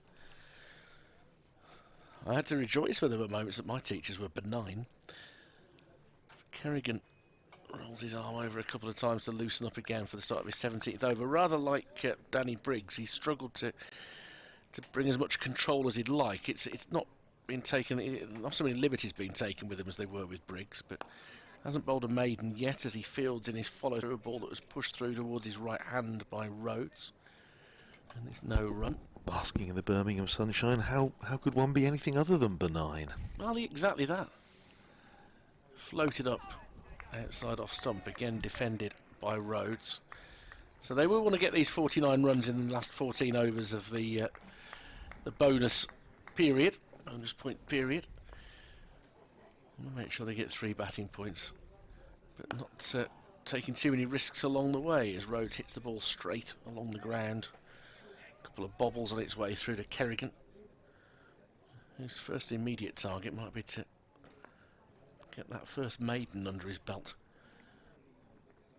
Rhodes spoils it for him with a flick wide of Gay at short leg. They're through for 1, and he's going to be called through for 2. White was in there. There was a bit of a hesitation between him and his colleague in the field, and as a result the batsman just sprinted through. Rhodes to 63, 253 for 3. That was a slightly tired moment in the field from Northamptonshire. It was, wasn't it? And still just the 1 wicket to show for their efforts today, and we're 25 minutes or so to go till tea. Yeah, a couple of balls left in the 58th over of the day. Kerrigan floats that up a long way, driven through the offside and through the gap for 4. Will Rhodes happy to squeeze that past Gareth Berg to the short boundary. He's up to 67, 257 for 3.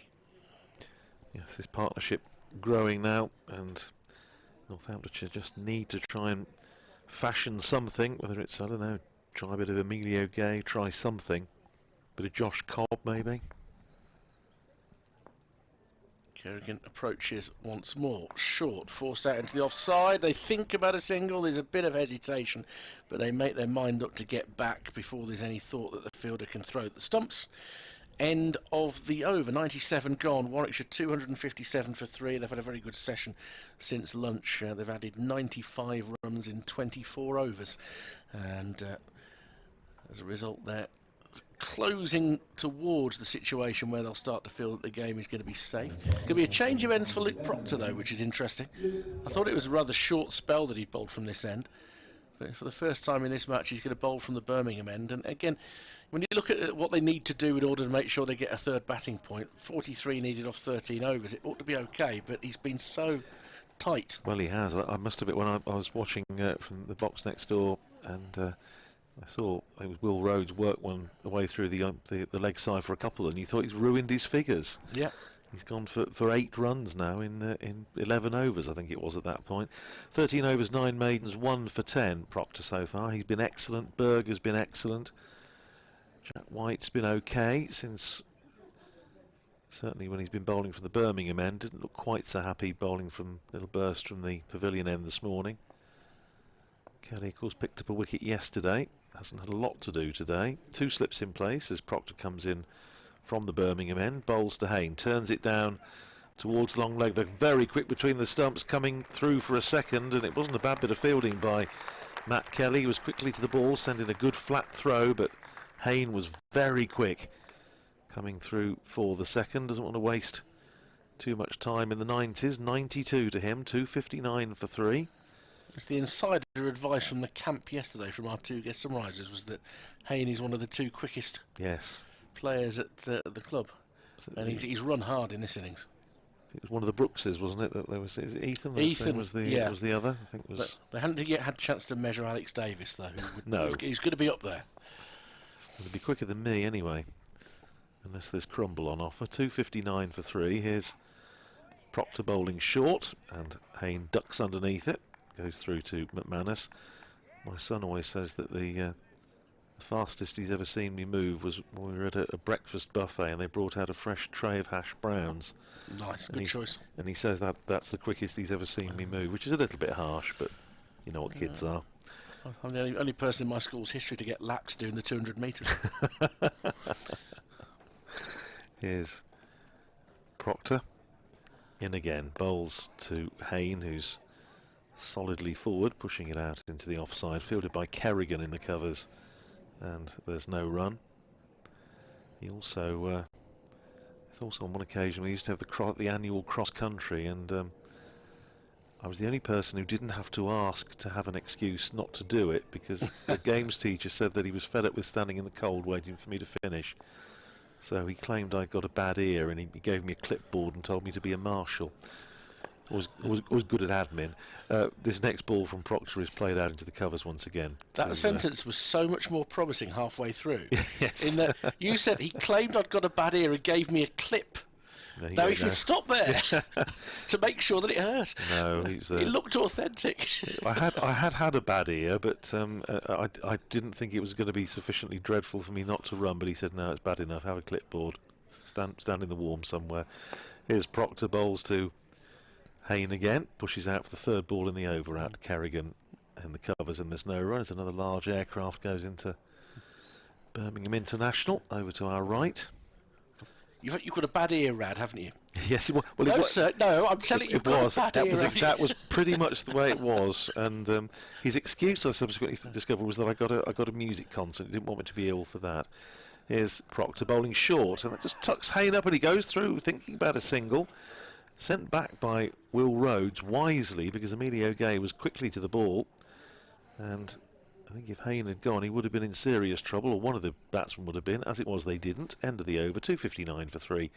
Hayne is 92, Rhodes is 67. The partnership now worth 146 for the 4th wicket, and Sam Hayne already holds jointly the 4th wicket record for Warwickshire against Northamptonshire. A little way to go, 360. With Jonathan Trott during that double 100 he made it here in Edgbaston 2014. I can reveal. If it was a wind instrument that you were going to be performing with later on, then he didn't want you out of puff. It's absolutely true. If it was a string instrument, he didn't want you bow-legged. I think I was singing, if memory serves. Oh, well, there we go. Out of puff works. Kerrigan into bowl to Rhodes, who drives him wide of the short mid-wicket up to long on, where Kelly comes in to do the fielding, and they get a single. 68 to Rhodes, 260 for 3. I don't know quite what Kelly is making of his spell in county championship cricket. So, we've talked about Nathan McAndrew here as well. There's a big adjustment to make if you're not used to the conditions at all. It's not quite happening for him at the moment. He just might need one good spell to get him going, as this is pushed off the back foot in front of point by Hayne for his 93rd run. 261 for 3, accelerates at the end. The throw was a wee bit wide. Kerrigan wasn't going to get to it, but it comes through to Luke Proctor, who's got a striped cap. There's sort of gold stripes coming out of the top from the centre. Floated up outside off stump, turned towards short mid-wicket. Denoting a Young Fields. Denoting a capped player. I see. If they're not capped, they just get the ordinary plain crimson one. And again, outside off stump, and this is drilled by Rhodes for 4, and that brings up the 150 partnership between Will Rhodes and Sam Hayne. Rhodes up to 72. They came together 113 for 3, a time when the Bears, even on this relatively straightforward surface for the batsman, could have had a wobble. The loss of Dom Sibley was a big moment potentially in this game. But these two now have steered them to a relatively strong position as they attempt to save the game on 265 for 3. That was a good hit by Rhodes, who waits for the next delivery and tucks it into the leg side. It might have been off the deck when it went past Gay, and Vasconcelos sort of flicks his arms back behind him in frustration because he thought there might have been a moment there that might have drawn a wicket. He just wants anything, something to break his way. Yeah, he's bowled 104 overs now, picked up 6 wickets to date. And the wicket again to the right-handed Hayne, who defends end of the over, 266 for 3. And is he due to finish it? He finishes at the end week? of the next match. Yes, he was. As I understand it, anyway, unless that's changed, the deal was for the first 6 county championship matches, basically. So, and with Ben Sanderson back, is there any danger they don't pick him? Well, I think there is a yeah. I think it's got to be a possibility, hasn't it? We were talking when Phil and I were on earlier that one assumes that Sanderson and Berg, they'll want to get them back into the attack for Kent. Then it's a question of how they look at the rest of the seamers. There's obviously Jack White, who's deserved a chance. Proctor's bowling pretty well. You've got Tom Taylor, who presumably will come back in the side. So maybe Taylor for Kelly. I don't know. There's all sorts of options. You've got Taylor and Sanderson coming back in. You've got to lose 2, and you'd argue that White has out-bowled Kelly. Well, I think that's not an unreasonable point. Here's Proctor starting a fresh over round the wicket to Will Rhodes, who's getting inside the line, plays it up to Emilio Gay, who's in there at short mid-wicket, and there's no run. 266 for 3. I guess Kerrigan would be vulnerable as well, depending on the surface. Depending on the surface, yeah. But at the moment, again, probably over the course of the season so far, Rob Keogh's bowled pretty well. Here's Proctor round the wicket bowls, and it's cut away by Will Rhodes down to Rob Keogh, coming in off the backward point boundary, and they're through for a single. Rhodes up to 74. And Warwickshire to 267 for 3. Another large plane going into Birmingham International. So we've got the old powerful binoculars this afternoon. You could, if the cricket was not to your liking, you could watch the planes coming in. You still get the books of markings and registration and plane registrations and this sort of thing. I remember getting those when I was a kid. When I used to be able to go to the airports and go on the observation deck. And here's Hayne facing this next ball, driven beautifully by Sam Hayne to mid-on rather, where it's very well stopped by Jack White, diving away to his left. I think if he hadn't got something on it, it would have run away for 4. It was beautifully timed by Sam Hayne. That might have been at some expense to the thumb on his left hander. Yeah, he doesn't look terribly happy with life in general. Proctor's very happy because it keeps his record of going for under a run and over. And his 15th over, 1 for 13. Here's Proctor in again, bowls to Hayne, plays defensively up to mid-wicket. Kelly comes in to field, and there's no run. Still 2 slips in. Northamptonshire, obviously, there's a lot of runs behind them. Still trailing Warwickshire by 200 or 330 runs, but they're still batting tonight, which they odds are they will be. Then you would think that anything other than a draw is going to be very hard to achieve. Here's Proctor in again, and just nips that one back into Hayne, who's playing it off the inner portion of the bat out on the onside perfectly safely. Goes out to mid-wicket where Kelly fields, and there's one more onto the total. 268 for 3. Yeah, that one's kept low, and if you weren't bowling at somebody who was 93 not out and been batting all day, that could well have been. And again, Richard, the odd one has done that almost from the word go, almost on the first day. The odd one has just kept a little bit low, has just died in the pitch a bit, but nothing to incommode the batsman that much. Next ball is pushed out into the offside by Will Rhodes just dropped down towards point, and there's an easy single on offer, which they take, and Rhodes keeps the bowling. 269 for 3 at the end of the over. Rhodes is 75, Hayne is 94, and these two have now put on 156 for the 4th wicket. Last time I looked, Joe Root was in the 90s. He's still on 99. I've had the scorecard open for the last... 100, there we go. For the last 15 minutes, I was about to say he's got to 100. And the last 2 runs have taken a long time, but 100 not out for Yorkshire in the War of the Roses.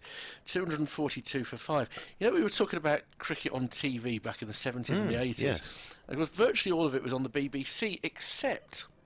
The Roses match. The Roses match. Used to be on ITV, Used to be on ITV, but you tended only to see 2 hours in the afternoon round the country. Right, I think they had more of it on Yorkshire TV in Granada, but you used to get the afternoon session. Yeah, no, I do networked. remember that. Gerald Sinstadt used to do some of the commentary. I think Mike Carey did some commentary on that as well, if I remember rightly. Kerrigan to continue from the pavilion end. Bowling to Will Rhodes, who defends at Gloucestershire in real trouble. They're 50 for 4 following on against Somerset. Still trailing by 354 runs. The good news for English cricket is that Craig Overton, having got off with an injury earlier, has bowled and taken a wicket in the second innings.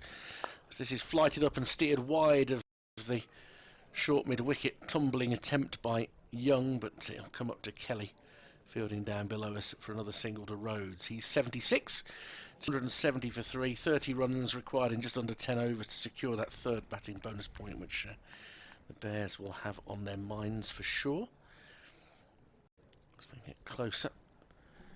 Follow on not far away, you would fancy at Beckenham, where Kent at 224 for 8, still 447 runs behind.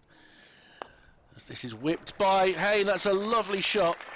He turned it into a half volley on his pads, and although it's quite a strong field on the leg side, he steered it in between the straight mid-wicket and the mid-on for 4. He's to 98, Sam Hayne. 274 for 3. It's been a very well-organised innings, this, from Hayne. As he waits on the back foot, guides it out into the offside, goes to 99. 275 for 3. Just come in with the right attitude this morning. Played very, very cautiously for the first hour.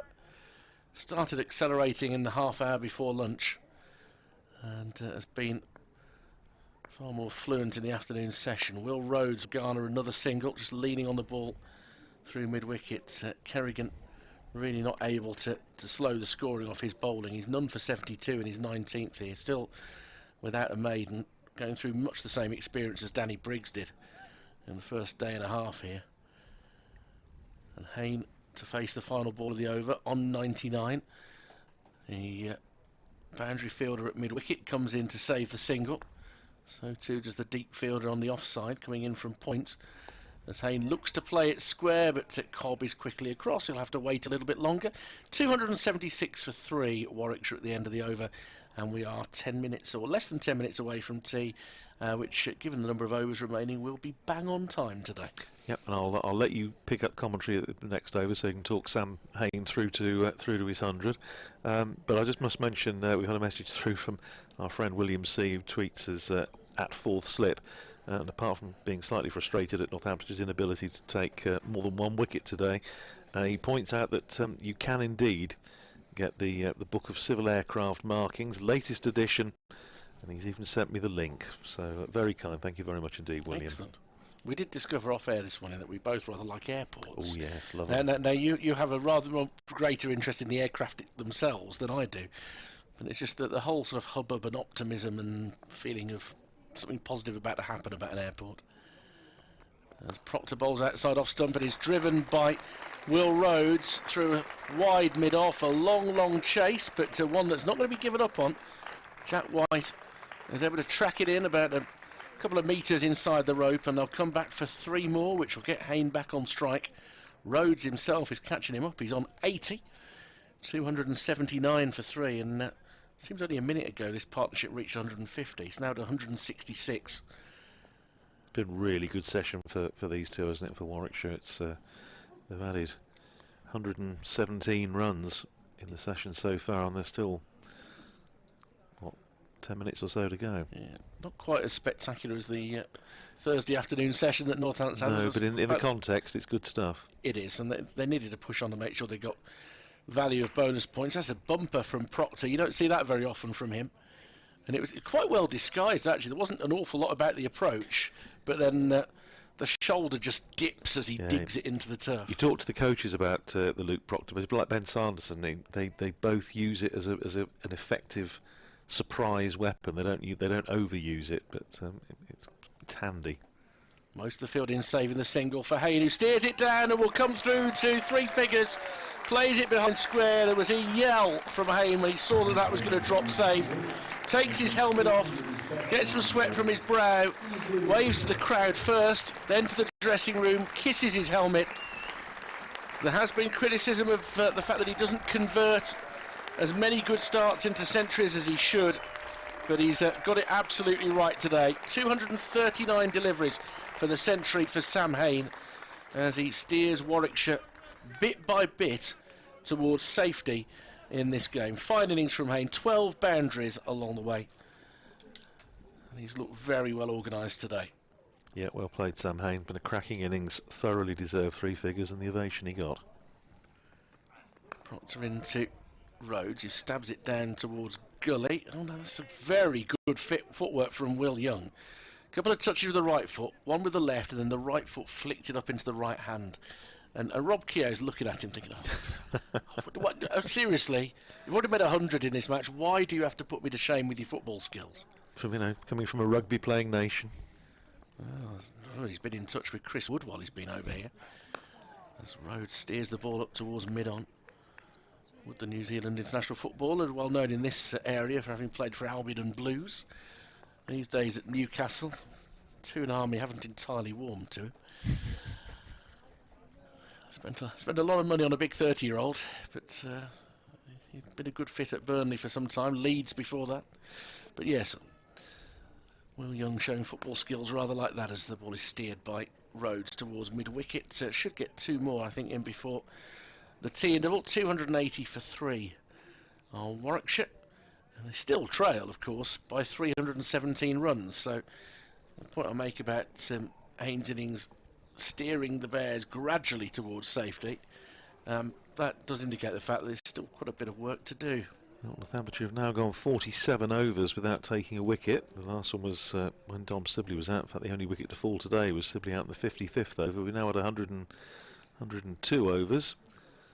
33 left in the day, so this will be the last of the stipulated overs, if you like. But as Richard was saying, we're well up with the clock, so there's going to be, I would think, probably 2 more before tea. And Simon Kerrigan into his 20th over, no wicket for 72, and surprisingly no maidens. It's very unusual for Kerrigan.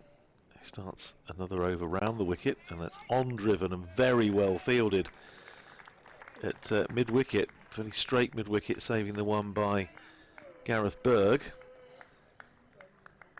I hate to labour the point about him being 41, but that's a super bit of fielding at just before tea. The side have gone 47 overs without taking a wicket. Pushed out into the covers, the next ball by Sam Hayne, and converged upon by Jack White and Will Young. Rob Keogh is now going through the full warming up repertoire down on the cover boundary, so maybe he's going to bowl the last over before tea. Is Kerrigan in again, bowls to Hayne, who's right forward to that, getting to the pitch, smelling the ball, head over it, pushing it up to extra cover where it's fielded there by Will Young. Just the field, I thought I was going to change the field. In fact, he's just having a chat with Gareth Berg, Simon Kerrigan, so Berg offering a piece of advice about something. Here's Kerrigan in again, driven straight back to the bowler by Hayne, very well fielded off his own bowling by Kerrigan. Curious that Kerrigan's approaching from this side of the stumps to bowl left arm round. Yes, it's rather than coming in front of the umpire. It looks ungainly, doesn't it? He's bowling again to Hayne, who again is smothering it, pushing it up to short extra, fielded by Will Young, so 1 ball away from what would be his first maiden of the innings. And here is Kerrigan, and that's driven. And it's not going to be a maiden over because it beats the dive of Will Young in there at short extra, and it goes out to Matt Kelly making ground round from mid-off. So they're able to come through for a single. So Sam Hain not only picks up a run, but he nicks the bowling off his captain as well. 101 to Hain, 80 to Rhodes, and Warwickshire 281 for 3. So still 316 runs behind. Certainly going to be 1 over to go. I think probably only the 1 over to go before tea, and it is going to be Rob Keogh to bowl it. So the 12th first-class 100 that for Sam Hain. Surprising. You know, yeah, the feeling is he should have more. I think the feeling himself is that he should have more. It's his 100th first-class match. He's got 30 other half-centuries, so his conversion rate is 1 in 4, and you want it to be nearer 1 in 2.5, really. Average is 45 in first-class cricket, so he gets a lot of starts. So that's a very healthy average for just 1200s, isn't it? So yeah. It's surprising. And a very good first-class average for a player who's not played international cricket. It's, I spoke to him in the pre-season training day, and he's very, very conscious of it. There was a lag of 3 years at one point without 100, then he got 2 in a game at Southampton against Hampshire in a match where the Bears batted very well to save a game that they were behind in for quite a long time, and Irene Donald had produced an extraordinary innings on the first day of that game, and yeah, I think he will feel that he should be getting 4 or 5 championship hundreds a season. Yeah, it's good enough player to do that comfortably. So we're going to be an over ahead by the time we get to the tea interval, which has almost arrived in the length of time it's taken Rob Keogh to get ready to start this new over. And Hain adventures down the pitch a little bit and almost yorks himself. Comes off the toe end of the bat, which he now investigates, and rolled gently through to Keogh. His 4 maidens in his 11 overs might make Kerrigan jealous. He's left alone outside off stump, and then the bails whipped off rather unnecessarily, I have to say, from Lewis McManus, because the feet of Sam Hain never left the inside part of the crease. Been tidy though, McManus, by and large today. Seems to relish standing up to the stumps. Keogh has turned that one down the leg side, and there's an didn't get that right. Groans at himself, Keogh. Yeah, it's pitched in line with leg stump, and then it might have hit a foothold. It's gone down. McManus had devil of a job to try and control that. He's tried to bowl a medium pacer here. He's dragged it down. It's steered up to long on by Hain. He's 102, 282 for 3, 120 runs in the session. We're going to have had 31 overs in the session.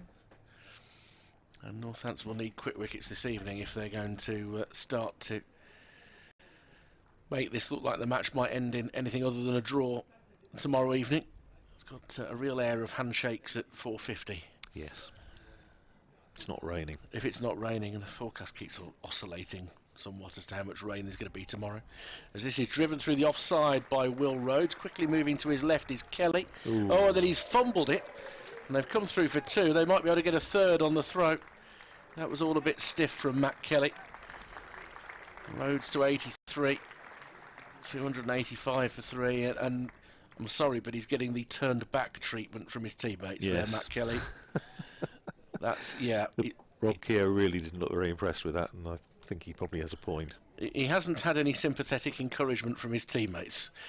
So the final ball of the session is defended by Sam Hain. So after 2 days utterly dominated by Northamptonshire, Warwickshire have come back with 2 good sessions with the bat today. And bear in mind, they began the day on 88 for 2. They've reached tea on 285 for 3 after 104 overs. Sam Hain with his first century of the season. He goes in at the interval on 102. His captain Will Rhodes has provided excellent support. He's on 83. A stand so far worth 172 for the 4th wicket, as Warwickshire trail now by 312 runs on 285 for 3. Andrew, Phil and myself will be back with you at around 4 o'clock for the final session of the day on a beautiful afternoon at Edgbaston. So Warwickshire going in, and a good round of applause as well from the Northants players who wait for Sam Hain to reach the pavilion steps with his unbeaten century. Warwickshire 285 for 3.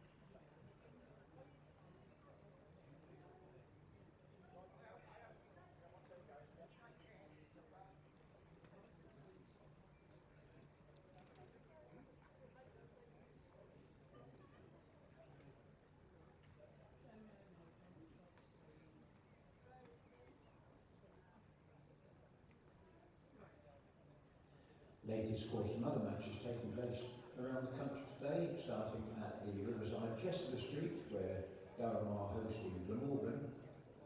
Durham in their first innings were dismissed for 311, and in reply Glamorgan scored 365. In their second innings, Durham are currently 223 for 7, a lead of 169. In the Roses match, Lancashire declared their first innings closed on 566 for 9. In reply, Yorkshire are currently on 251 for 5. Yorkshire trail by 315 runs. At the Unique Stadium, Bristol, the match between Gloucestershire and Somerset. Somerset declared their first innings closed on 591 for 7. Gloucestershire in reply were dismissed for 186, and in their second innings are currently 74 for 4. At Lords, the match between Middlesex and Nottinghamshire. Nottinghamshire in their first innings were dismissed for 415, and in reply, Middlesex were dismissed for 195. In their second innings, Nottinghamshire have just declared it closed on 295 for 5.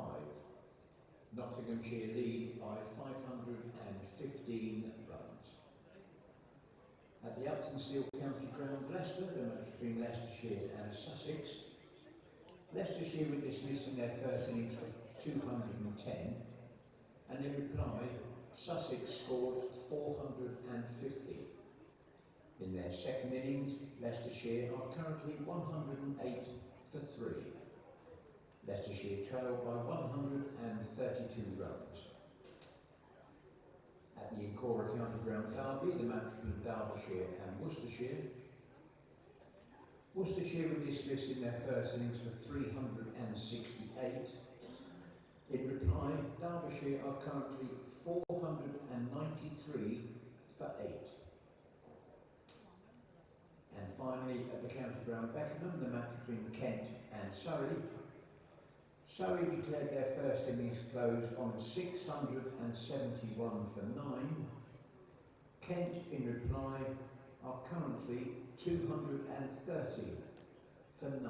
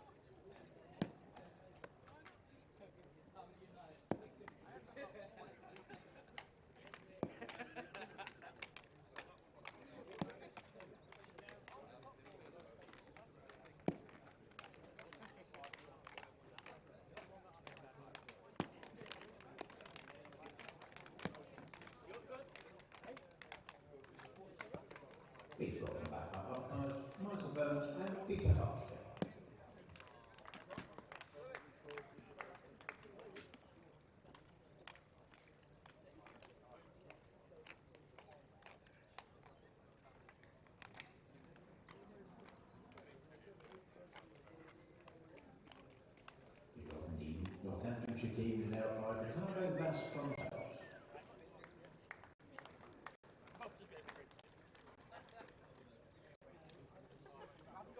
Welcome to the knockout Warwickshire Sam Payne, and to face the first ball of the evening session, Will Rhodes.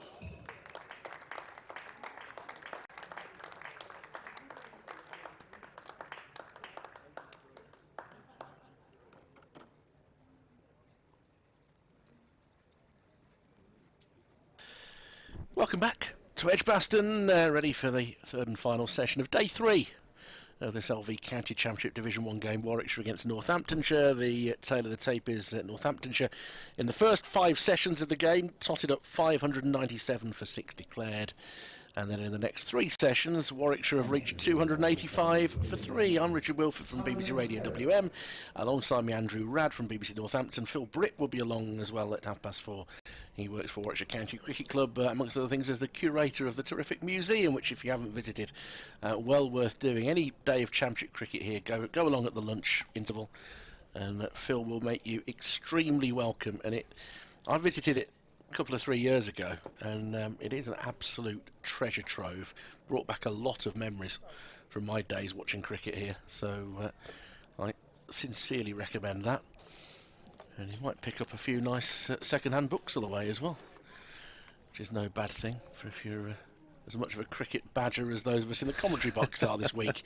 I felt I've had to earn my my honours really alongside you, Andrew, because your love of the game is so well.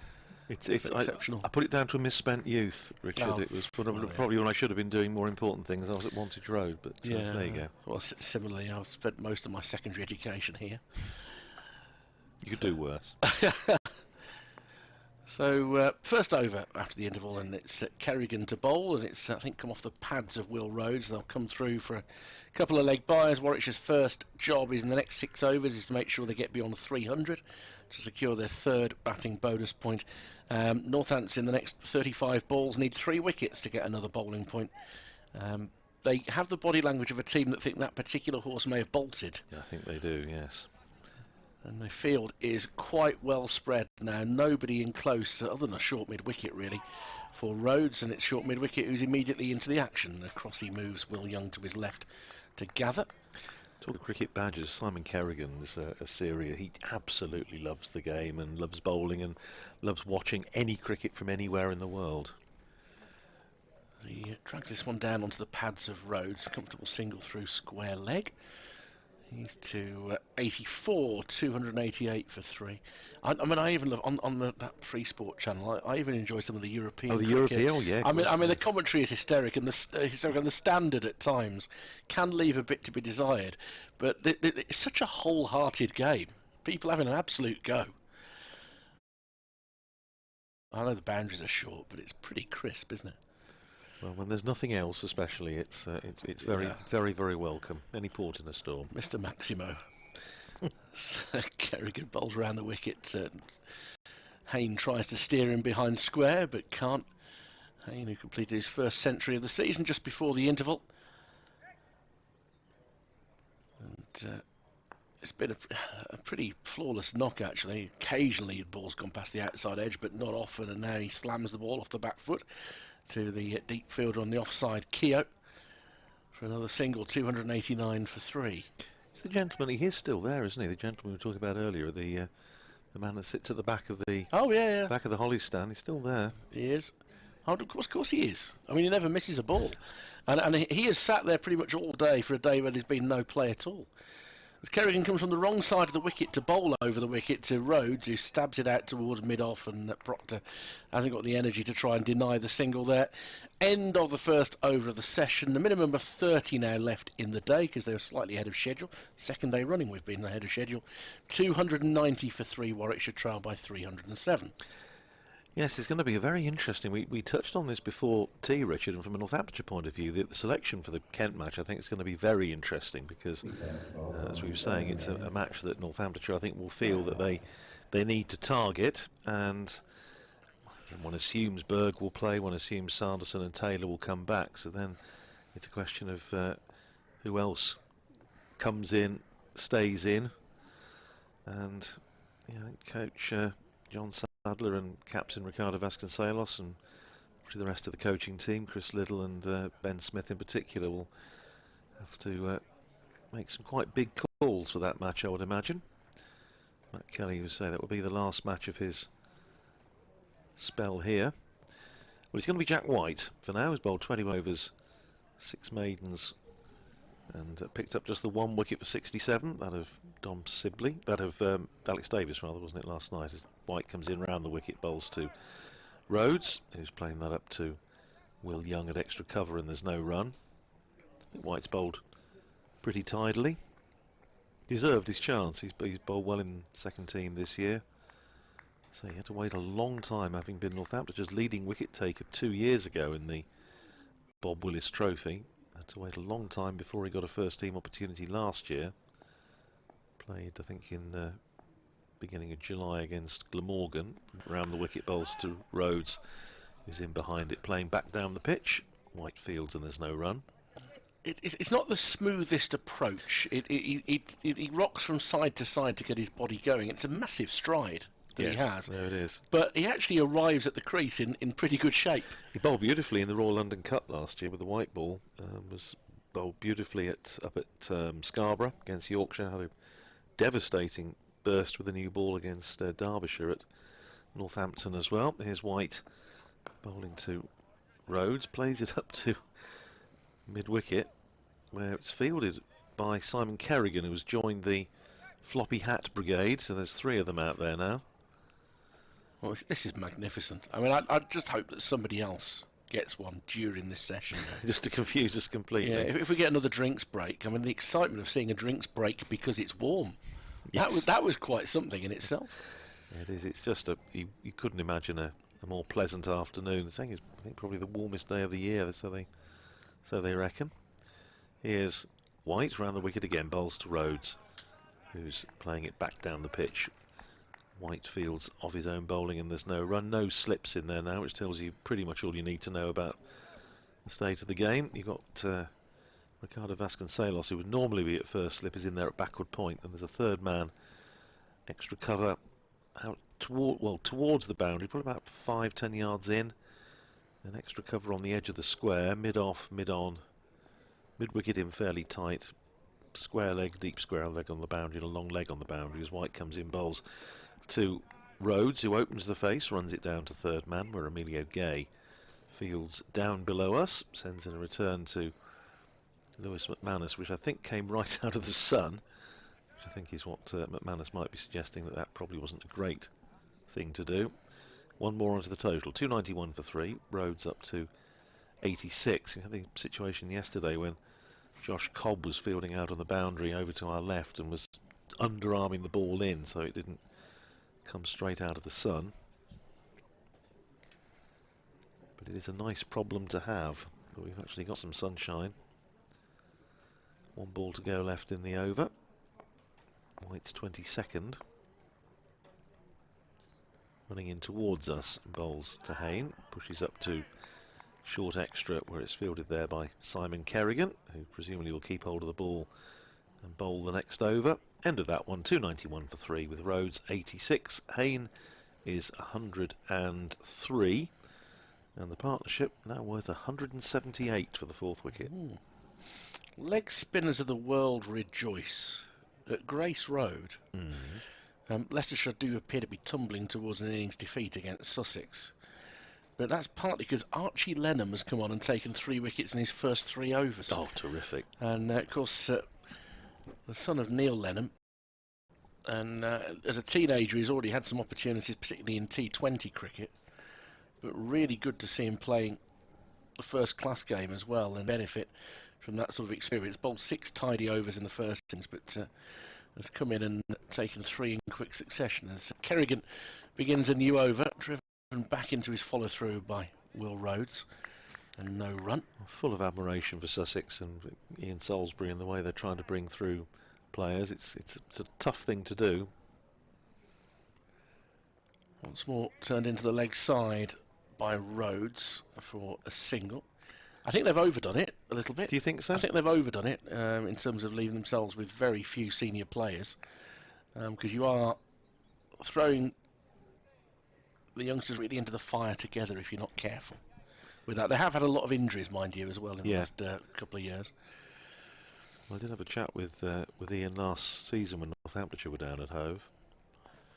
Around the wicket comes Kerrigan, driven into the offside for a comfortable single. Across comes the Aussie Kelly to do the fielding, 293 for 3. Him being a Northampton boy, we did play a bit of cricket together many years ago, and he was saying he just hoped he was given time to bring the players through. Once more in, Kerrigan forced off the back foot, back to the bowler by Rhodes. Of course, they signed Stephen Finn for this season, and after starting well, he's picked up an injury. But they look like they're going to get a win today. And you know, in Division 2, that goes a long way to helping a coach buy some time. Jabbing down onto a good delivery is Rhodes, oohs and ahs, and quite rightly so. Good delivery that from Simon Kerrigan, and I think he did catch one of the follow-throughs. Nice length, angled back in towards the off stump by the spin. Had to react quickly. Did Rhodes, who then turns a short single into the leg side. No more than 15 yards that ball travelled as they come through for another run. 88 to Rhodes, 294 for 3 at Warwickshire. Yes, Kent had just been bowled out down at Beckenham. 230 all out, replying to that vast Surrey total of 671 for 9. Will Jacks finishing with 4 for 65. Jamie Overton 3 for 33. One assumes Surrey would enforce the follow-on, but I don't know that confirmed as yet. But I'd be very surprised if they don't. Only 4 sessions left, so I'd be very surprised if they don't. Yorkshire 251 for 5 against Lancashire in the Roses match up at Headingley, with Joe Root 108 not out, Harry Duke on 29. They've built a pretty solid partnership, but I imagine that's where the column inches will be going tomorrow morning. Almost certainly. And it's the amusing tale of Luke Fletcher this week. Oh yes, having made a 50 at number 11, followed by a 50 batting at number 1 as a night watchman, he's now got Mark Stoneman with the first ball of the Middlesex second innings. So he's having himself a week. Isn't he just? Here's Will Rhodes facing this ball from Jack White at the start of another over, and he runs it down to backward point where Vasconcelos has to come round to field. So there's another single, 295 for 3. So Warwickshire just 5 runs away from a third batting bonus point. They've got this over and 2 more. And as Richard was saying, Northamptonshire need to try and pick up 3 wickets from somewhere if they're going to get a second bowling bonus point, which would rather contradict the flow of the game. It's probably fair to say, were that to happen. Yeah, 1 all on bowling points feels like it's going to be about right. Yeah. Here's White in again, bowls to Hayne, who plays it back down the pitch for White to field in the snow run. Meanwhile, Gloucestershire continue to subside in the West Country derby at Bristol. They're now 74 for 5 following on, and I think they may have to bat a man short as well with Van Buren injured with a shoulder injury. So they're still 331 behind. So that doesn't look particularly good for the glorious Gloucesters today. Here's Jack White in his 23rd over and bowls to Hayne. Good ball, just arrowing in on off stump, and Hayne having to treat it with respect and does so, plays it out into the covers where it's fielded by Kerrigan, and there's no run. Leicestershire 108 for 4 as Richard mentioned at Grace Road in their second innings, still 132 behind. At Derby, Derbyshire 512 for 8 against Worcestershire, so Derbyshire 144 ahead. At Chester Street, Durham 226 for 8, so they're 172 ahead, but 8 wickets down as White comes in, bowls to Hayne, plays it defensively back down the pitch. That could be a good finish. For White to field, it could be an interesting one, couldn't it? If they could get up to, somehow get it up towards 200, it could be an interesting 4th innings. And at Lords, Nottinghamshire have declared in their second innings on 295 for 5, leaving Middlesex a mere 502 to win, and as Richard mentioned, they've already lost a wicket first ball of the innings, 0 for 1. And that performance of Fletcher with the bat, as White comes in, bowls, and Hayne trying to give himself room to cut that away through the covers, doesn't time it at all, and it just rolls out to Kerrigan at extra cover and there's no run, stays at 295 for 3. It has been confirmed that performance of Luke Fletcher's in scoring a 50 at number 11 and a 50 at number 1 in the same match is a record. Oh, I'm good at spotting records Very this good. week. I'll tell you what, you're on fire, Richard. So I predicted the Surrey thing yesterday, didn't I? The highest score without a century.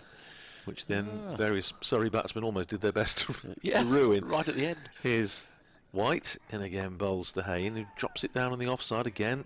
Can't beat Kerrigan in their short extra. And that's the end of another over. 295 for 3, 108 gone, so 12 balls, in which Warwickshire need to score 5 runs to get another point. 295 for 3 it is, with Hayne on 104 and Will Rhodes on 89. You can't see those of us who love this game, and we wouldn't be sat here if we didn't, and you wouldn't be sat watching us on the Warwickshire feed or listening to us on the BBC Cricket feed if you didn't love this game. It's those statistical curiosities. They're up there with Ollie Hannon-Dolby's 67 balls for his first run against Surrey earlier in the summer.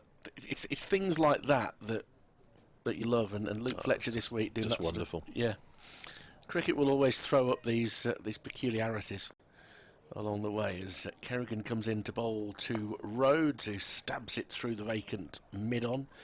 Up from the boundary comes Emilio Gay, who's fielding down in front of us today, and an underarm throw from Gay. Back to the bowler, 296 for 3, 90 now to Will Rhodes,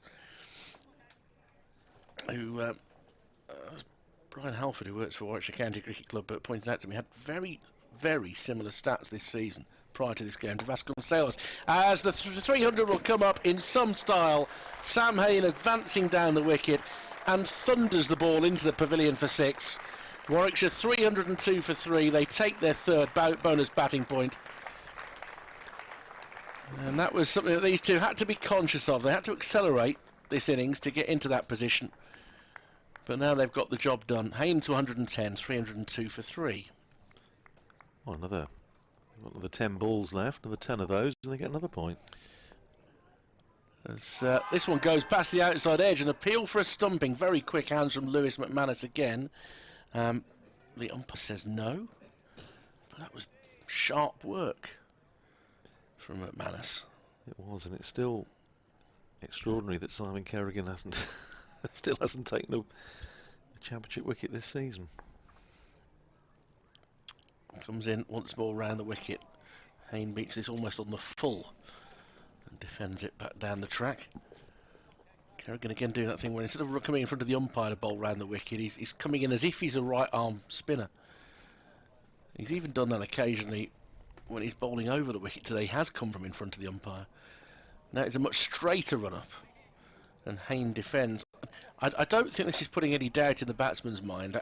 More to me, it smacks of somebody who's just striving to find anything. I think it's a good point. I just wonder if it's confusing him rather than the batsman. Yeah, that's left alone outside off stump. End of the over. So in terms of bonus points, there's only one over left, and other than a hat trick in this over, well, more or less, then the bonus points is going to be closed at this point with 6 for the visitors Northamptonshire, thanks to the fact they got to 400 in their 110 overs, and 4 to Warwickshire. The feeling is that the rest of the points from here are going to be all for a draw. All for a draw. 14-12, thank you very much. The only other result available, of course, would be a Northamptonshire victory. Yeah, well, it is, but I think it's going to take something fairly extraordinary from here. Warwickshire still trail by 295, so they still need another, 146 to avoid the follow-on, but 7 wickets in hand and just nothing. It doesn't look like anything happening at the moment. So 1 wicket has fallen today, and that was before lunch. Dom Sibley out in the 55th over, so these two have been together 54 overs. White starts a fresh over round the wicket, bowling to Rhodes, plays it out to mid-wicket. Kerrigan field shies at the stumps at the non-striker's end with Sam Hayne a little way down. Didn't hit the stumps. I think even if he had done, Hayne would have been home. Fortunately for Northampton's point of view, Matt Kelly was there backing up, and Rob Keogh congratulates him on that. Field changing now with Will Young coming in off the cover boundary into backward point, I think, and it looks as though Emilio Gay is going to be sent out to do the boundary sweeping role. Now where's Will Young going? He's going in at a sort of short gully. Very close. That's almost in helmet territory, I would suggest. Round the wicket comes White, on driven by Rhodes, up to mid-on, where Berg fields and there's no run. Yeah, it is tight, isn't it? That is very close. Again, if it's one of those that if the batsman really gets hold of it, you've got no time to react. So the lack of pace in the wicket might help from that point of view, but nonetheless. Well, there must be a plan. They must have thought that there's a reason to do it, other than just putting some doubt maybe in the batsman's mind. Here's White, and that's clipped away by Will Rhodes in imperious fashion. Just dismissed that from his presence. 1-2 bounces over the rope at mid-wicket for 4.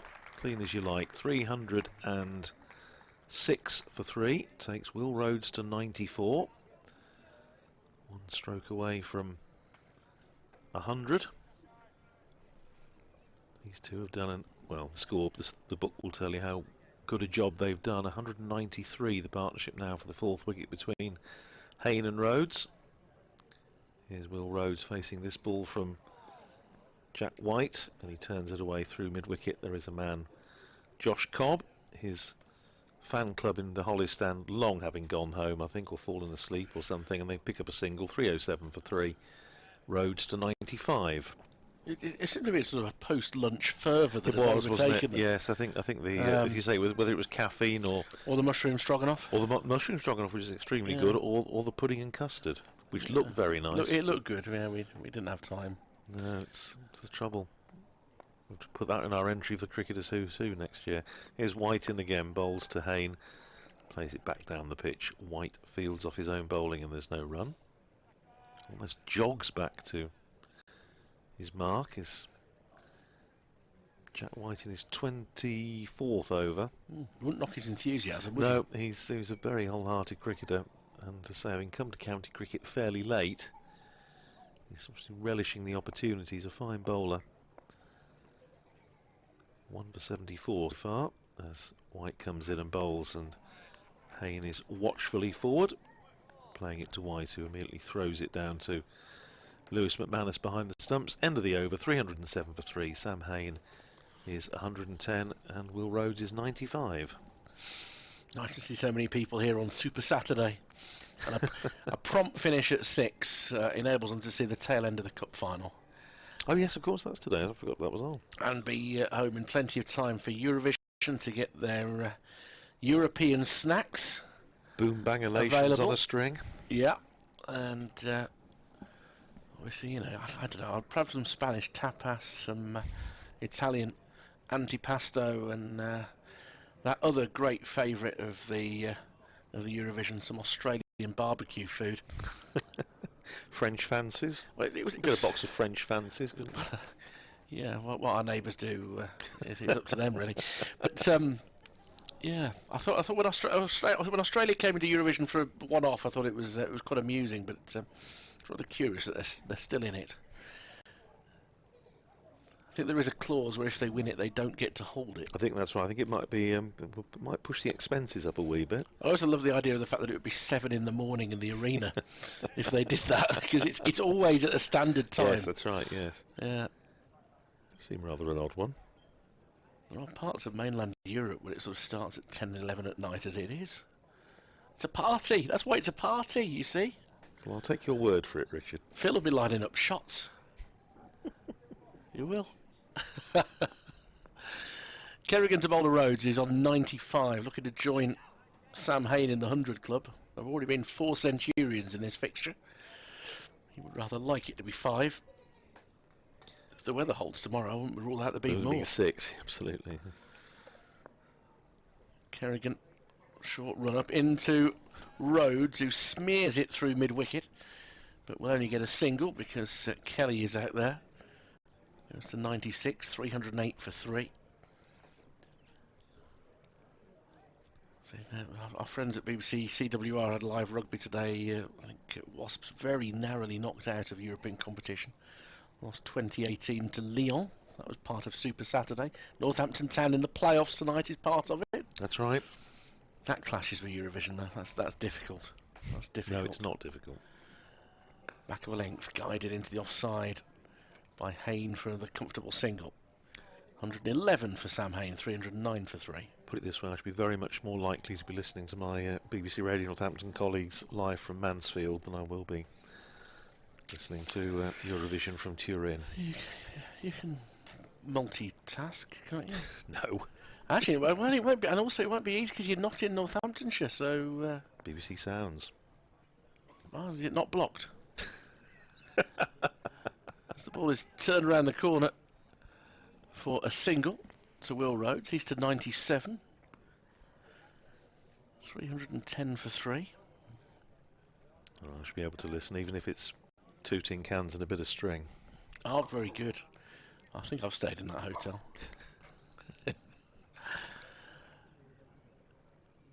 Hayne back on strike, and it's just ticking over until that point where Warwickshire end up at some point at 448 and follow-ons averted as Hayne again just pushes the ball out in the offside for a single. 311 for 3. He's 112. Will Rhodes try and reach 3 figures this over? Last century was in the Bob Willis Trophy at Lords against Lancashire, which I think was his only 100 of last season. He will love it if he can get there today. This one, that'll be his 98th run as he turns it round the corner behind square for a single. End of the over. Kerrigan, none for 91, standing at the moment, without a championship wicket, as you pointed out this season. 312 for 3. And Ricardo Vasconcelos is probably going to have to get a little bit creative in this session, I think. Well, he's going to have to do something. I'm thinking about perhaps maybe giving Josh Cobb an over. Emilio Gay's has previous when it comes to breaking partnerships. Dismissed Tom Lace this year, breaking an important partnership in the game against Gloucestershire. Last year, in similar circumstances, got Jack Leaning out for Rick Kent, who's putting together a big stand with Joe Denley, I think, if I remember rightly. So, he can do it. He has done it, but at the moment, it's just gone very flat, hasn't it? Talk him through, Richard. See if I can. Managed it once today. Let's see if we can do a second. As round the wicket comes White, and he beats him outside off stump. That's an absolute beauty. Where's that come from? That's exactly what I was going to say. Where has that come from? And that's a batsman who's very well set on 98. Credit to Jack White, who was running hard every single over that he's bowled in this match. Yeah, you can never ever fault Jack White for lack of effort, ever. He decided that he's a cross between Paul Smith and Mike Hendricks in terms of physical appearance against style of run. And he's in once more to bowl to Rhodes. Turns it off his hip. There will certainly be one. Will there be two? The boundary is quite short on this side, so they'll have to settle for a single as it's hurled in by Josh Cobb, bail high. And that is the 200 partnership between Sam Hayne and Will Rhodes. They've achieved that in 56.5 overs, so at a good pace, in fairness. And they've taken Warwickshire from a potentially precarious position at midday on 113 for 3 to one of relative safety on 313 for 3. No, it's been terrific stuff, and well, who's to say they won't break the record of 360 for this wicket? Well, White will try and prove that. He's appealing for LBW, but the ball was arrowing down wide of leg stump, and it will be a leg bye for a moment. I thought the umpire wasn't going to signal, but a leg bye. 314 for 3. Hayne and Trott at Edgbaston in 2014. Yeah, that was Sam Hayne's big breakthrough year. The plane going into Birmingham International. At that point as well, I mean, Sam Hayne's batting in 2014 was that of a Jonathan Trott tribute act in the mannerisms, the style, the appearance, and of course Jonathan Trott now the batting coach here as well, so quite fitting that he should make 100 against Northampton today as Rhodes guides the ball up towards wide mid-on. There's no run. A couple of balls left in this over to see if he can push through to 3 figures before Phil Britt is due back as well. So On day 1, we saw centuries for Vasconcelos and Young. On day 2, for Proctor. On day 3, for Sam Hain. Will Rhodes remains poised on 99, having played and missed once in this over. And the wicket comes White once more, and he's gone. He's taken an edge, and it's gone through to the wicket keeper. And Jack White gets his reward for what had been a very, very good over, putting pressure on the batsman. And Rhodes, rather disconsolately, will trudge back, gone for 99, with Warwickshire now 314 for 4. Well, you've got to feel for Will Rhodes, who's done a cracking job with Sam Hain, a partnership of 201 for the 4th wicket, and, well, deserved 100. But that said, as you say, Jack White has really run in, found something from somewhere earlier on in the over, and let's just listen to the applause of the Warwickshire crowd for the captain, Will Rhodes. There's a mixture of appreciation and sympathy you can hear there. But it's a 2nd wicket of the day for Northamptonshire, 314 for 4. And yeah, well, again, you've got to give Jack White a huge amount of credit because, as Richard described, he beat that earlier on in the over and then gets the edge. Lewis McManus gratefully accepting the chance. And, well, I don't think you wouldn't say there's an end open exactly because you've got Matt Lamb coming out now. But it's just given Northamptonshire a glimmer of hope of maybe being in a position to enforce the follow-on. 4 down now. Still need another 134 Warwickshire to avoid the prospect of being asked to follow on. But, well, as I say, they've just given themselves a little bit of a sniff. Matt Lamb coming out to the crease to join Sam Hain. So I shall make way now. So if you finish the over and then do the next one, and Yep. Phil will sidle into position to rejoin you.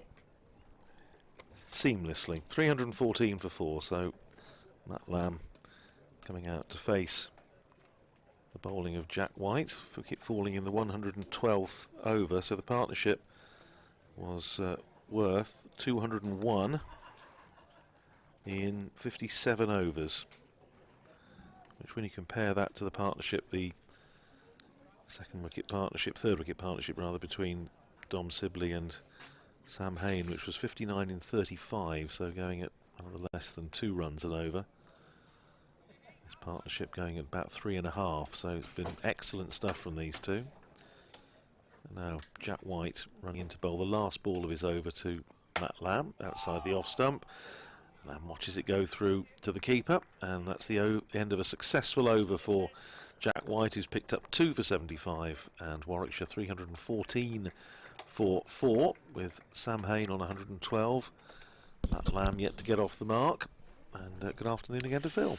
Good afternoon, Andrew. Afternoon, everybody. I just feel a little sorry there for Will Rhodes. Always do when somebody just misses out on a century. Well, I know Rob Keogh was out for 99 in the long run chase against Surrey last year at the county ground in Northampton, and was talking to him afterwards. Northamptonshire won the game, so he felt that he'd done his bit, but he was very disappointed. He pointed out the fact that he'd never actually been out for 99 in any type of cricket, schools, age group, whatever. He said he'd never been out for 99 before, so I suppose it's part of the learning process, isn't it? Here's Simon Kerrigan about to start his 25th over. No wicket for 91 so far. And here is Kerrigan bowling round the wicket to Hain, who pushes it out into the covers, fielded by Will Young, and there's no run. I found it remarkable that he hadn't taken a wicket all season. Yeah, Simon Cameron, he hasn't bowled that. This is his, I think, 68th over of the season, and that ball just tucking up Hain a little bit. He was trying to give himself a little bit of room and run it down through backward point down towards third man. Just probably the arm ball, and just tucked him up a little bit. Here's Kerrigan, managed to drop the ball. He'll have another go. Round the wicket again comes Kerrigan, bowls to Sam Hain, plays it out to mid-wicket, fielded by Rob Keogh, and you can see there's just a little bit of a spring in the collective Northamptonshire step. They've gone, let's say, 57 overs without taking a wicket, finally nipped one out, and now suddenly there's a bit more of a fizz out there. Flighted up by Kerrigan, driven.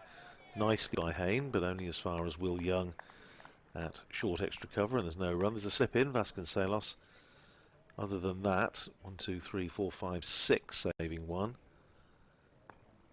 As Kerrigan comes in, bowls again to Hayne, who's defensively forward, playing it back down the pitch for Kerrigan to field, and there's no run. He bowled 43 overs in the 2 matches he'd played coming into today. But remarkable delivery in that last over, there 2 of them. Kerrigan bowling again to Hayne, who plays it out to backward point, where it's fielded there by Jack White, who immediately takes off his floppy hat and his sweater, hands it over to the umpire. He's going to start the next over. 3:14 for 4.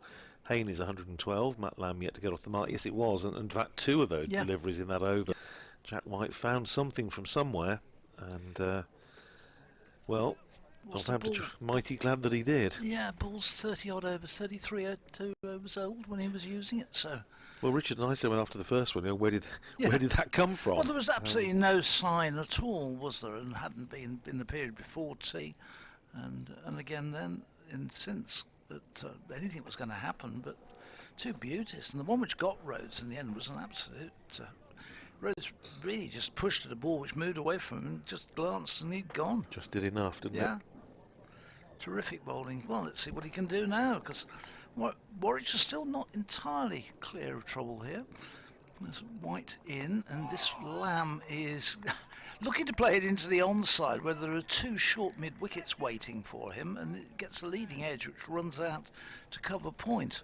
Not at all where he was looking to play the shot. He was looking to play it into that onside, but again got the leading edge and ran away. So just at the moment, White particularly making things happen, and I wonder whether it might just encourage a change in the bowling at this end. Perhaps give Proctor another go. Possibly, yeah, will make sense. Here comes White in, but Lamb this time gets some width from White and takes full advantage, opens the shoulders, cuts it away, and the field just waits as the ball crashes past them. Matt Lamb is one of those that if the ball is there, he will hit it, and he's had a very successful season so far. Missed the last game with injury, but so far this season he's looked to be in good touch. As White comes in, bowls, Lamb is defending this back up the wicket, and there's no run. He's already got 1 century this season, so he will feel on a similar wicket to the one he got his century on, that he's got plenty of time.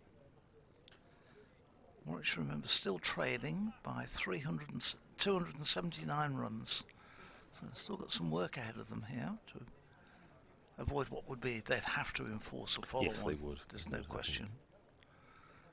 White in bowls, and this is driven back into the ground and following through. White does the fielding. Yes, another 130 needed. I don't like to say Bracknell, your local side in the National League North, are a goal down to York City, and Brackley, yes. Brackley, not Bracknell, Brackley, and they were 21 points between those sides in the table. Yes, that's disappointing. I haven't been following that, but that's disappointing. Yeah, let's hope they've got time to get back level. I like that ground. I've photographed there. St James Park. A very friendly bunch there as well. This one, Lamb goes for a shot, hitting it over the top, opened himself wide, and in the end, that ball races down to the boundary off a thick inside edge, bottom edge, which narrowly avoids his leg stump and scoots back down below us to the fine leg boundary. He was looking to lift it over mid-on, down to the long-on boundary, but was nowhere near the shot. He was through it long before the ball, and it caught the bottom edge and could easily have gone into his stumps or anywhere. So having talked him up, he did his best to get him. Yeah, it was an interesting choice of stroke. 3:22 for 4. Lamb moves on to 8, and he won't mind which way the boundaries come in the book. This one he works away through on the side, through backwards square leg for a single. That's all it'll be. The ball returned into McManus. End of the over, so Lamb keeps the strike. He's moved quickly on to 9. Warwickshire on to 323 for 4, but again, an over not without some form of concern. Gareth Berg is back on the field. He just popped off, and Ben Curran was on the field deputising, but Ben Curran is now wandered off. Seen quite a bit of two substitute fielders today. Freddie Heldrick and Ben Curran have been much in evidence. Absolutely. Unsurprisingly, I can tell you that Surrey have enforced the follow-on against Kent at Beckenham.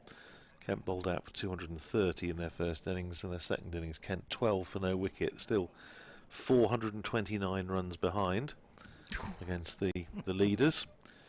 At Headingley in the Roses match, Yorkshire moved on to 270 for 5 against Lancashire, with Joe Root 121 not out.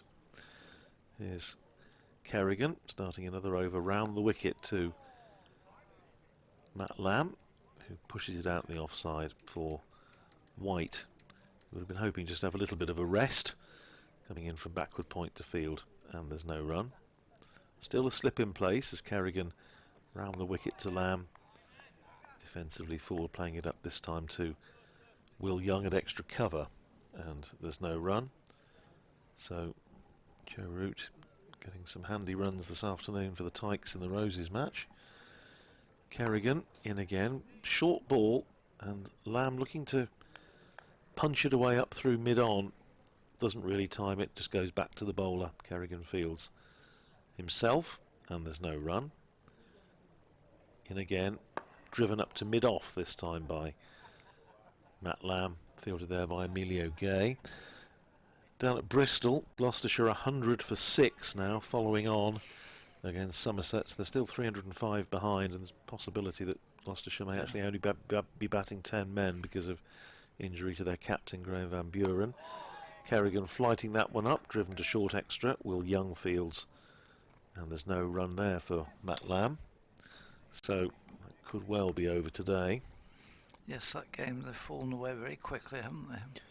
Kerrigan in again, and well, it's left alone by Matt Lamb. Just a little bit of bounce and just a hint of turn. Well taken by Lewis McManus. End of the over, 323 for 4. Hayne is 112, Lamb is 9. In Division 2, Derbyshire grinding on, 544 for 8 against Worcestershire at Derby, so Derbyshire 176 ahead. Durham 244 for 9 at Riverside against Glamorgan, so Durham effectively 190 for 9. That could be a very interesting last day. Leicestershire 140 for 4 in their second innings against Sussex at Grace Road, still 100 behind. And Middlesex set 516 to win against Nottinghamshire at Lords, a 9 for 2. Both of those wickets to Luke Fletcher. Yep, so he's made a pretty good start to what's been a memorable, indeed record-breaking day. Yes, I heard you say that to Richard, and my question is, how would anybody be able to find that piece of information that quickly? That was an Andrew Sampson special. He tends to know these things. And Matt Kelly back into the attack. White out, and the first ball goes past Sam Haynes' nose through to the keeper. Not a huge amount of pace there, but got a bit of bounce through from it. Amazing what you can do with a database these days. Well, isn't it is, but is that just in Championship cricket, or is that in all, any first class? All first class cricket, apparently. I mean, I was trying to think of circumstances. I do remember reading about one or two issues where, way back, and we're going back into the 30s, 40s. If a side followed on, just to keep the game moving, they would keep the same two batsmen in. Yeah. This next one is played back again by Hayne, gently into the onside. Because was it not the case? I think it was first season after the war, 1946. I seem to remember that it was Peter Judge playing for, I think, Worcestershire against the Indian tourists, was out 2 consecutive balls in the match because he was out last ball of the first innings. They followed on. He stayed in and opened the second innings. Was out first ball. I seem to remember that being the case. If I can find it.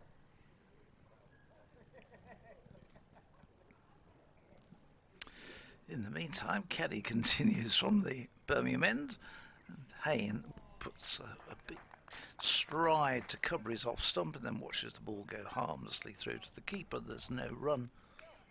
Crowd, I think, has thinned down a bit as the afternoon has gone on. I think it has. Maybe they've just gone off to watch the cup final or something like that. Club match, or get ready for Eurovision.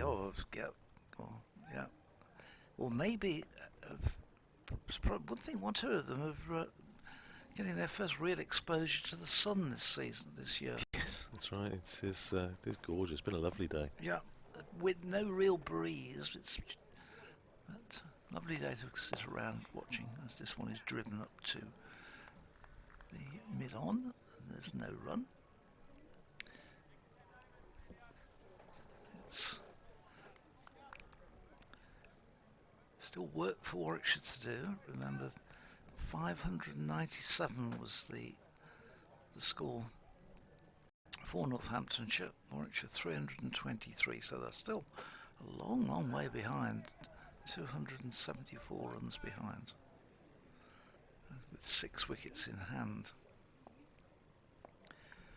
Hayne is nicely set here at the moment.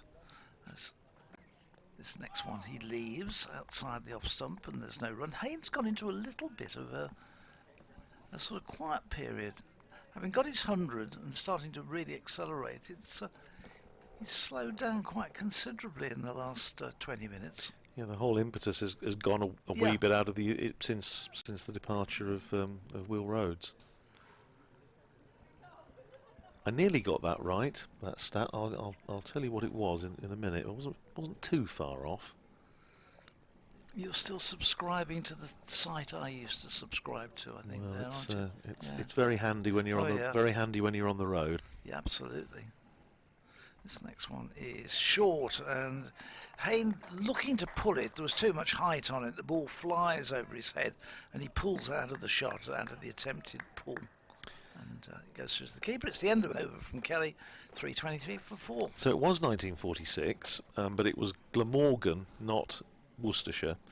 And it was Peter Judge who was out off to finish off the Glamorgan first innings, bowled by Sawati. They then enforced the follow-on, and to save time, the last 2 batsmen went in again, and Judge was out second ball. So it was. I think it was actually no. I think it was first ball. So it was consecutive balls in the match. Same bowler, same batsman. That doesn't really make sense. No. If you're being asked to follow on, you want to take as much time out of the game as you can. I think there must have been. I think probably in those days they were just all about entertaining, weren't they? I don't think there's a lot of time left in the game. It was a draw, so they're just going to give the crowd a bit of value for money. I think here's Kerrigan in bowls to Lamb, who's going to pick up certainly 1, maybe 2, as it's driven out to extra cover, where Jack White is sweeping out there on the boundary, the furthest point of the ground, and they were able to come through for 2. To be fair to Jack White, he's put in a fair stint with the ball, and he just took a little bit of time to get up to full speed. Come through for 2 anyway. It takes Lamb to 11 and Warwickshire to 325 for 4. Kerrigan slip in place in again, bowls to Lamb. More runs from here as he drives past extra cover. Oh, and Jack White, bless him, has had to get the body back out, back on the move again, and again has to make quite a bit of ground, and it's 2 more. So Matt Lamb up to 13, 327 for 4. Jack White saying, please can somebody else have a go? Yes. Well, it was a bit like with Matt Lamb, wasn't it? Oh yes, he was. When he was in the field, it seemed to follow him round. Positively ubiquitous. Especially as Lamb was just back after a hamstring injury, it certainly tested that out to see if everything was fine. Here's Kerrigan in again, bowls to Lamb, pushes it out to Will Young at extra cover, and there's no round. Just notice there is actually a note about that. Sawati ended the Glamorgan first innings with 2 wickets in 2 balls. In order to save time, the last 2 Glamorgan batsmen stayed at the crease to open the second innings. Kerrigan flights that up to Lamb, and he's going to pick up a single to who else? Jack White, coming in off the extra cover boundary. Sends in his return to McManus. 1 more to Lamb, who's 14, and Warwickshire to 328 for 4. And Sawati dismissed Judge again, this time second ball. And how many did they end up at in their They finished 73 for 7, match drawn.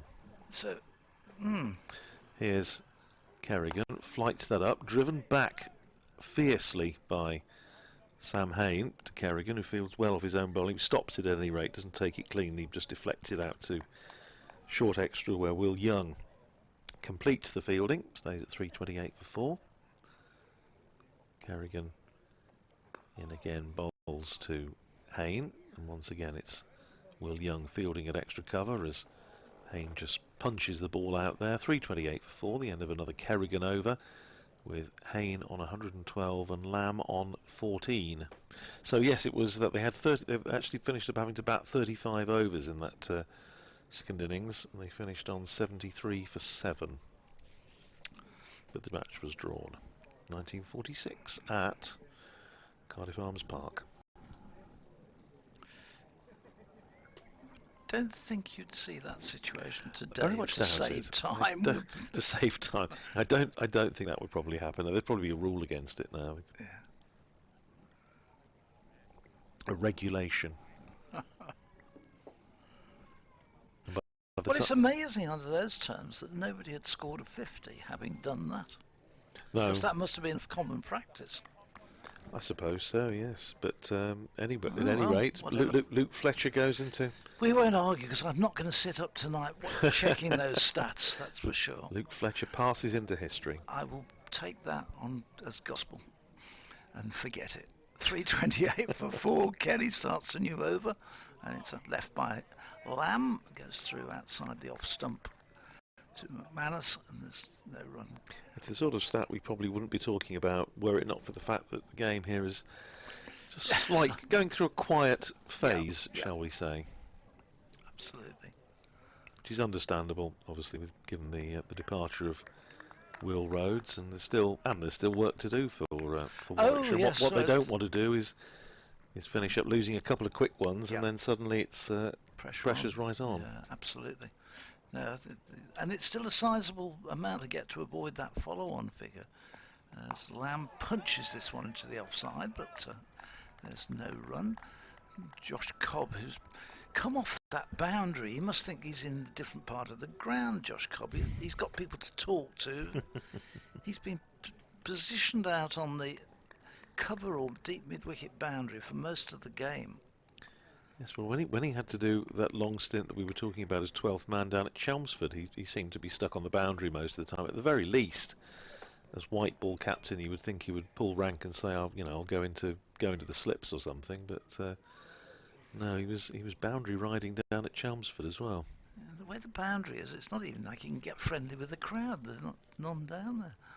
As Kelly's in, and Lamb, he's beaten by that one. Goes through him and through to the keeper. Very low down for McManus to take, but Lamb survives it. Lamb doesn't look entirely comfortable here.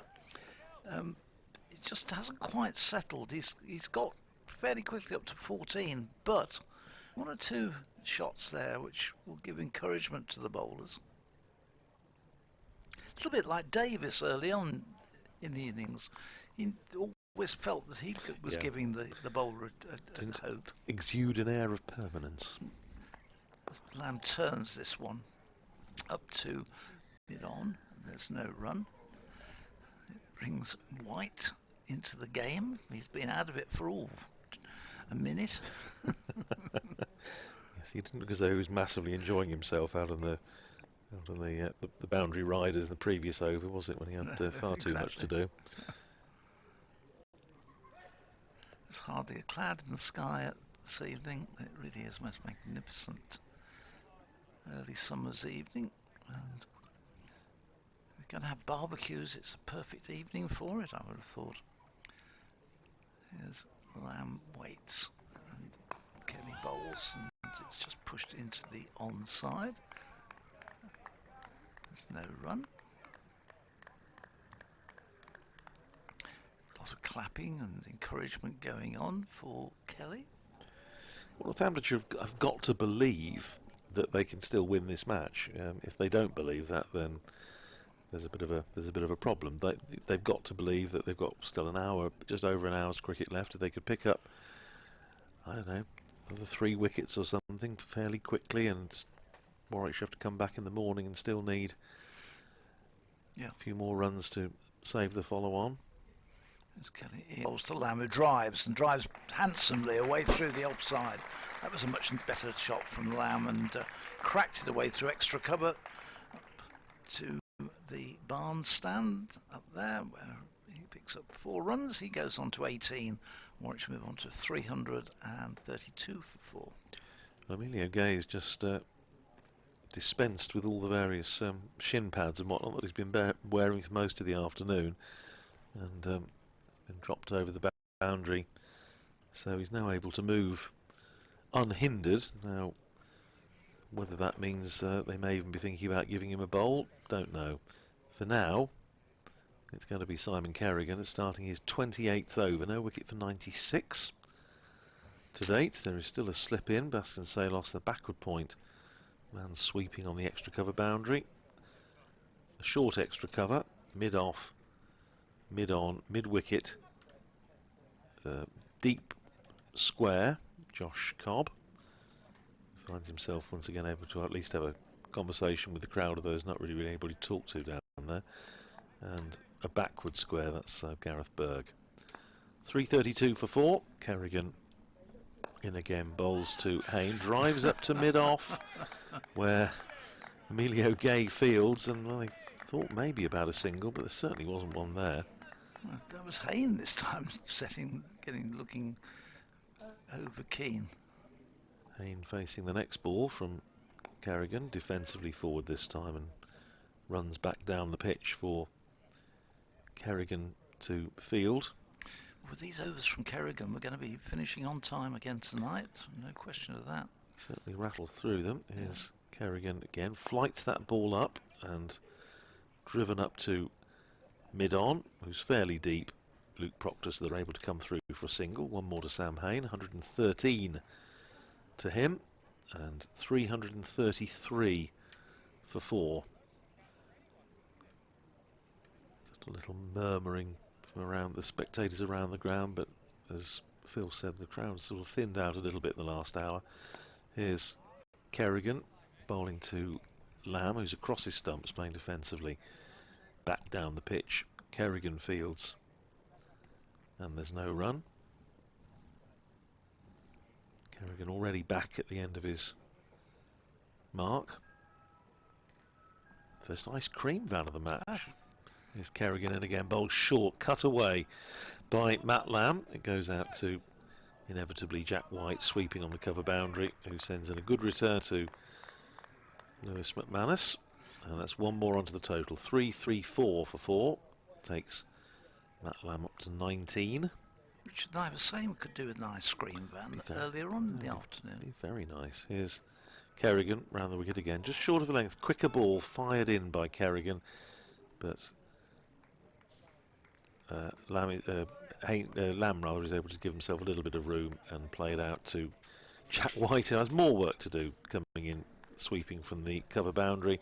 That's the end of the over, and I think it's also the drinks break. 335 for 4 with Hayne on 114. Lamb is 19, and I think the drinks are being signalled out onto the field, unless Warwickshire have declared, which is probably unlikely. No, the drinks are out, and I shall make way if you want to do the usual, and let Phil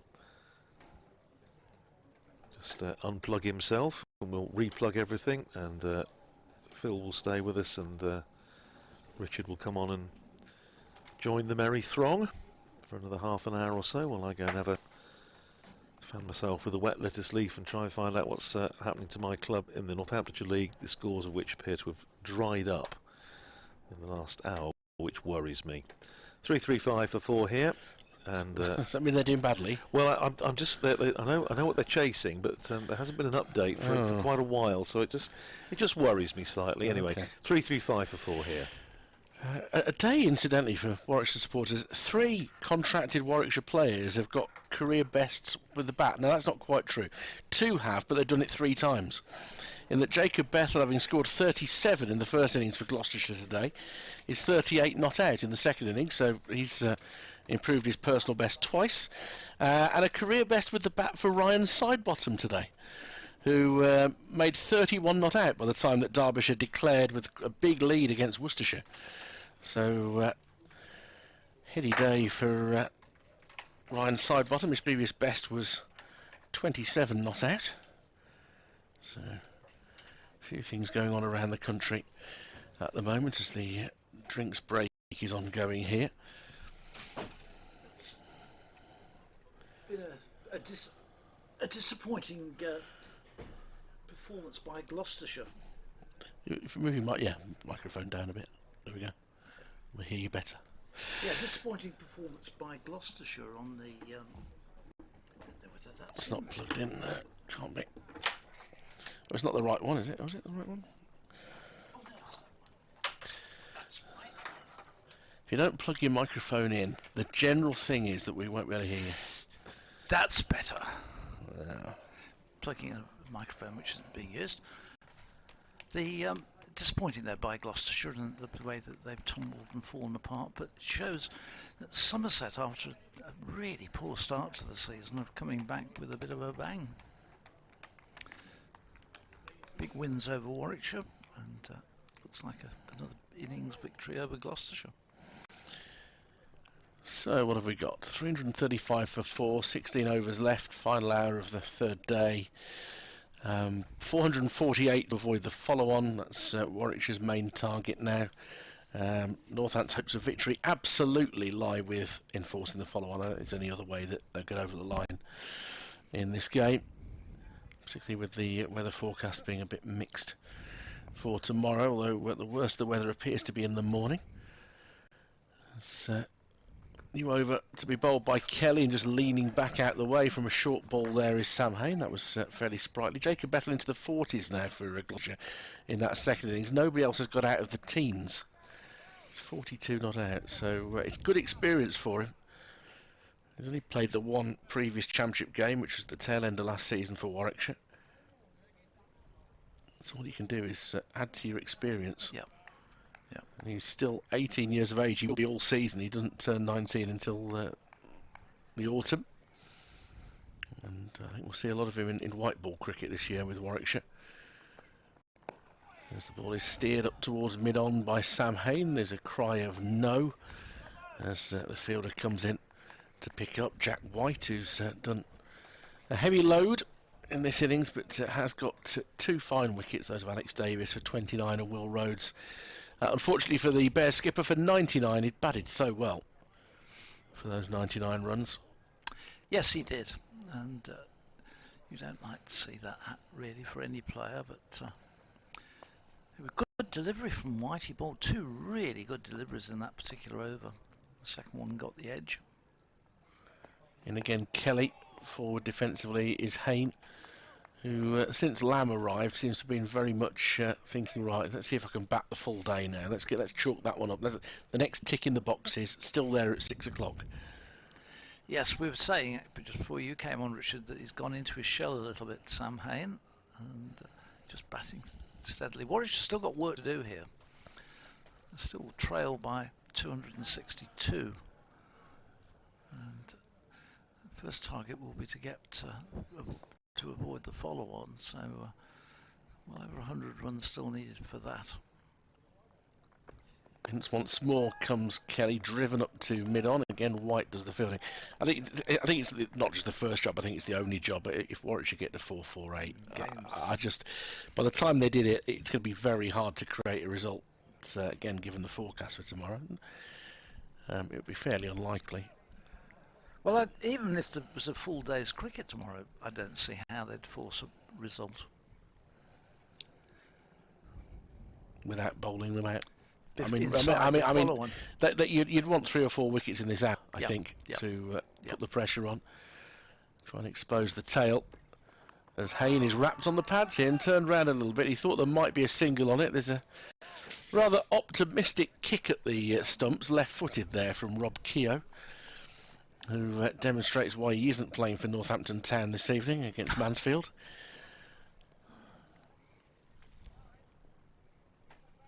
just hearing that the radio version of the commentary appears to have dropped out again, so that's something I'm going to have to sort.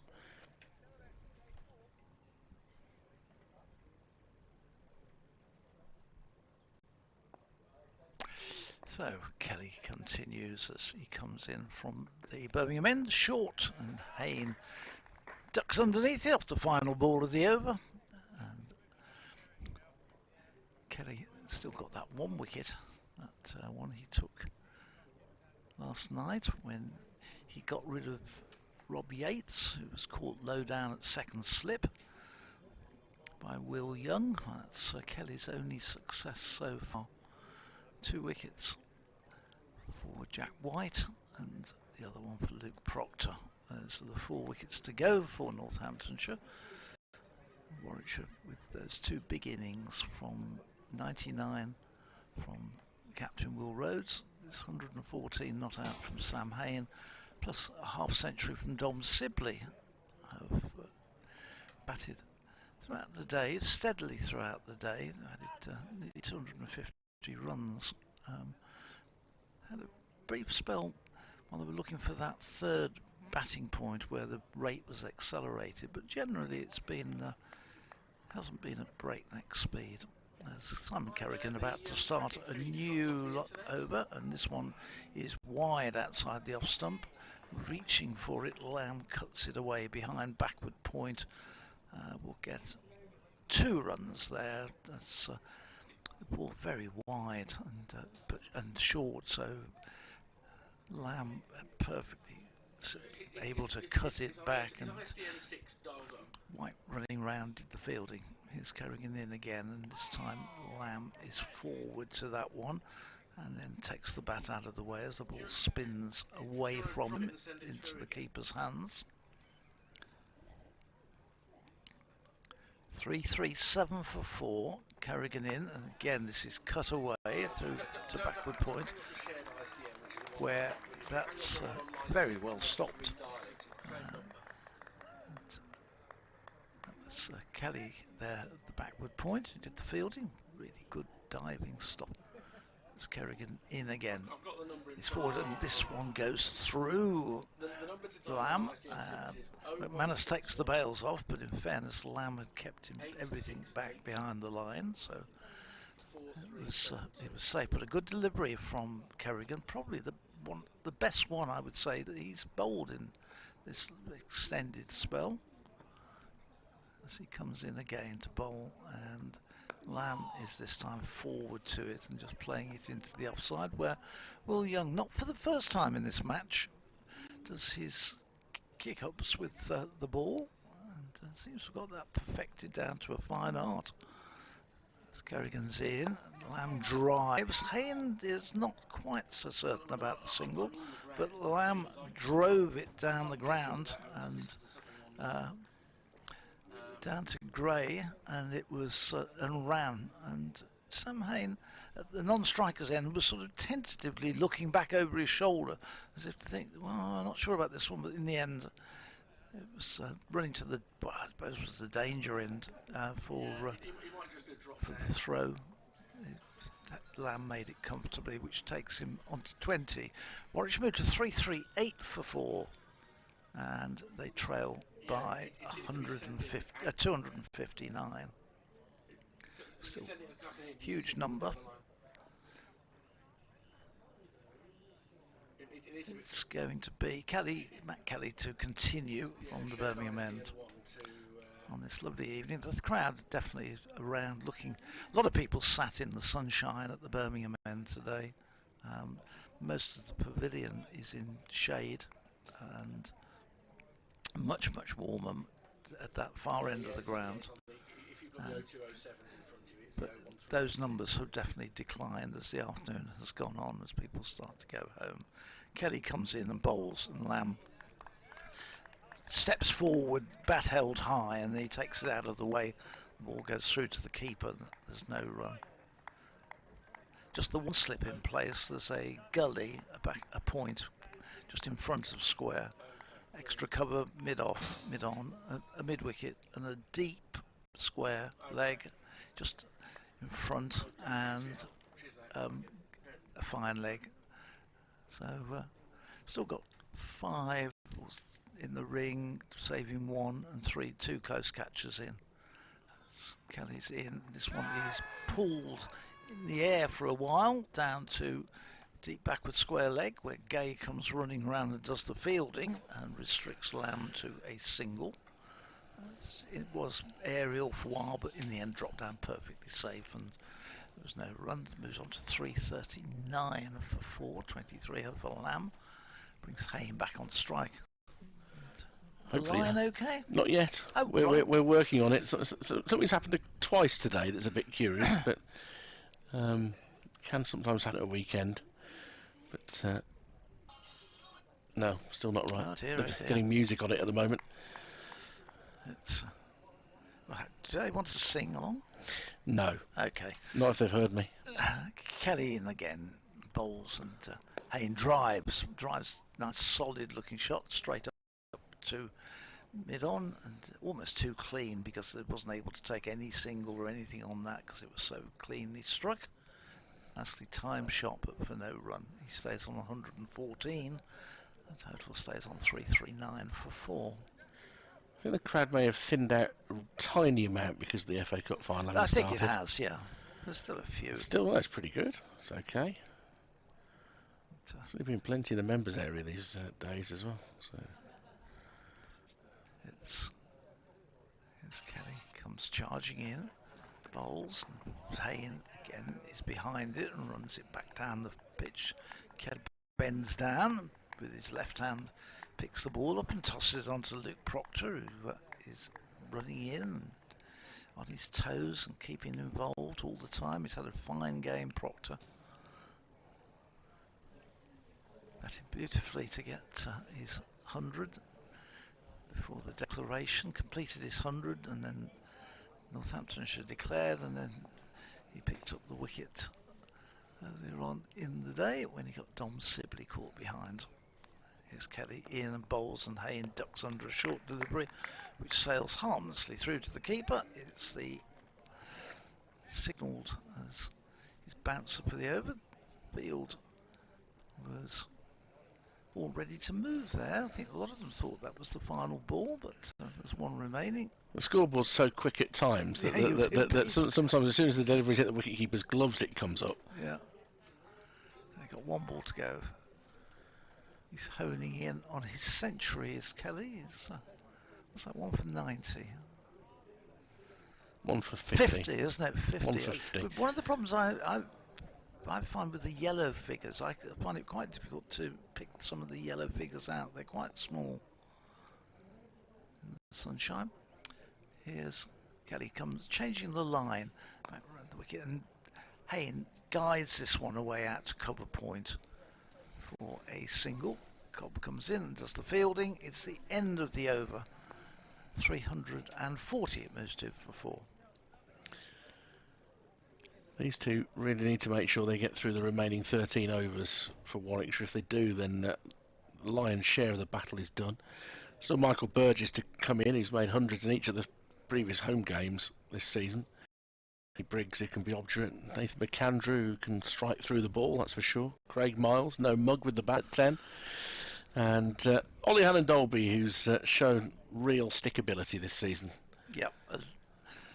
So it's well, I think you're going to get more than 13 overs if Kerrigan remains. Yeah, in although we are actually now slightly behind the overs for the day now. Yeah, because we should be at 12 to go with 45 minutes remaining in the day.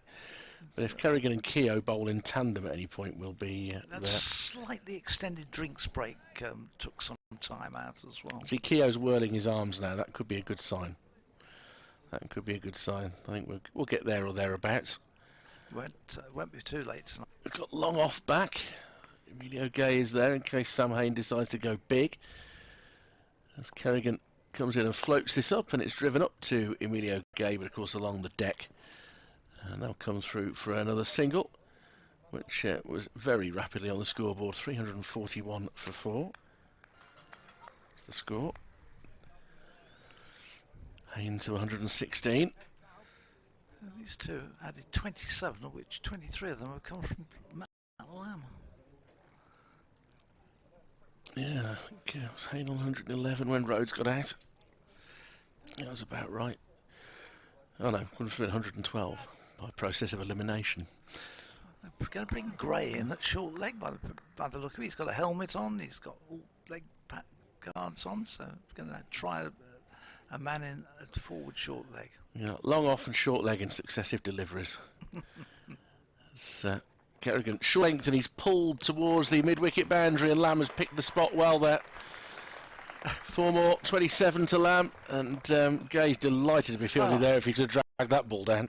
I bet he can't believe his luck. He's been called in from the long off boundary to come into short leg. And Simon Kerrigan drops one halfway down the wicket, and it crashes past him like a tracer bullet. He was still adjusting his box as Kerrigan was coming into bowl, and then he took evasive action. Kerrigan tosses this one up, and it's hit on the full toss for 4 through a wide mid-off. That's another good shot from Lamb, who moves on to 31 now. 349 for 4, under 100 to avoid the follow-on now. And if that's down to around the sort of 50-60 mark at the close of play and 4 down, then the Bears will be very, very pleased with the day that they've put in here. 2 tired-looking deliveries there from Simon Kerrigan. I think it would be an understatement to say he over-adjusted in between those. And Danny Briggs found it just as difficult in the first 2 days here. He did indeed. Take a phone call here, I think. This time, Lamb pushes forward to this one. A much better length delivery from Kerrigan brings Lamb forward to run it away into the offside.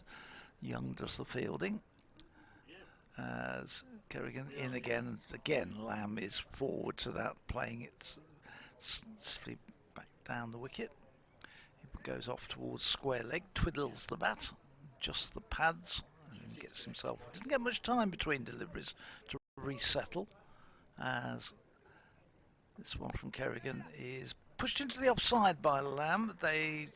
Young has to make some ground from extra cover to pick it up, but can't prevent the single, which brings up the Warwickshire 350.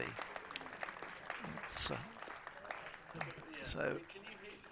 350 for 4. And Haynes is on 116, and Lamb's on 32. So going to have a bowling change here as Matt Kelly is out of the attack, and we're going to see Rob Keogh in. He's bowled 12 overs so far, not yet to get a wicket, but he's been very economic on the 12 overs. Bit of finger spin from Rob Keogh, so he'll be bowling from the Birmingham end. So with 12 overs remaining in the day, spinners operating possibly at both ends, then it's certainly going to be very close to a 6 o'clock finish, if not right smack on. It will be Matt Lamb to face the first ball, just waiting while Keogh does 2 or 3 throwdowns with one of his colleagues before getting ready to come in to bowl. There's still got Gaze in at short leg. There's the slip, mid-wicket, an extra cover, a deep mid-on and mid-off. Here's Keogh in. The first ball is driven up to mid-on by Lamb, and there's no run. 350 for 4 it remains. Lamb on 32 is waits, and Keogh bowls, and Lamb looking to play that initially through the onside, adjusts his shot, and the ball just runs out into the offside, and there's no run.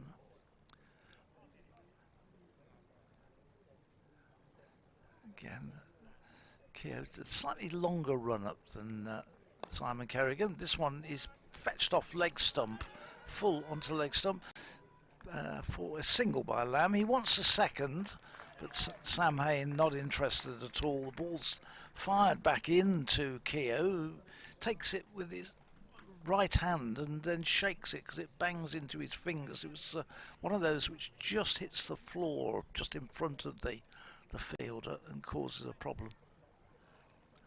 So 351 for 4. brings Hayne on 116 back onto strike. Yeah, we're still trying to deal with some problems relaying the commentary to the BBC website, so hopefully you're still hearing us, those of you watching via Warwickshire, via the website. It's a technical gremlin at the moment, which isn't ideal. A gremlin in the works. Yeah. Sam Hayne waits while Rob Keogh readjusts the field. He's pushed mid-on back to long-on. As in he comes, and Hayne waits, comes down the wicket, and then just runs it up to long-on and walks the single. So he goes on to 117, 352 for 4. So those moments where the chap in our studios, he's been ever so helpful. He's trying to do absolutely everything he can. So we're very grateful for that, but it's always frustrating for us both. Lamb looked initially to want to cut this one. He found the ball was much too tight into him and ended up playing a really awkward looking shot into the onside in defence, having had to turn what he wanted to be an attacking shot into a bit of a defensive jab in the end. Here comes Keogh in again to him, gives that one plenty of air, and Lamb is forward, just lets that one run back up to the bowler. End of Keogh's first over of his spell, 352 for 4. And Warwickshire still have 11 overs to face in the remainder of the day. And they've done very well today, having resumed on 88 for 2, having lost Dominic Sibley around midday. They then got through to 4:30 before Will Rhodes, unfortunately for him, went out for 99. But it was a really good over by Jack White. He had the best skipper play and miss earlier in that over. Really bending his back in difficult situations with a wicket that's been fairly unreceptive bowlers. But now Hayne, 117, who's been in all day, resumed on 11, not out first thing this morning.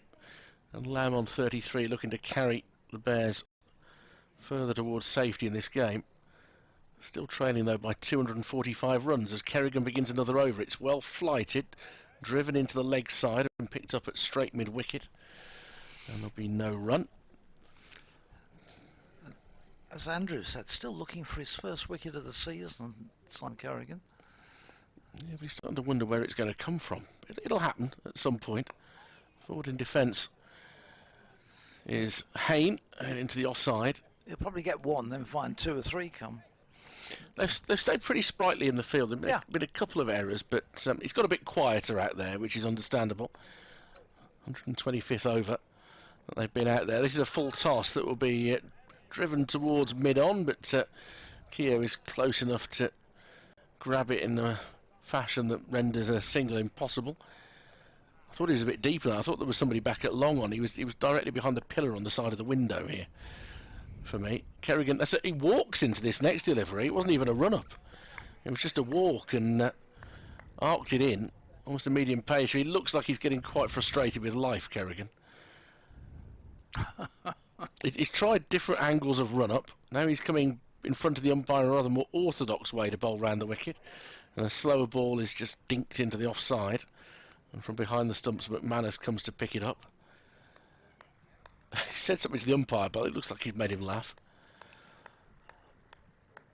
And this time he's going to come from a rather more unorthodox straight approach to bowl. And Hayne forces it off the back foot for a single. None for 113 for Kerrigan, 353 for 4. Warwickshire need a further 95 runs to avoid the follow-on. If we start on time tomorrow, you'd fancy you'd be looking at around midday. That in theory ought to happen if there isn't a flurry of wickets. But we've seen 279 overs of cricket and 10 wickets so far. So it's going to have to be a significant change in direction of the flow of the game, isn't it? Yeah, just a bit. This is following very, very much the same sort of pattern as during the Warwickshire-Surrey game, where just wickets so difficult on this side of the square to get. It was that game really was just in the end was a one innings match. And by the time the Warwickshire first innings had finished, it was it was into the final session of the 4th day, and a similar sort of thing could be the case here tomorrow. It's going to be Rob Keir to continue bowling from the Birmingham end as we move into the last 10 overs of the day. He's going to be bowling to Sam Hain. There's just a little delay while Gay is moved from short leg to silly mid on, and here's Keogh comes in and bowls. Hain is defending this one up to Keogh to Gay, and there's no run. Off Mike Maiden, first class 50 for Jacob Bethel. Oh, excellent. Batting on loan for Gloucestershire today, 51 not out. Terrific. This one is turned to mid wicket. So, yeah, he's going to be an outstanding cricketer.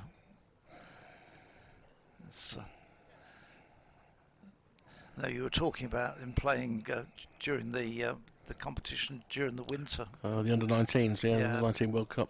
This one turned around the corner, and there's no run. And he just looked so comfortable and confident in that competition. Outstanding prospect.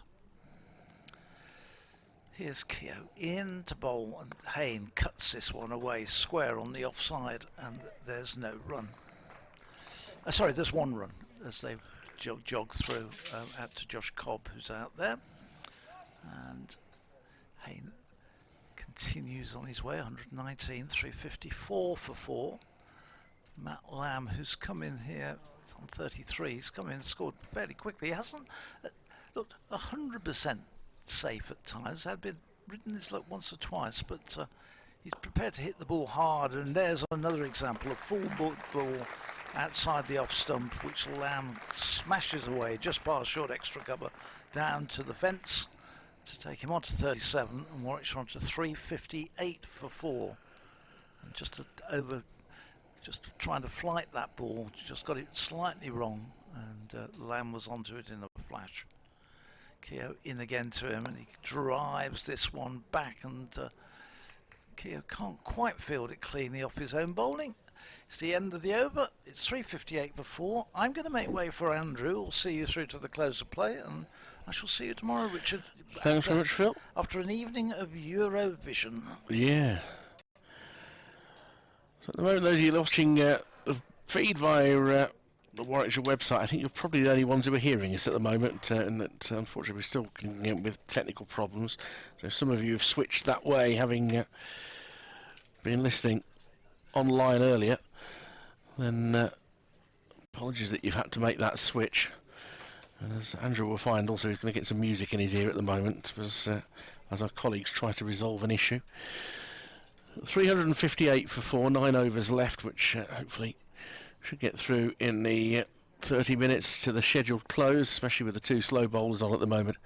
And it's Kerrigan to start a new over, left alone outside off stump by Hain.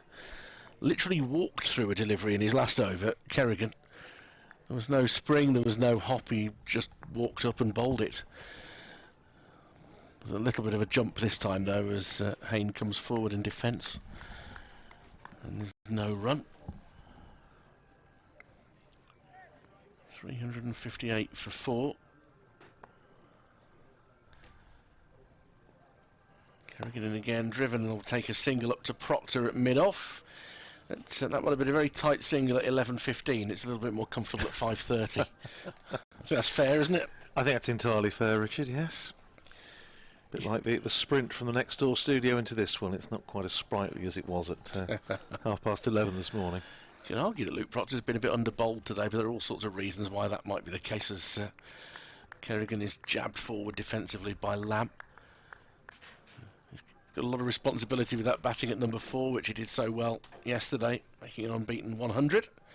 Reached his century with a 6 as well, which is the grand fashion with which to do it. Tucked his bat under the arm, they declared, off he came. Kerrigan pushed outside off stump. That'll be a comfortable single for Lamb, who's been very bright since he came in. He's up to 38, 360 for 4. It's hard, as much as Northamptonshire want to, Andrew, it's really, really hard, and I'll let you contemplate this after this delivery from Kerrigan, not to have this sort of sense of acceptance that this game is is heading a bit in one direction. It's pushed into the offside for a quick single by Hayne. They've judged that well. 361 for 4 at the end of the over. 87 required to avoid the follow-on. 8 overs left on day 3. Yeah, absolutely right, Richard. I think we said when we were together last time, Northamptonshire have got to believe that they can still win this match. But that said, they need to take the last 6 wickets before Warwickshire can store another 87 runs, enforce the follow-on, and then hope that they can find something and bowl Warwickshire out again. It is very unlikely, it must be said. But if you don't believe that that's the case, and if the players out there stop believing that that's the case, then, well, it's going to be a very long 110, 120 overs or so to go. But noticeable that a quick buzz down to the dressing room to see who's going to be having a chat with us at the end. I think it's a coach day today, I think John Sadler will be putting himself forward. Rob Keogh about to start his 15th over, and that's worked away just in front of square for certainly 1. I think there's going to be 2, because Jack White, who's lost his hat and his sunglasses in trotting into field, that does look a tad weary, it must be said. 363 for 4 takes Hayne up to 123, and with a slip and silly mid-on in place, Keogh in again bowls full to Hayne, who works it away into the onside. It's almost as though they're toying with Jack White out there, who's not massively enjoying himself, I don't think. Come through for just a single this time, and that's a 50 partnership between Sam Hayne and Matt Lamb. Partnership, it's fair to say, I think dominated by Matt Lamb since he's been in. Sam Hayne has gone just a little bit quiet since losing his captain at the other end. Hayne has scored, well, Lamb has scored 38 of the 50 runs, put it that way. 364 for 4. As Matt Lamb is now on strike, same field, certainly as far as the close catchers are concerned. And they've finally taken pity on Jack White, and he's come into the ring instead of being out there sweeping on the boundary. Short goes Keogh, and it's turned round the corner where Jack White, who's the ultimate ball magnet at the moment, fields just behind square, and there's no run. So that's appropriate that he was found by Matt Lamb, who was the absolute ball magnet on day 1. Absolutely right. Yeah, no, quite. So Simon Kerrick is short ball, and it's worked away into the onside, and there's going to be at least one more run. Luke Proctor, who's it's great. It couldn't be stage managing this better than Jack White, having to field just about every ball at the moment. 365 for 4. Lamb on to 39. Simon Kerrigan has now got the job of fielding out there in the deep. Here's Keogh in again, bowls, and that's nibbled away down the leg side. It's running down for runs, and inevitably it's Jack White who's had to do the big sliding stop down in front of us, in front of the pavilion. It's gone for 4, and it's 4 byes, so it beat everything. Fired away down the leg side.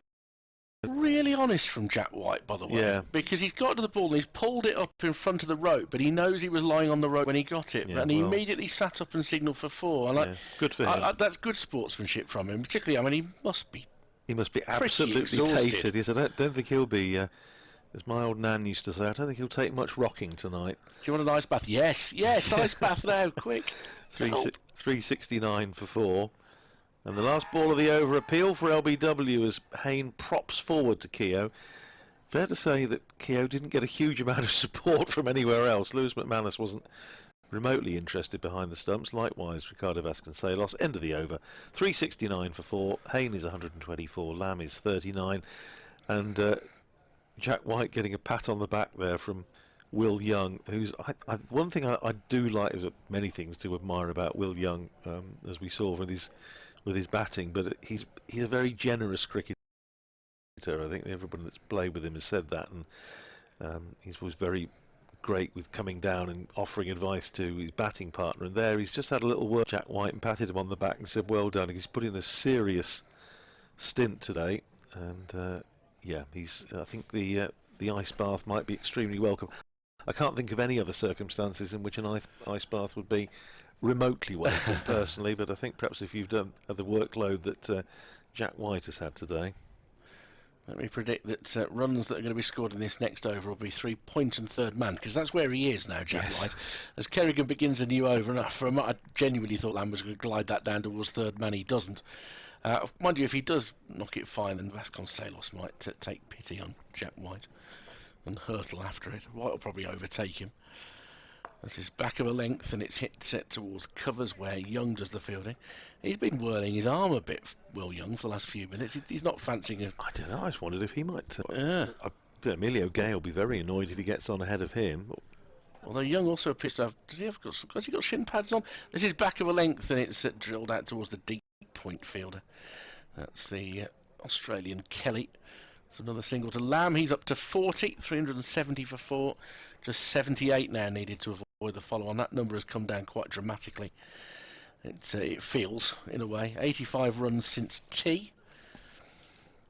And the Bears gradually easing their way towards relative safety, pushed away by Hayne into the offside. Still a beautiful evening for watching cricket. Kerrigan flights this up outside off stump, and he's found the gap as Sam Hayne between the cover and extra cover, and they'll come back for 2, which takes Hayne to 128, 372 for 4. With the technical work that they're doing back in the studio, we're now getting ourselves on a slight echo, which is quite distracting. They're doing their best to get us back online. Kerrigan in again, whipped through the leg side. Oh, and it's gone under Rob Keogh. A kick of the deck from Kerrigan at the misfield. And Keogh's looking at his fingernails as well. Might just have clipped one of those as it went through. But Hayne to 130, 376 for 4 at the end of the over. And that rather sums up Simon Kerrigan's day.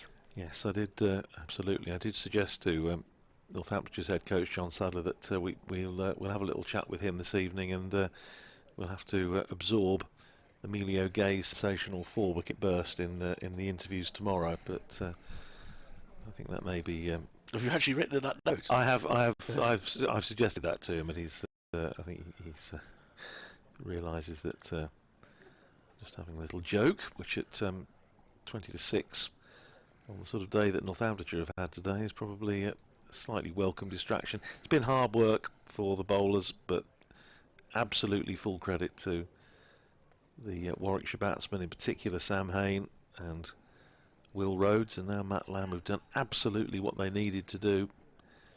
And Warwickshire, you feel now, closing in on safety. Just 72 more runs to avoid the follow-on. 6 more overs today, first of which is being bowled by Rob Keogh, his 16th of the innings, and the first ball is played defensively by Matt Lamb, back down the pitch, slip in place to the Warwickshire players having a little lap of the ground. Not too many spectators in now, still a few, enjoying the sunshine at the far end and enjoying plenty of runs being scored by Warwickshire today. Keogh in again, flights that up, studious defensive stroke out to extra cover by Matt Lamb, fielded there by Gareth Berg. Warwickshire resuming this morning on 88 for 2, so they've scored 288 runs in the day so far. Power to add. Here's Keogh in again, bowls just short of a length, and Lamb coming across his stumps works it up to Emilio Gay at silly mid-on, and there's no run. Fantastic evening, really is gorgeous. Imagine a few Barbies out around Birmingham tonight, as short of a length again goes Keogh, and this time it beats the dive of Will Young at mid-wicket. Goes out to Matt Kelly, who's sweeping on the mid-wicket boundary, and they come through for a single. Lamb to 41, and Warwickshire up to 377 for 4. It won't be a barbecue at mine. I'm not a fan. You're not? Not a fan. No, I must admit, it always seems, if you go out faff earlier, I think that's a lot of faff, to be honest. You were talking about homemade lemonade, weren't you? Yeah, that was a faff. Here's Keogh in again, bowls short, cut away by Sam Hayne for 4. That's a lovely shot, and again, a ball that was short of a length and just rather sat up and asked to be hit. and hit it was. Takes Hayne up to 134. Warwickshire to 381 for 4. Many thanks to Mary, who's just been messaging me a few times about the lack of stream, but apparently it's now back on the BBC website. I'm reliably informed. Well, driven by Sam Hayne down the ground. He's going to pick up another single, as it's Luke Proctor fielding out there at long on. So single to end the over and pinch the bowling. Hayne up to 135 and Warwickshire 382 for 4. Lamb is 41. So apologies to those who were inconvenienced by the fact that the feed dropped out, but my grateful thanks to my colleague over in the studios in Coventry, who has done incredibly well. At this time on a Saturday, you never quite know who's around and who's going to be able to help as well. And with the help of somebody on the technical side, they've managed to get there, because whatever the gremlin was, it was a weird gremlin. So they've done brilliantly. Well done, the boffins. These things don't always run smoothly, and sometimes the service, the technicals get as weary as the cricketers are on a day like this. Is that Jonathan Trott having a wander around the outfield now? I think it is. Yeah, looks like it. He has been so much in the ear of Sam Hayne to make his opportunities count, and today he's done just that, and he'll be thinking the same about Matt Lamb. He's had a really good season. He's naturally a very positive player. Counter-attacked in the first game when the Bears were in trouble at 40 odd for 4, made a very good 100, and you've got to take these opportunities when they come. As Kerrigan flights it outside off stump, he's got through a lot of work today. As Simon Kerrigan, I think this is his 31st over of the day. I think he bowled 3 yesterday. Yeah, that's right. And when he's not getting any reward, and he's only bowled a couple of maidens, none for 123, but he still comes in manfully and draws a defensive shot from Hayne pushing forward. It's cricket is a game of extremes, isn't it? And you can have matches that are done in 4 sessions. You can have others where you can have 4 fruitless sessions in the field. Pushing to the offside again by Hayne. So 5 sessions in the dirt for Warwickshire, followed by 4 for Northamptonshire, and then we'll see what tomorrow brings. More of the same, I strongly suspect. A bit of drizzle wouldn't be unwelcome for a lot of people, I think. As this is off the outer half of the bat from Hayne, out into the offside. Our colleague Martin Emerson, who's obviously involved with the doing on the Durham game up at Chester Street, made an interesting point which rather ties in with my experience this year. So we'll come on to that in a second, about the balls. Kerrigan in again, and it's blocked into the offside by Hayne. Talking about the number of ball changes this season. We did have one yesterday, didn't we, for what looked as though it was a split seam or something, because the umpires didn't... Yeah, it was quite early and there was no quibble and no measurement. No. And Kerrigan, final ball of the over, and just as he thinks he's going to get his 3rd maiden, he's dropped it a little bit shorter, and Hayne sears it out into the offside. In comes Kelly to do the fielding. Hayne goes to 136. The score 383 for 465 to avoid the follow-on. Apparently they've had 5 ball changes at Riverside today, and the most recent one, the ball lasted 8 overs and 5 balls. Oof. And he's just questioning what on earth is going on. There does seem over this course of the season, thinking about it, down at Chelmsford we had 2 or 3 ball changes, and we were sort of saying, oh yeah, well, they just try and get the ball changed, and try and get it to do something. But again, there were a couple of instances, as was the case here, where there was no quibble. The umpires didn't sort of do a lot of toing and froing and sticking it through the little gauge or anything. It just looked as though there was an issue with it. And well, now right on cue, I think Ricardo Vasconcelos is suggesting to the umpires, no, this was not premeditated, but immediately Ricardo Vasconcelos has tossed the ball to the umpire and is asking him to have a look at it. You're the cricket commentating version of predictive text. Well, yes, it's Mystic Meg, but it's just an issue this year. I don't know what your experience has been, Richard, but it does seem as though, in the course of the games we've had so far, it's the 5th one, we seem to have a disproportionate number of inspections of the ball changes. And I say, yeah. On this occasion, the message is crack on. There's 4 overs left today. Absolutely. Let's get out of here and watch the end of the cup final. Yeah. I think that's kind of I think that may well the way be true. The verdict has gone. But it's an interesting point Martin makes, and it certainly ties in, I think, with experience that seems to have been the case. Although not, I would suggest, quite the extent that they've had, obviously at Chester Street today, with 5 changes of ball. Well, that is boiling up to. I think 191 the target, and Glamorgan a 33 for 2.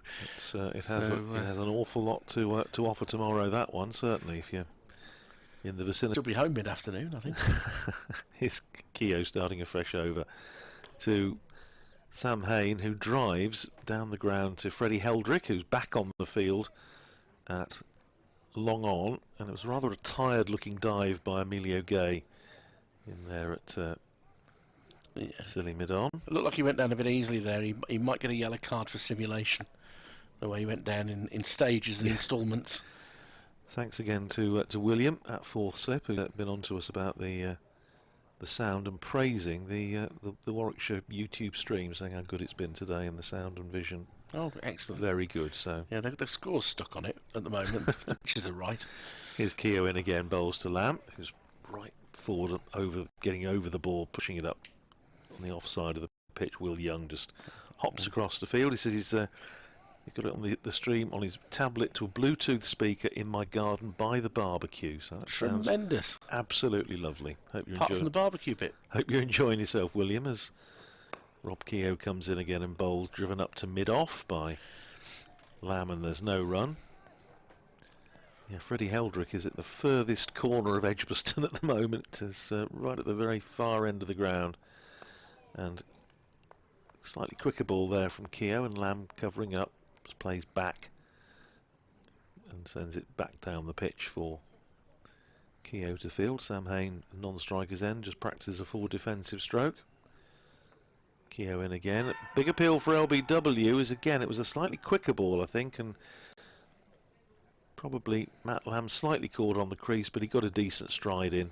Maybe hit him outside the line. You probably it hit him quite a bit outside the line, a couple of inches or so, enough for it not to be much to ponder. No, fair enough. But it was a good delivery. Driven by Matt Lamb up to mid-off, and that's the end of a decent over from Rob Keogh. 384 for 4.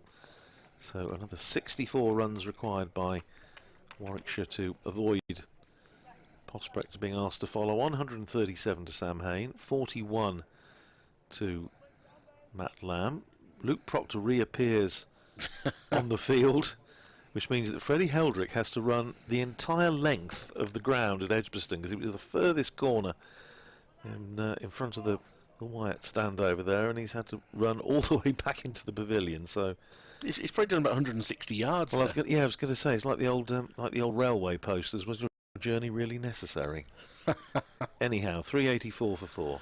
Kerrigan to bowl his 35th over of the innings. Yeah, minimum of 3 overs left today. I wonder if they'll eke them out for 11 minutes to just get the 3 in. I wouldn't be surprised. I think that might be a temptation.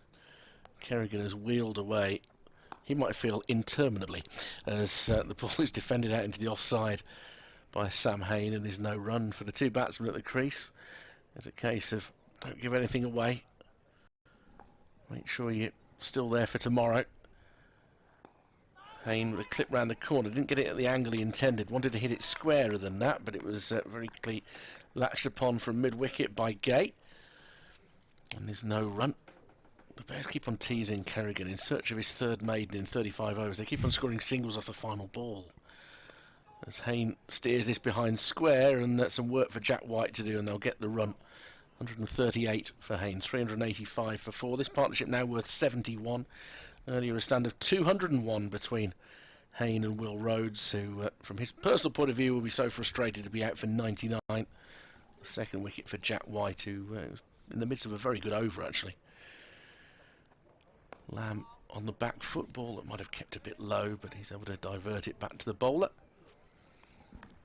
Averaging in the 50s in Championship cricket in this fledgling season, Matt Lamb. So every incentive for him to go on to get a decent score here. And he'll add as the ball bursts through the hands of Will Young, diving to his left in the covers. He's saved a couple there, but they will come through for a single. 42 to Lamb, 386 for 4.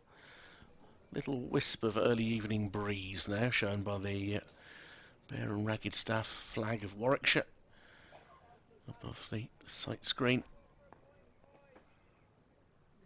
And Kerrigan in to complete the over, just killed out into the offside by Hain, and it remains 386 for 4. Yes, and Rob Keogh presumably will continue from the far end with clock showing 10 to 6. I tell you what, Richard, I think they're going to do well to eke out 2 overs to last 10 minutes, unless they put one of the seamers on. Could be extras twice in a row, couldn't it? There's one result very close, by the way, because Gloucestershire are down to their last wicket and still 246 runs behind Somerset. But Jacob Bethel still there, 61 not out. Oh, good for him. In a score of 159 for 8. So the 18-year-old has scored 37 and 61 not out today. The side that's just collapsing around his ear as he's done it well. He said in the first innings, wasn't he? Because he was on 31 for a long time, and I think 3 wickets fell in the blink of an eye at the other end. So no, he's done a terrific job there, and well, I suppose in a sense it proves the value of the loan system, that you've got somebody there who's gone out and benefited in terms of his cricketing education, and it's got to be good news for, well, obviously it's good news for the player, good news for Warwickshire, potentially good news for English cricket generally, because he is a real talent. Rugby school, isn't he, I think, or was? Yeah, has been. So here's Keogh. Good. He's a good lad as well. Yeah. He knows he's got ability. Yeah. No harm in that. You need a confidence about you to perform, but very eager to learn as well and to show what he can do. Well, that's good news. Will Young, I tell you, is swinging his arms. I wonder if he's going to have a little bowl. Anyways, Keogh for the time being, starting his 18th over, turned away just behind square by Matt Lamb, down to, well, it has to be Jack White. For a single, 387 for 4, Lamb to 43. They managed to kill 2 minutes between overs there, so I think that gives you some impression of what they're up to. Yes, it was an awful lot of toing and froing and who's going to field where, and it's now a silly point, or a silly mid-off really, rather than a silly point, and a slip as Keogh comes in, bowls to Hayne. Comes across his stumps on the back foot, plays it up to Emilio Gay under the helmet at silly mid-off, and there's no run. Shadows obviously starting to length. I think Jonathan Trott's on his 2nd lap. Wow. So obviously got a bit of energy to burn. Here's Keogh, flights that up wide of the off stump, very wise, well taken by Lewis McManus, but left alone by Sam Hayne. 138 now to Hayne, facing this ball from Keogh. Fired it in a little bit quicker, but Hayne able to rock back, turn it just behind square on the onside for a single. Matt Kelly fields, coming in off the boundary, sends in a good flat return to McManus, so he's not having to worry about the sun. 388 for 4, Hayne to 139. Sam Hayne now faced 336 balls, and Lamb shaping to play that one, which is ball down the leg side, again well taken by Lewis McManus, doesn't get anything on it. Jack White was already fearing the worst there and was starting to run round to mop up if need be, but didn't need to be. But he's going to have to this time, because Keogh again fires one down the leg side. This time McManus doesn't take it, and it's another bye, and it's another bit of fielding for Jack White to do. And it's the end of the over, and it just all looks a little bit tired and scruffy out there at the moment, understandably. 389 for 4. Hayne is 139, Lamb is 43. And now gesturing to the pavilion, the 2 batsmen. I just wonder if they want a drink with, six minutes to go. Maybe they only want to do one more over. Somerset have beaten Gloucestershire by an innings and 246 runs. Jacob Bethel was the last man out. Went to Jack Leach for 61, but 98 runs in the match for him. Well done. Very good effort. It is, and after a dreadful start to the season by Somerset, showing signs of hitting their straps, and poor Gloucestershire, having a bit of a rough time at the moment. Yeah, I mean, you'd fancy Surrey have given themselves a good chance to beat Kent, although Kent have batted out 4th days before, but they've followed on 441 behind. They're 71 without loss. Compton and Crawley are going well, so they've got the wherewithal. Yorkshire, rather similarly to Warwickshire, look like they might be able to avoid the follow-on against Lancashire, and that would probably kill the Roses game. 328 for 6. They need 417 to avoid the follow-on. Joe Root's closing in on 150 now, showing his class. As Kerrigan flights one up, it's a full toss, and it's steered towards mid-wicket, and Lamb has picked his spot really well there, actually. He's controlled that, didn't slash at it, just picked out the spot between the two boundary riders on the leg side, and he goes to 47, which does put him in a realm of temptation in the final few minutes of the day's play. 393 for Fort, just 55 now required to avoid the follow-on. I think if you'd offered the Bears this score for close of play, absolutely, at 11 o'clock this morning, they'd have taken it. Yeah, without a shadow of a doubt. Lamb pushing forward, thick inside edge, just squirts out to the leg side, picked up by Gay. And I know there are going to be Northamptonshire supporters listening to this and saying, well, you know, you go in without Sanderson and whatnot. I'm not sure it would have made a huge amount of difference. I don't know. It's off the back foot, Lamb steers it to square. That's a sharp piece of fielding by White. He's getting a lot of approval and love from his teammates there. I like that. I really do. He's put in a lot of effort with the ball. He's put in a lot of effort in the field, and it's not been missed by his teammates. It's a sign of the spirit when you've had a long day in the dirt like this. As Lamb with a rather sort of diagonal batted shot there, gone past the outside edge. McManus does enjoy whipping the bails off. He was looking to try and sort of help it down towards third man, wasn't he, and set Jack White off again. Yeah, but didn't make contact. Yeah, it's an interesting point, and obviously there's no right or wrong answer because we don't know. But I think even Ben Sanderson would have struggled to get an awful lot out of this surface, to be honest. I mean, the pick of the bowlers over 3 days has been Luke Proctor. Yeah, absolutely. And you know, we've seen the odd good spell. Hannon Dolby was very tight. McAndrew had a couple of really good spells. Forward in defence is Lamb and Gareth Berg's bowled pretty well. Yeah, and Jack White certainly back half, second half of the day, probably this last session has been good. Final ball of the over floated up, for no temptation in the end for Lamb. He defends. He's 47 not out of 72 balls. This duo have added 79, and we are going to get in an extra over again today. I think we had 3 extra overs yesterday. So, I mean, again, given the circumstances of the game, that's a credit to both sides. The over rate from both was excellent yesterday. Keogh is going to bowl that over. The fact that Warwickshire, in the situation they were in, got through 34 overs before lunch yesterday was very good. You know, and it's been a hard-fought game for 3 days. The fact that this track is very flat is going to win it, and I'm not for a moment going to criticise the ground staff. There are all sorts of reasons why these things happen. We've talked a lot about how dry March was. Very unusually dry. And that's led to, around the country, there have been wickets that have been tough for the bowlers. Very tough indeed. Here's Rob Keogh, starting what we imagine will be the last over of the day. And first up, Sam Hain on driving up to deep mid-on, where it's fielded there by Luke Proctor. And he comes through for a single. Takes Hain up to 140 and Warwickshire to 394 for 4. Now, can Matt Lamb get through to his half-century? He's on 47, 5 balls to go in the over. Flighted up, an appeal for LBW by Rob Keogh. Goes down on one knee. Bit like a sort of Al Jolson tribute act there, but yeah, no, not out, says umpire Burns. He might have been just about in front fourth stump. Yeah, where that hit him. Again, there wasn't a huge amount of interest from Lewis McManus, who's. But he's putting it in good areas, Keogh. Given the circumstances of the long day. Keogh tosses that one up again, played defensively by Matt Lamb out towards mid-wicket, where it's fielded by Will Young, and there's no run. Jack White's just hoping at backward square that he's not going to have another long run between now and the close of play in 3 balls' time.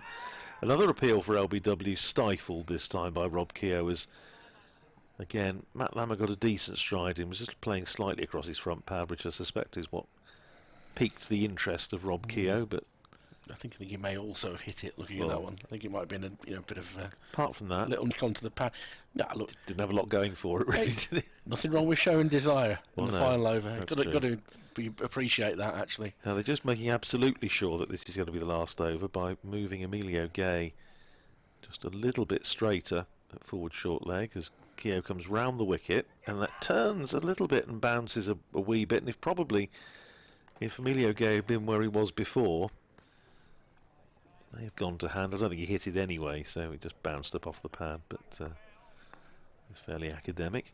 So we reach what will be, one imagines, the last ball of the day. Keogh round the wicket, bowls to Lamb, who just dabs it round the corner. Jack White fields. There's nothing more appropriate, given what's happened in this session, that the Jack White should field that last ball. There's no run. It's the end of the over. It's the end of the third day's play, and a terrific day for Warwickshire, who started this morning on 88 for 2. They've scored 306 runs in the day, and they've lost just the 2 wickets. Dom Sibley for 52 and Will Rhodes for 99. Sam Hain, the man of the moment, 140 not out. Matt Lamb on 47, 394 for 4. So Warwickshire trailing Northamptonshire by 203, but they only need another 44 runs to avoid 54 runs rather, to avoid the follow-on. And one would think, barring something extraordinary, this match will be drawn tomorrow. I mean, to echo what Andrew's been saying in the last 10 minutes for Northants fans, I don't think there's anything more they could have done. No. In the field today. I think they've absolutely had it, given everything and tried everything they can on a surface that's not terribly receptive to any bowlers out there. So from that point of view, that's a good effort from them to try and conjure up something, having batted so well. And from the Bears' perspective, outstanding partnership after the loss of Dom Sibley at 12 o'clock, which could have been a concern, and that stand of 201 between Sam Hain and a previously out of form Will Rhodes was a really important one. I think Rhodes batted very, very well, but unfortunately went for 99. Hain doing exactly what he needs to do is following through and taking the opportunity to make big runs when they're on offer, and converting a good start into a big score, and he'll resume tomorrow morning on 140 not out. We will be here, myself and Andrew,